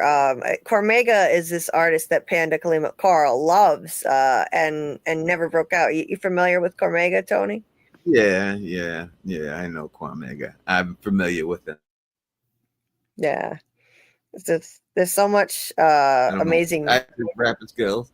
He's really good. But I think that he is if you ever listen to a rapper named Tragedy Gaddafi, he used to be, when he first came out, Tragedy Gaddafi came out, he was an intelligent hoodlum. And then he turned from that. When he got older, he changed his name to Tragedy Gaddafi.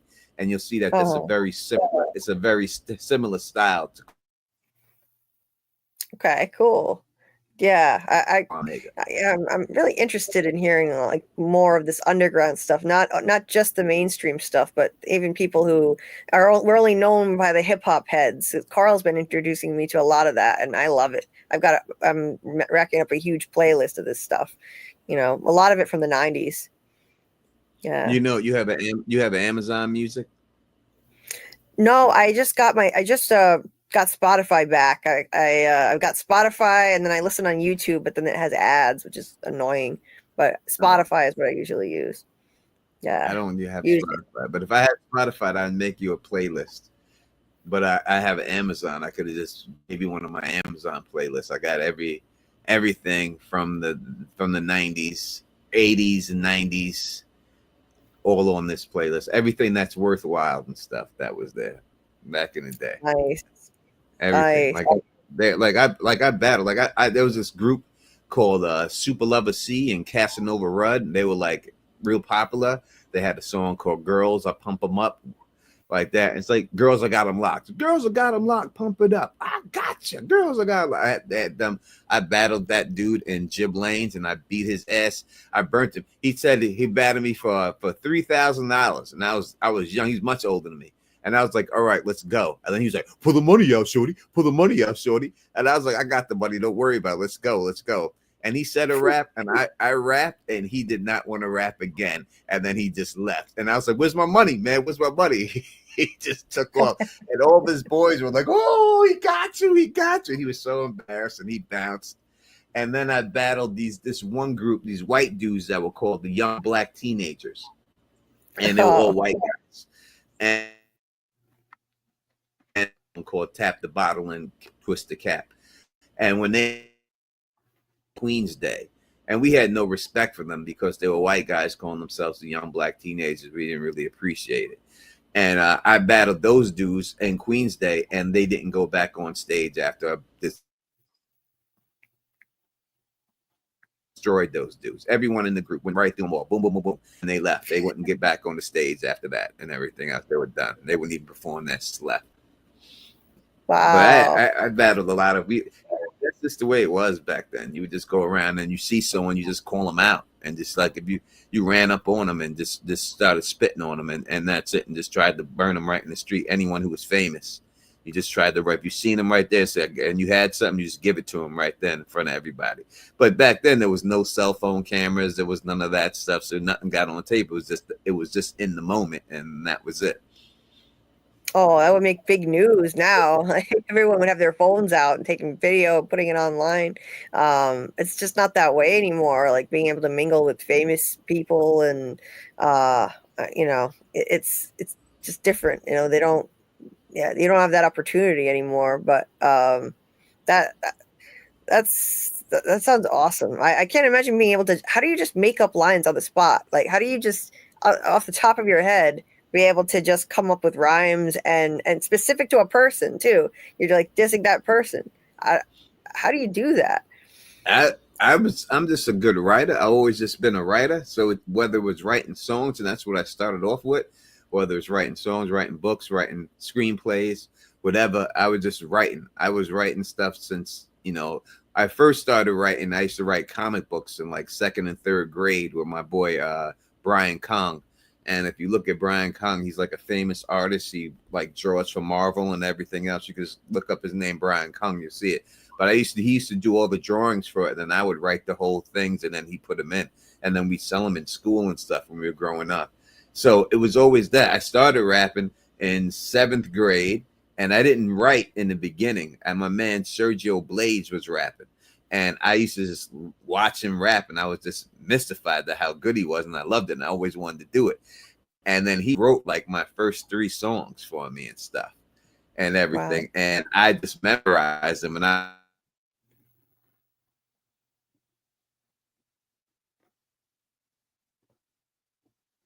own situations and stuff like that. And it just when that's just what it was. And then I just started writing for that dude I told you, Gary from the Bleach Brothers.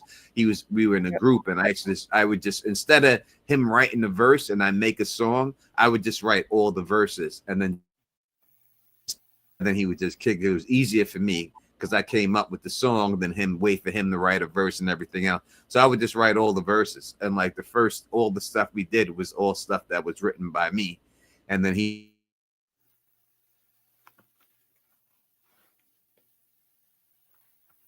always just writing stuff. And then I wrote there was a rapper called she came out with, what the hell was her name? She had a song called "Boom Boom I Got Your Boyfriend." Y'all, if anyone in chat, you could look it up. I can't remember her name, but she was from the West Coast, and my man overdosed. He was messing with them, and then they sent him her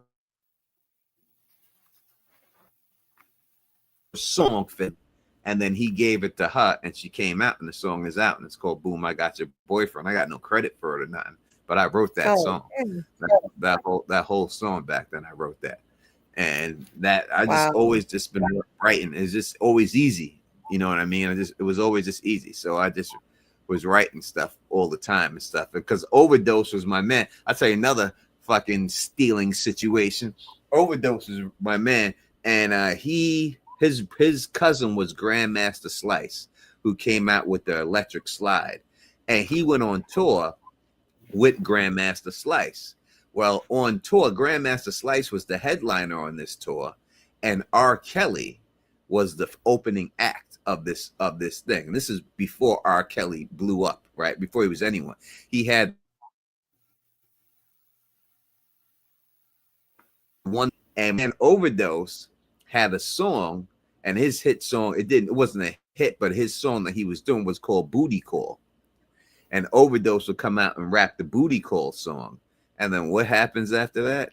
R. Kelly comes out with a singing song called fucking Booty Call. And he stole the whole shit from my man Overdose and blew up and became R. Kelly right after that. But that was all my man. That was all my boy Overdose's song. That was his whole song. And R. Kelly just made a singing version of it.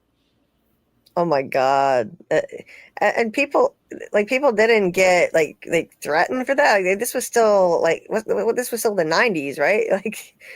You're blatantly stealing other people's shit, and it was more violent back then. That's crazy.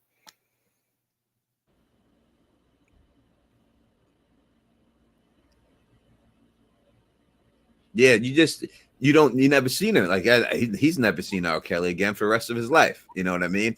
Right. He don't never seen him. He just can't.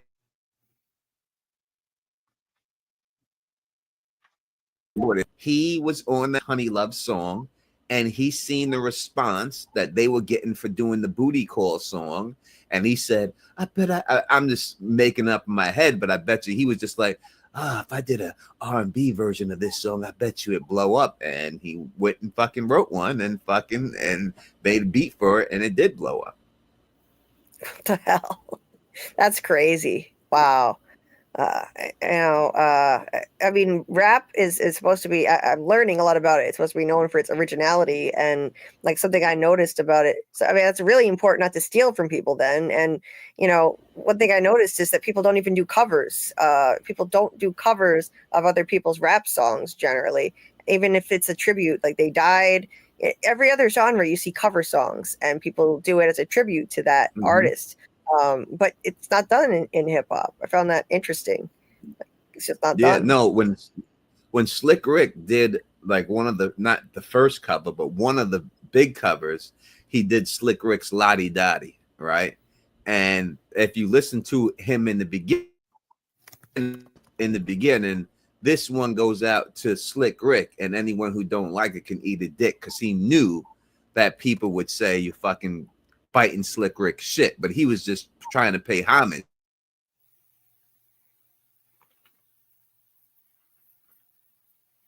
to Slick, and like he was one of like the real popular hip hop songs, so he knew he was gonna get flack from doing it. That's why he said that before he did it. Well, I mean, there's nothing wrong with that. I mean, I get it. It's different in hip hop, and it's considered like disrespectful to cover someone else's song, even if it's paying homage. But yeah, it's too bad. I like cover songs, Yeah. Samuel said Tech Nines sucked ass. Cool name though. I never heard of that. Tech Nines. So I think he's thinking of nine. So it's two different dudes. There was 9 who came out, and that was the one he came to. So what you want, 9? Fat beast from my rhymes. What you want, 9? Only go for my line. That's not Tech 9. They're two different people. So if you're thinking of that guy, 9, but that's who I think he's thinking of. I understand why he didn't like him, but 9 is like the original DMX. Like if you listen to 9, he's like DMX before DMX. He had the voice, but DMX is a much better rapper. Yeah. The original DMX, and then DMX came out and became like the new 9 and blew up. Right. Yeah, DMX is I have to listen to his music. I don't think I'm familiar with any of it, actually. I know he's a legend. Doc was asking you, Tony, are you Team Godzilla or Team Kong, by the way? Oh, well, I mean, that's a very tough question there, Doc. And asking me who would I...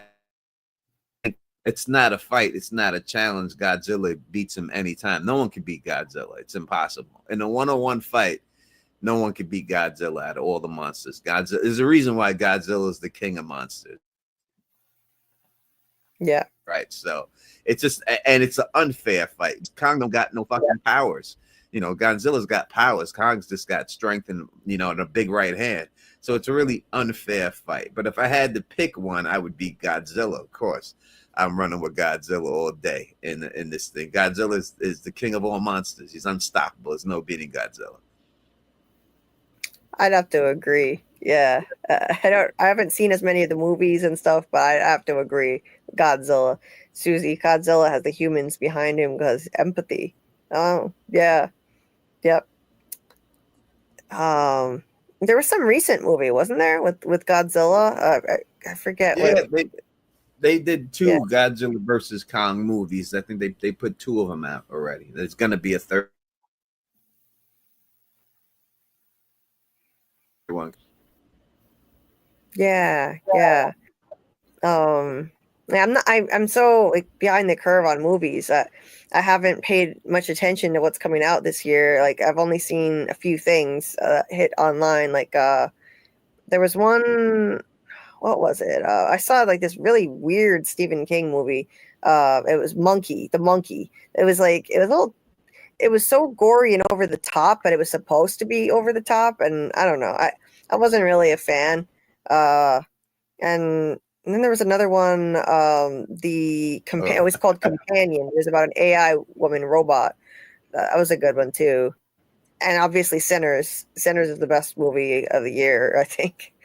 Sinners is phenomenal. Yeah, it is the best movie of the year. I don't think it's gonna win. Me and Phil are doing a whole Emmy. First, we're doing the Emmys predict the Emmys, who we think is gonna win. We'll go, and then we'll do the Oscars, asking when that comes up. But first, the Golden Globes and the Oscars. We'll do the Emmys first.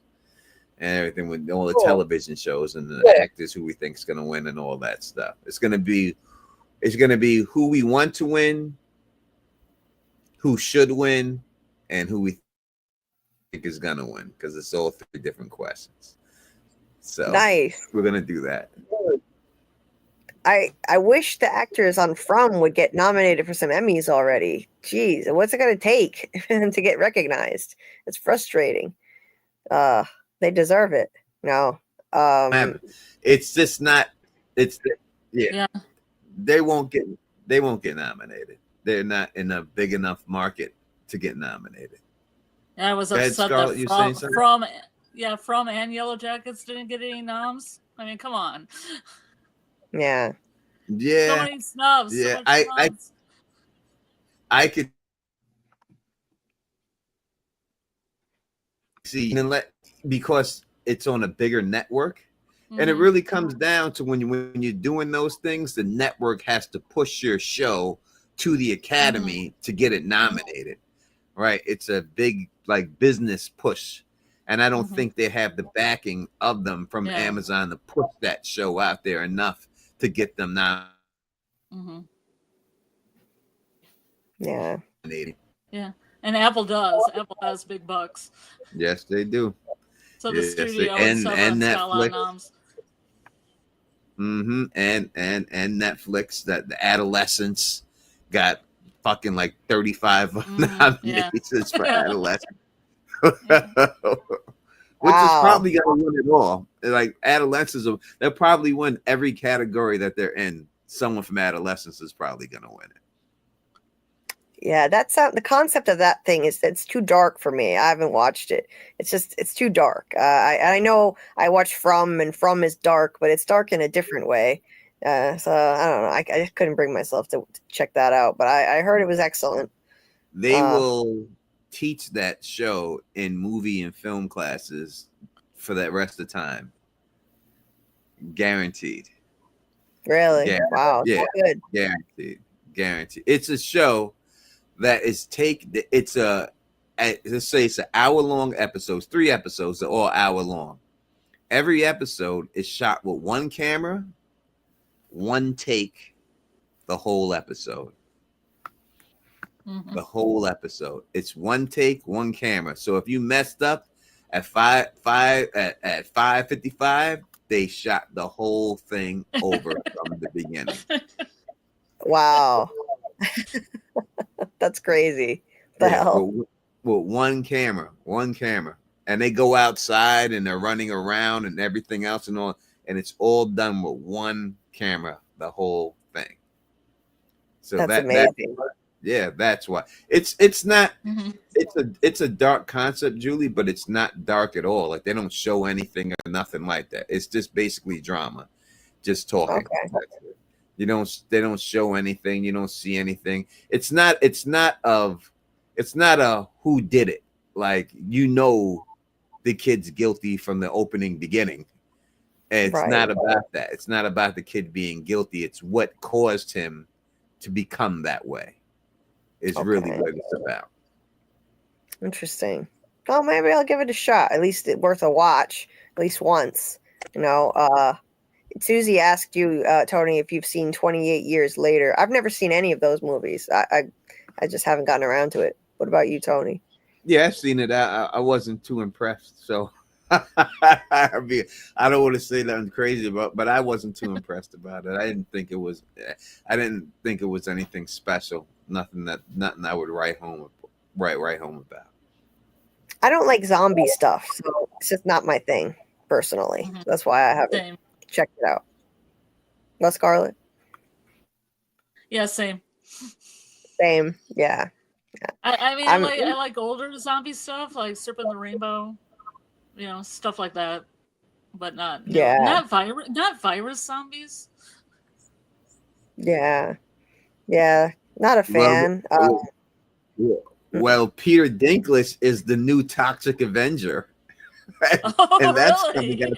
Yeah, it's already shot. It's coming out soon. Oh wow! I didn't see that. You can go look it up. Just sweet. Wow, that's a unique casting. He's got the mop and everything. He's got it's. Oh my god! Wow. Did you see that movie, Toxic Avenger, Julie? Is that one you see? No, I haven't. Seen it? Scarlett could probably explain it better than me, but it's like a B movie. It's just funny. But it's violent. It is. It is. Lloyd Kaufman is a genius.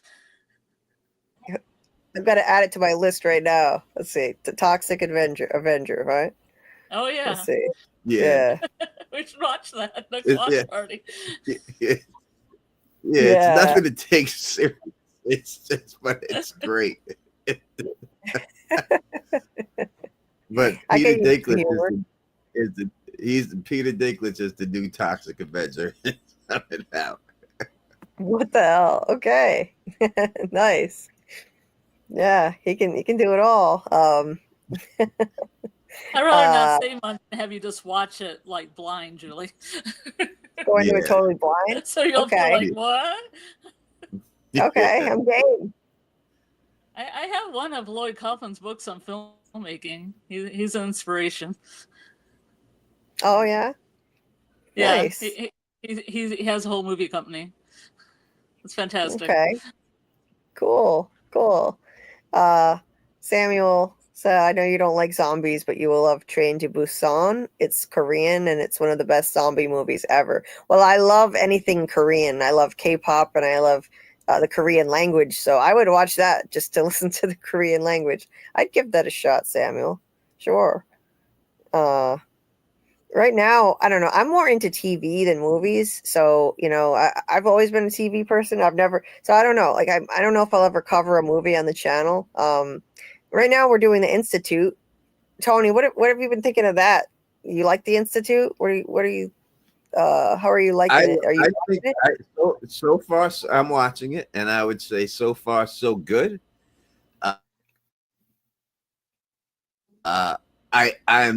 Phil wants to cut, but it's a debate for me because it's a limited series, and I don't know if I'm gonna. I've already been burnt by limited series. I did Mayor of Easttown, and I got a shit ton of these. So I'm like these limited series. So I don't know. I don't know if I'm going to do it. I may just do a recap for the whole season when it's over, and that would just probably be it. But I think it's good. I think it's a good show. I think the acting is okay. Yeah. I think and believable to me that woman would sleep with that old man in the room. Like, I don't know what she's seen in that motherfucker. And I don't like this guy has my name and he's an asshole. Why they gotta name him Tony? He is such a creep. He looks like a perv the way he leers at those kids. What the hell? And he's got your name. Damn, I didn't even make the connection. Yeah. What the hell's wrong with that guy? Seriously. Like, he's a creep. Yeah, he's terrible. He's one of those guys who got his ass kicked by people his own age, and now he's got to pick on little kids. And that's what he is. God, yeah, I hate that character. I mean, I know we're not supposed to like him, but I feel like they're making him look too pervy. He's a little too touchy on the kids and like just smiling at them too weird. And I don't know. I just get an icky vibe from it. And then he's like cattle prod, shocking at kids, and it's slapping them so hard you see a red mark on Luke's face, the main kid. I mean, it's pretty intense to seeing kids getting tortured and experimented on to that degree. Wow. Yeah, from what I know, I've never read the books, but my man told me that the way it's going, like they're gonna fly through the whole book in one season, so there's no chance for it to be anything else but that. And we've seen them do it. And they did the same thing with Earth Abides, right? They made that a limited series, and they ran through that whole book in a couple of episodes too. So that's why I didn't cover Earth Abides, because I didn't want to do something and that was it. So I just didn't do it and stuff. So I may cover it at the end or jump on a live stream if someone's talking about it, but I don't know if I'll cover it myself. Yeah, hey, if you want to join as a guest, we're covering it every Monday. So if you want to join some night as a guest and talk about it, we'd love to have you on, and we could do that. I could do that. I could do that, but I probably won't. So people keep asking me to do it, but I just don't feel good about like limited series anymore after Mayor of Easttown, because it hurt my feelings so much because I like the show so much.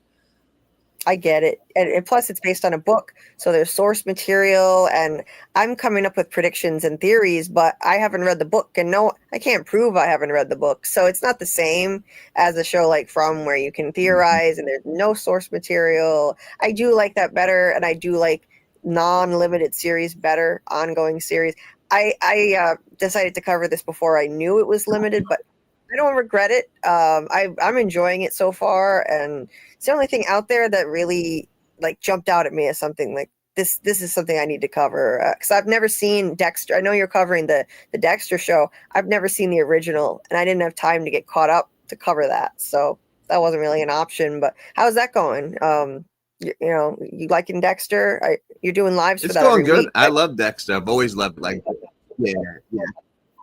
Yep. Dexter was when I not stopped doing Game of Thrones, but when I first got away from Game of Thrones, Dexter was the first show that I actually got like a decent amount of views covering that wasn't Game of Thrones. So it holds a special place to I wasn't hold into one show. So I love Dexter. I'm glad it's back and everything. And it's a really good show, and I like doing it. It's a lot of catching up if you were doing catching up. that's a shit ton of seasons to get through, to get to do Dexter and stuff. But no, it's a good community and everything else. If you're looking for a show to do and you need a show to do, I'm a guarantee right now that Scarlett is going to agree with me on this. And I didn't even hear what Scarlett said, but I guarantee it. You should do Interview with a Vampire. Oh, when is that coming out? Is that out yet, or? Yeah, season 3 is coming out soon. Oh, but wow! You can catch up though. You can catch up. We could do watch parties. We could do it. I'll check it out. Because I don't know what I'm going to be covering after the Institute. So I'll go watch it. And yeah, I didn't even know they were making a TV adaptation of that now. It's the first I'm hearing of it. Interview with a Vampire. It's a really big fan base to jump into, right? And this guy who plays Lestat is the greatest Lestat in the world. I don't think it's ever been played by any actor, movie, or anything better than this guy. He's just amazing. Mm-hmm. Agreed. Nice. It's amazing. I'll have to check it out. Interview with a Vampire. I've never even seen the movie. Should I watch the movie adaptation first or something? Nope. You could just watch the show. Yeah. Watch the show. You'll love it. And see, look at Kelly's. Look at it. Look, Kelly's in here saying, "Yep, do it." Oh, nice. Nice. And Susie's like Brad Pitt. Listen, look at Brad Pitt. No one is a better Lestat than that. It's not close. Scarlett, am I lying to these people or what? Yeah, but Brad Pitt played Louis. Tom Cruise played Lestat in the movie.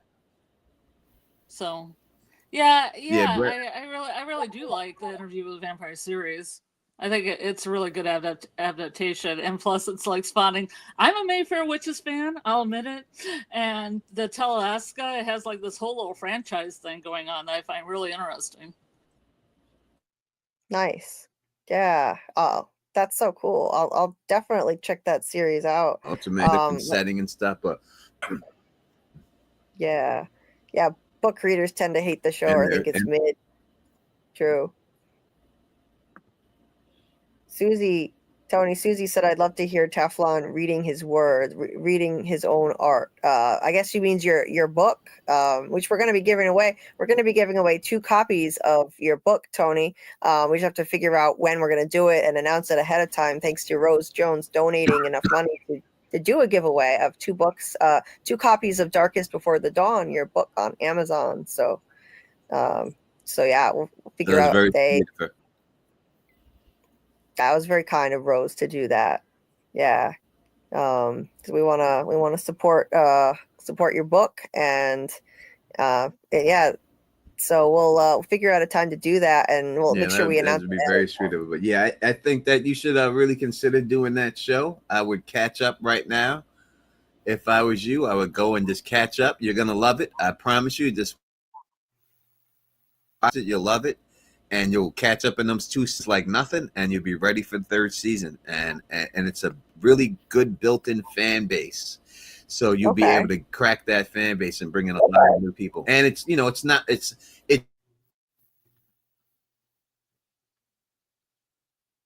would not far from that. So. Okay. You got me sold. I'm definitely going to check it out and see. And it'll be great if the timing lines up so that it doesn't come out till after the Institute. But if it overlaps, it overlaps. I've done shows that overlap and covered 2 at once before. We've got a few more weeks of the Institute. So yeah. And when do you do your Dexter lives, Tony? What night have you been doing them? I do two of them. I do the pregame is Thursday, and then I do the live stream on Sunday at 9:00 for the after show. Nice. So yeah. I do two of them.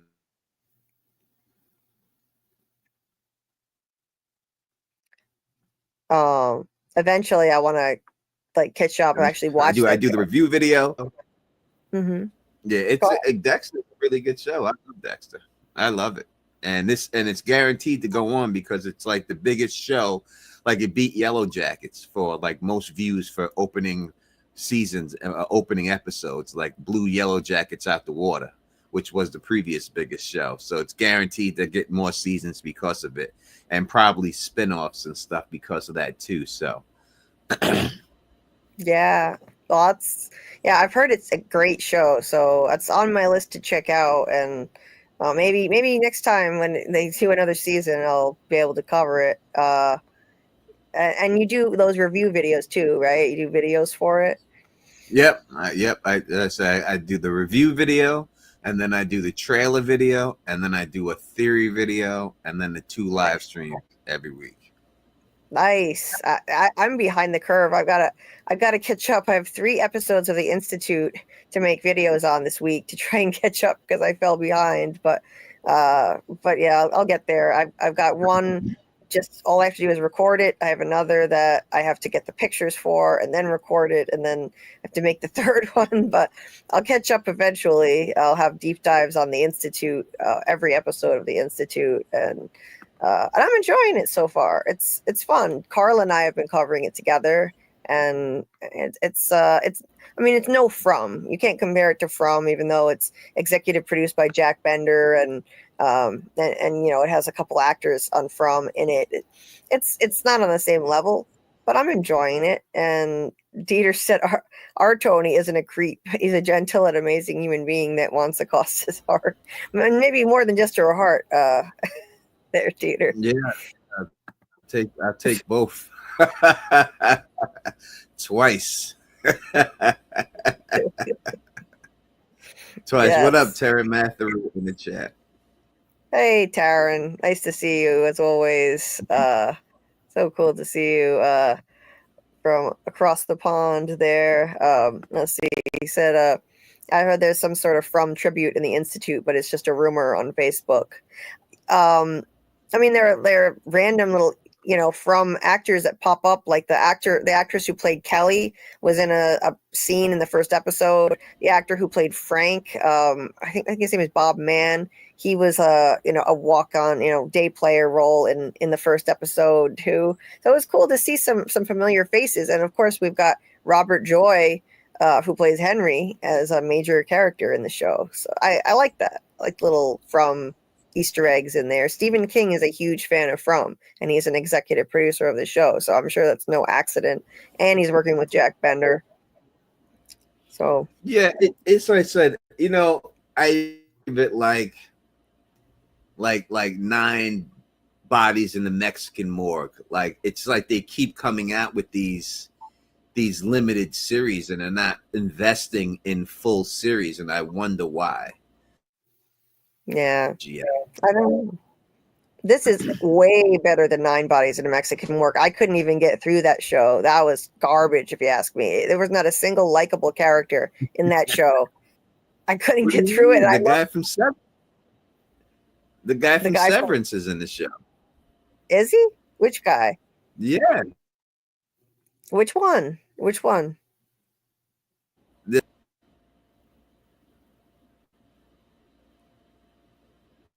was that? You cut out. Severance. Yeah, the big guy in Severance. The big guy, the fat guy in Severance. Yeah. That was the hillbilly guy who had the heart attack. That's him. Oh, I didn't even realize that was him. Yeah, that's right. Yeah, that's him. That's it.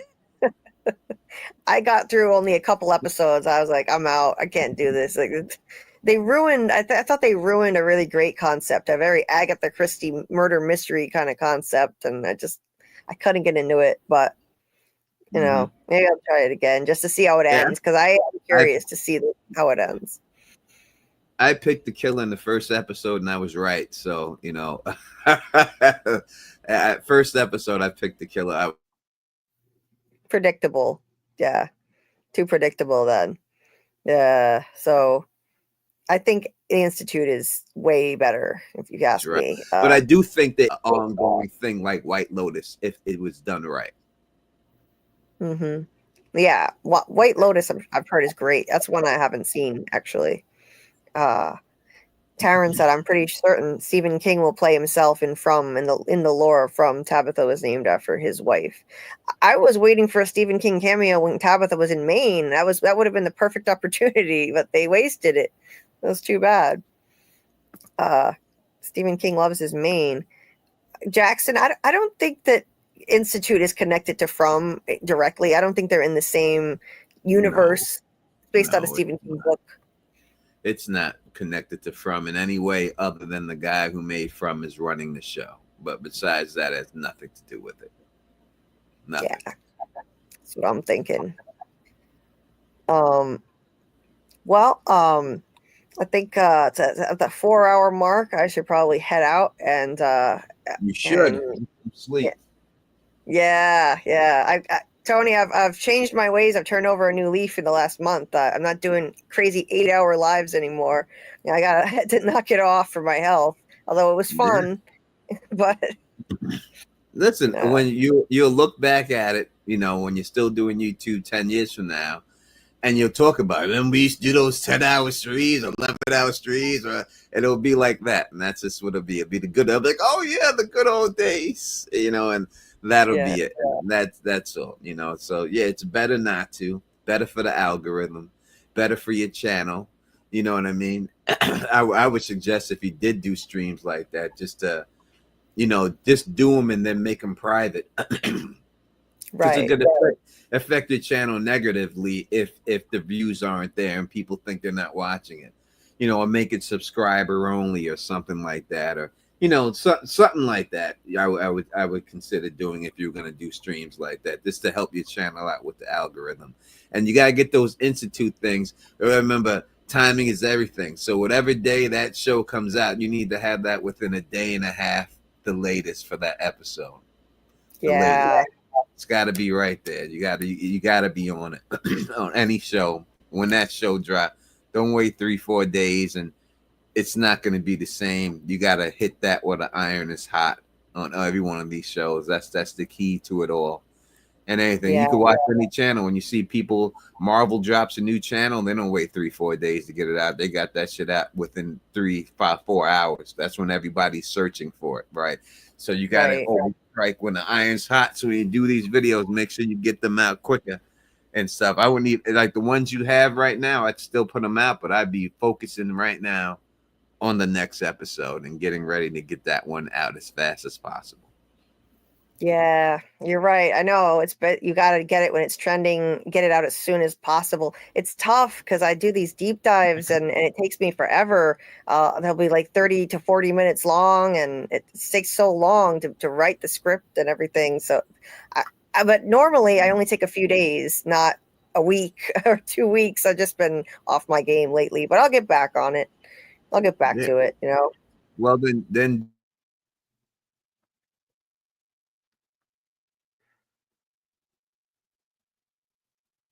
What was that, Tony? You're cutting out. Do it Monday 15 minutes, but do the quick version of it real fast. Like do the recap of it.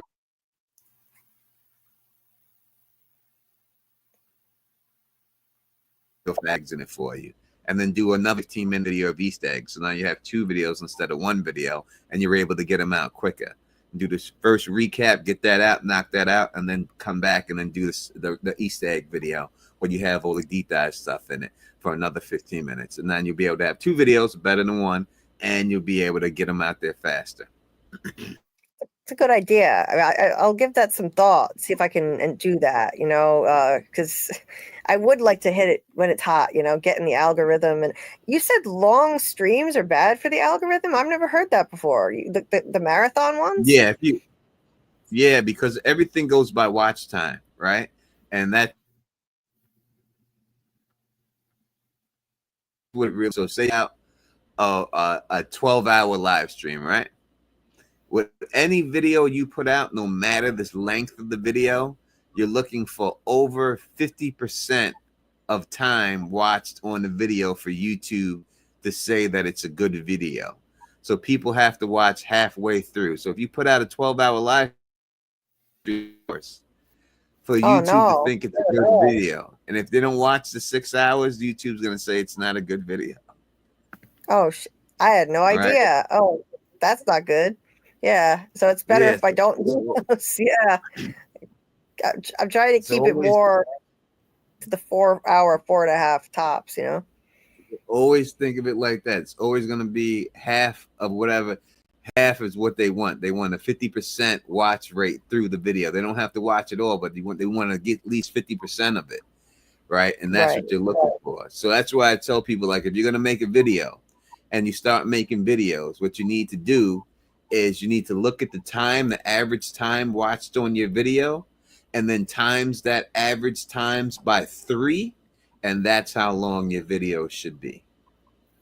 Okay. So if people watch a video on an average of 5 minutes, every one of your videos should be 15 minutes.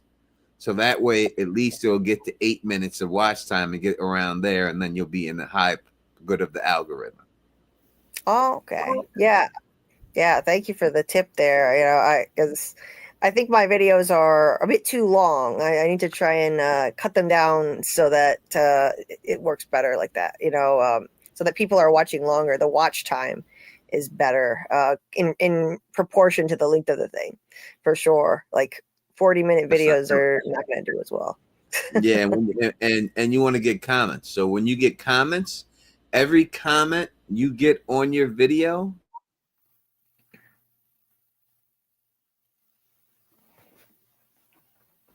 so if you get your video, they'll show your video to 7 more people.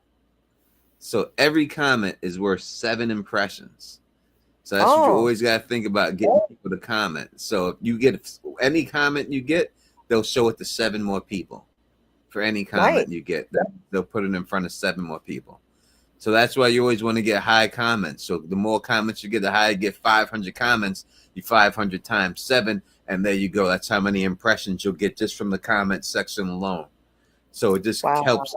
That's how videos maintain for years, because people keep dropping comments in their comment section, and they keep getting more impressions and more impressions and more impressions, and that's how they do it. That's amazing. Yeah, I did not know that. I got to try to encourage people to comment more, put something in the video, you know, to, you know, encourage that. I see other people doing that. I don't get enough comments. I did during From season 3. I got a lot. Now I don't get a lot. So I got to get the comments up. Yeah. When that time that I fell asleep, no one will ever let me forget that. I'll never live that down. I was on here for 11 hours. I fell asleep. Dieter and you, Tony, were calling me trying to wake me up. Oh my God. They'll be talking about that forever. It's fine. I'm able to laugh at it. You know, it's a funny story. I had people throw up. LT Giles throw up.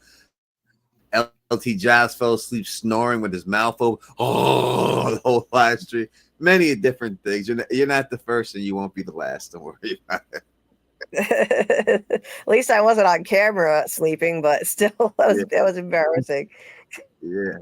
So yeah, that's what you want to focus on. You want to focus on, I would say, get those 15-minute videos out there. I would do it that way if I was you. Do 2 instead of 1. This major deep dive. Do that.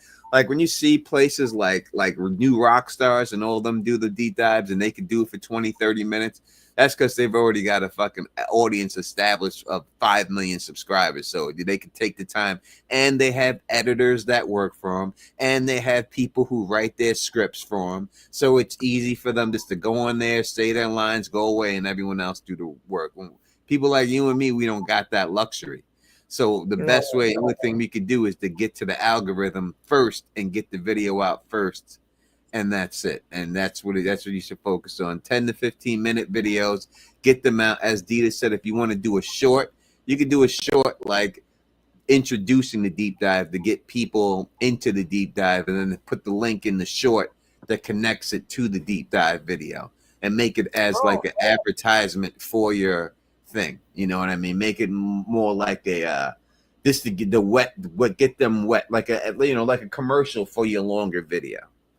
Oh, that's an interesting idea. I've never made a short, and I don't know how, but I'll have to figure out how to do it. That's a great idea. I could kind of tease the theories and predictions I'm gonna drop in the deep dive. Yeah. Yeah. Just do it like that. Just do the show like, hey everybody watching the Institute. This is Julie B Deep Dives, and I'm watching the Institute season 3. And you wonder why this is happening like this way. You wonder why this is happening like this way. Well, if you want to know the answers to this, click this video link before, and I'll tell you all of it. Peace out now. Just something like that. Boom, boom, boom. Just like that. Let's get him into it. Nice. Thanks for the tip. I'm gonna do that. I'm gonna definitely do that. Thank you, because it's tough. I don't get the same kind of views on these other shows that I was getting on From, and in Severance I was doing a lot better too. But it's tough to get into the algorithm. So I'm gonna try that. I'm gonna try shorts. Who says Susie? Yeah, Susie says Tony needs to listen to Fish. I've been to probably 10 Fish concerts, and I tell you, the fact that I'm alive is amazing. Really? Couldn't be, and I won't ever again. I'm too old for that now. Oh damn! But I've been to at least 10 Fish. What happened at the concert? You cut out for a second. What was it? Yeah, I've been to like 10 Fish concerts, and I'm alive to talk about it. But no, it's just if you go to a Fish concert, anyone goes to the Fish there, and it's an experience to say the least. Okay. Yeah. Susie's like the all-time biggest fan of Fish. So yeah, she's super fan here. It's test of endurance and stamina and tolerance. I bet. Dieter dropped Amy's Cashapp here. She's going through hard times. So if anyone is so inclined, here is Amy's Cashapp. $ Amy Bear 1 right there. She's got a problem. You ain't gotta say it. Yeah, definitely help Amy out if anyone can and everything else. And next time I live stream, if she would come on my channel, I would definitely put that out there for her and everything else. Sure to give her a hand in the thing.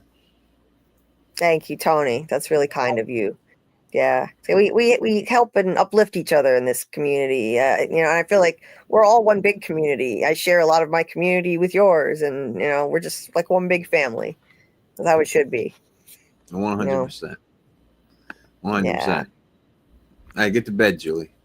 Gotta get to bed. Yeah. I've got 2 more lives to do this week because I had to put off my Institute live. So tomorrow night, Thursday night, I'm going to do a deep dive live with Carl on the Institute episode 3, 10:30 p.m. Eastern. So check that out, guys. We'll finally be breaking down episode 3. I promise. I'm not going to postpone it again.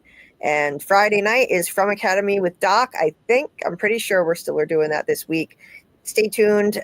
Doc's got a lot going on in his life right now, but I think we're doing it at 12:30 a.m. Eastern. I'll confirm that with Doc and let you guys know.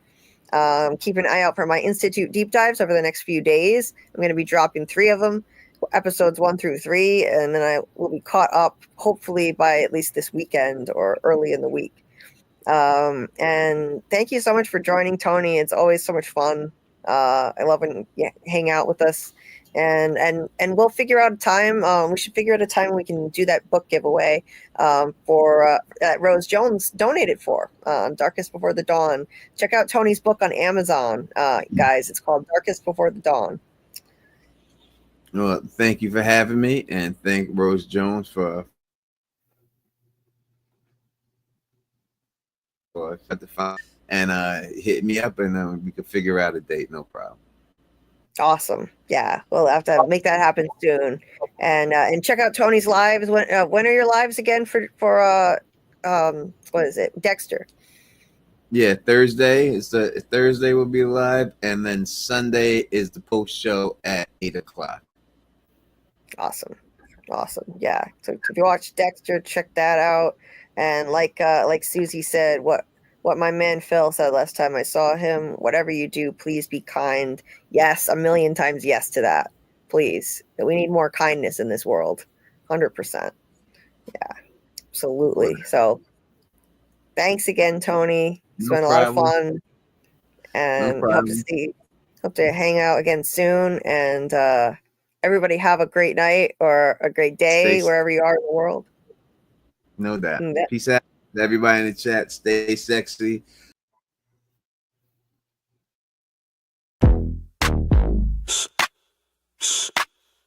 Yeah. That's a theory creaking open, baby. Yo, welcome to the screen where the plot gets bent. Julie B deep dives, not just for content. She don't react, she dissects those threads from the lens. Catching clues y'all missed when the credits end. What you know about freeze framing frames and while you blinking, she building an evidence drum. Got a notebook thicker than the lore itself. In a chat full of nerds with a mental health shelf. Yeah, she sees the glitch, peep the double cross. You just watching TV, she talk to the boss. Every theory and thesis, no throwaway guess. While y'all on season 1, she in season X. Said rewind and slow it, zoom in, enhance. Julie B caught the symbol in the window glance. While you tweeting what just happened like a clown, she already made a flow chart, color-coded breakdown. They don't die like us. They don't vibe like us. They binge and they bounce. We revive that trust. They skip intros, we wear frame. You watch shows, we decode the game. They don't die like us. Nah, they don't die like us. She cracked Severance before y'all knew it was deep. Predicted the Last of Us deaths in her sleep. When the camera pans, she ain't blinking once. Catch a ghost in the glass, call it theory punch. Watch parties lit like apocalypse nights. Call-ins while they bringing alien rights. Hey Julie, I think the trees are spies. Well, I have a spreadsheet that confirms that, guys. Zoom in, boom in, she moving through clues. Spinning Discord in the courtrooms, Lord of views. Got mods with receipts. Time stands with heat. Every rewatch turns into a Reddit elite. You stuck on the surface, we beneath with maps. Cross-referencing lore with the rector's caps. If your fave show got secrets, don't be dumb. Julie got the chalkboard out from's where it's from. They don't dive like us. They don't vibe like us. They skim the edge. We inside that crust. They zone out, we zone in the pain. You say plot twist, we say nope, chain. They don't dive like us. Nah, they don't dive like us. What's that? That ain't a blooper, that's a plot thread. You thought it was a shadow? She thought it was a coded message from season 3. And she's probably right.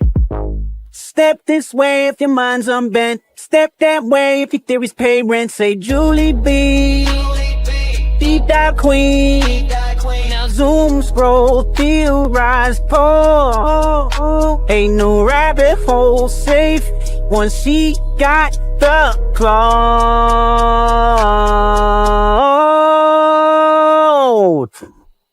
They don't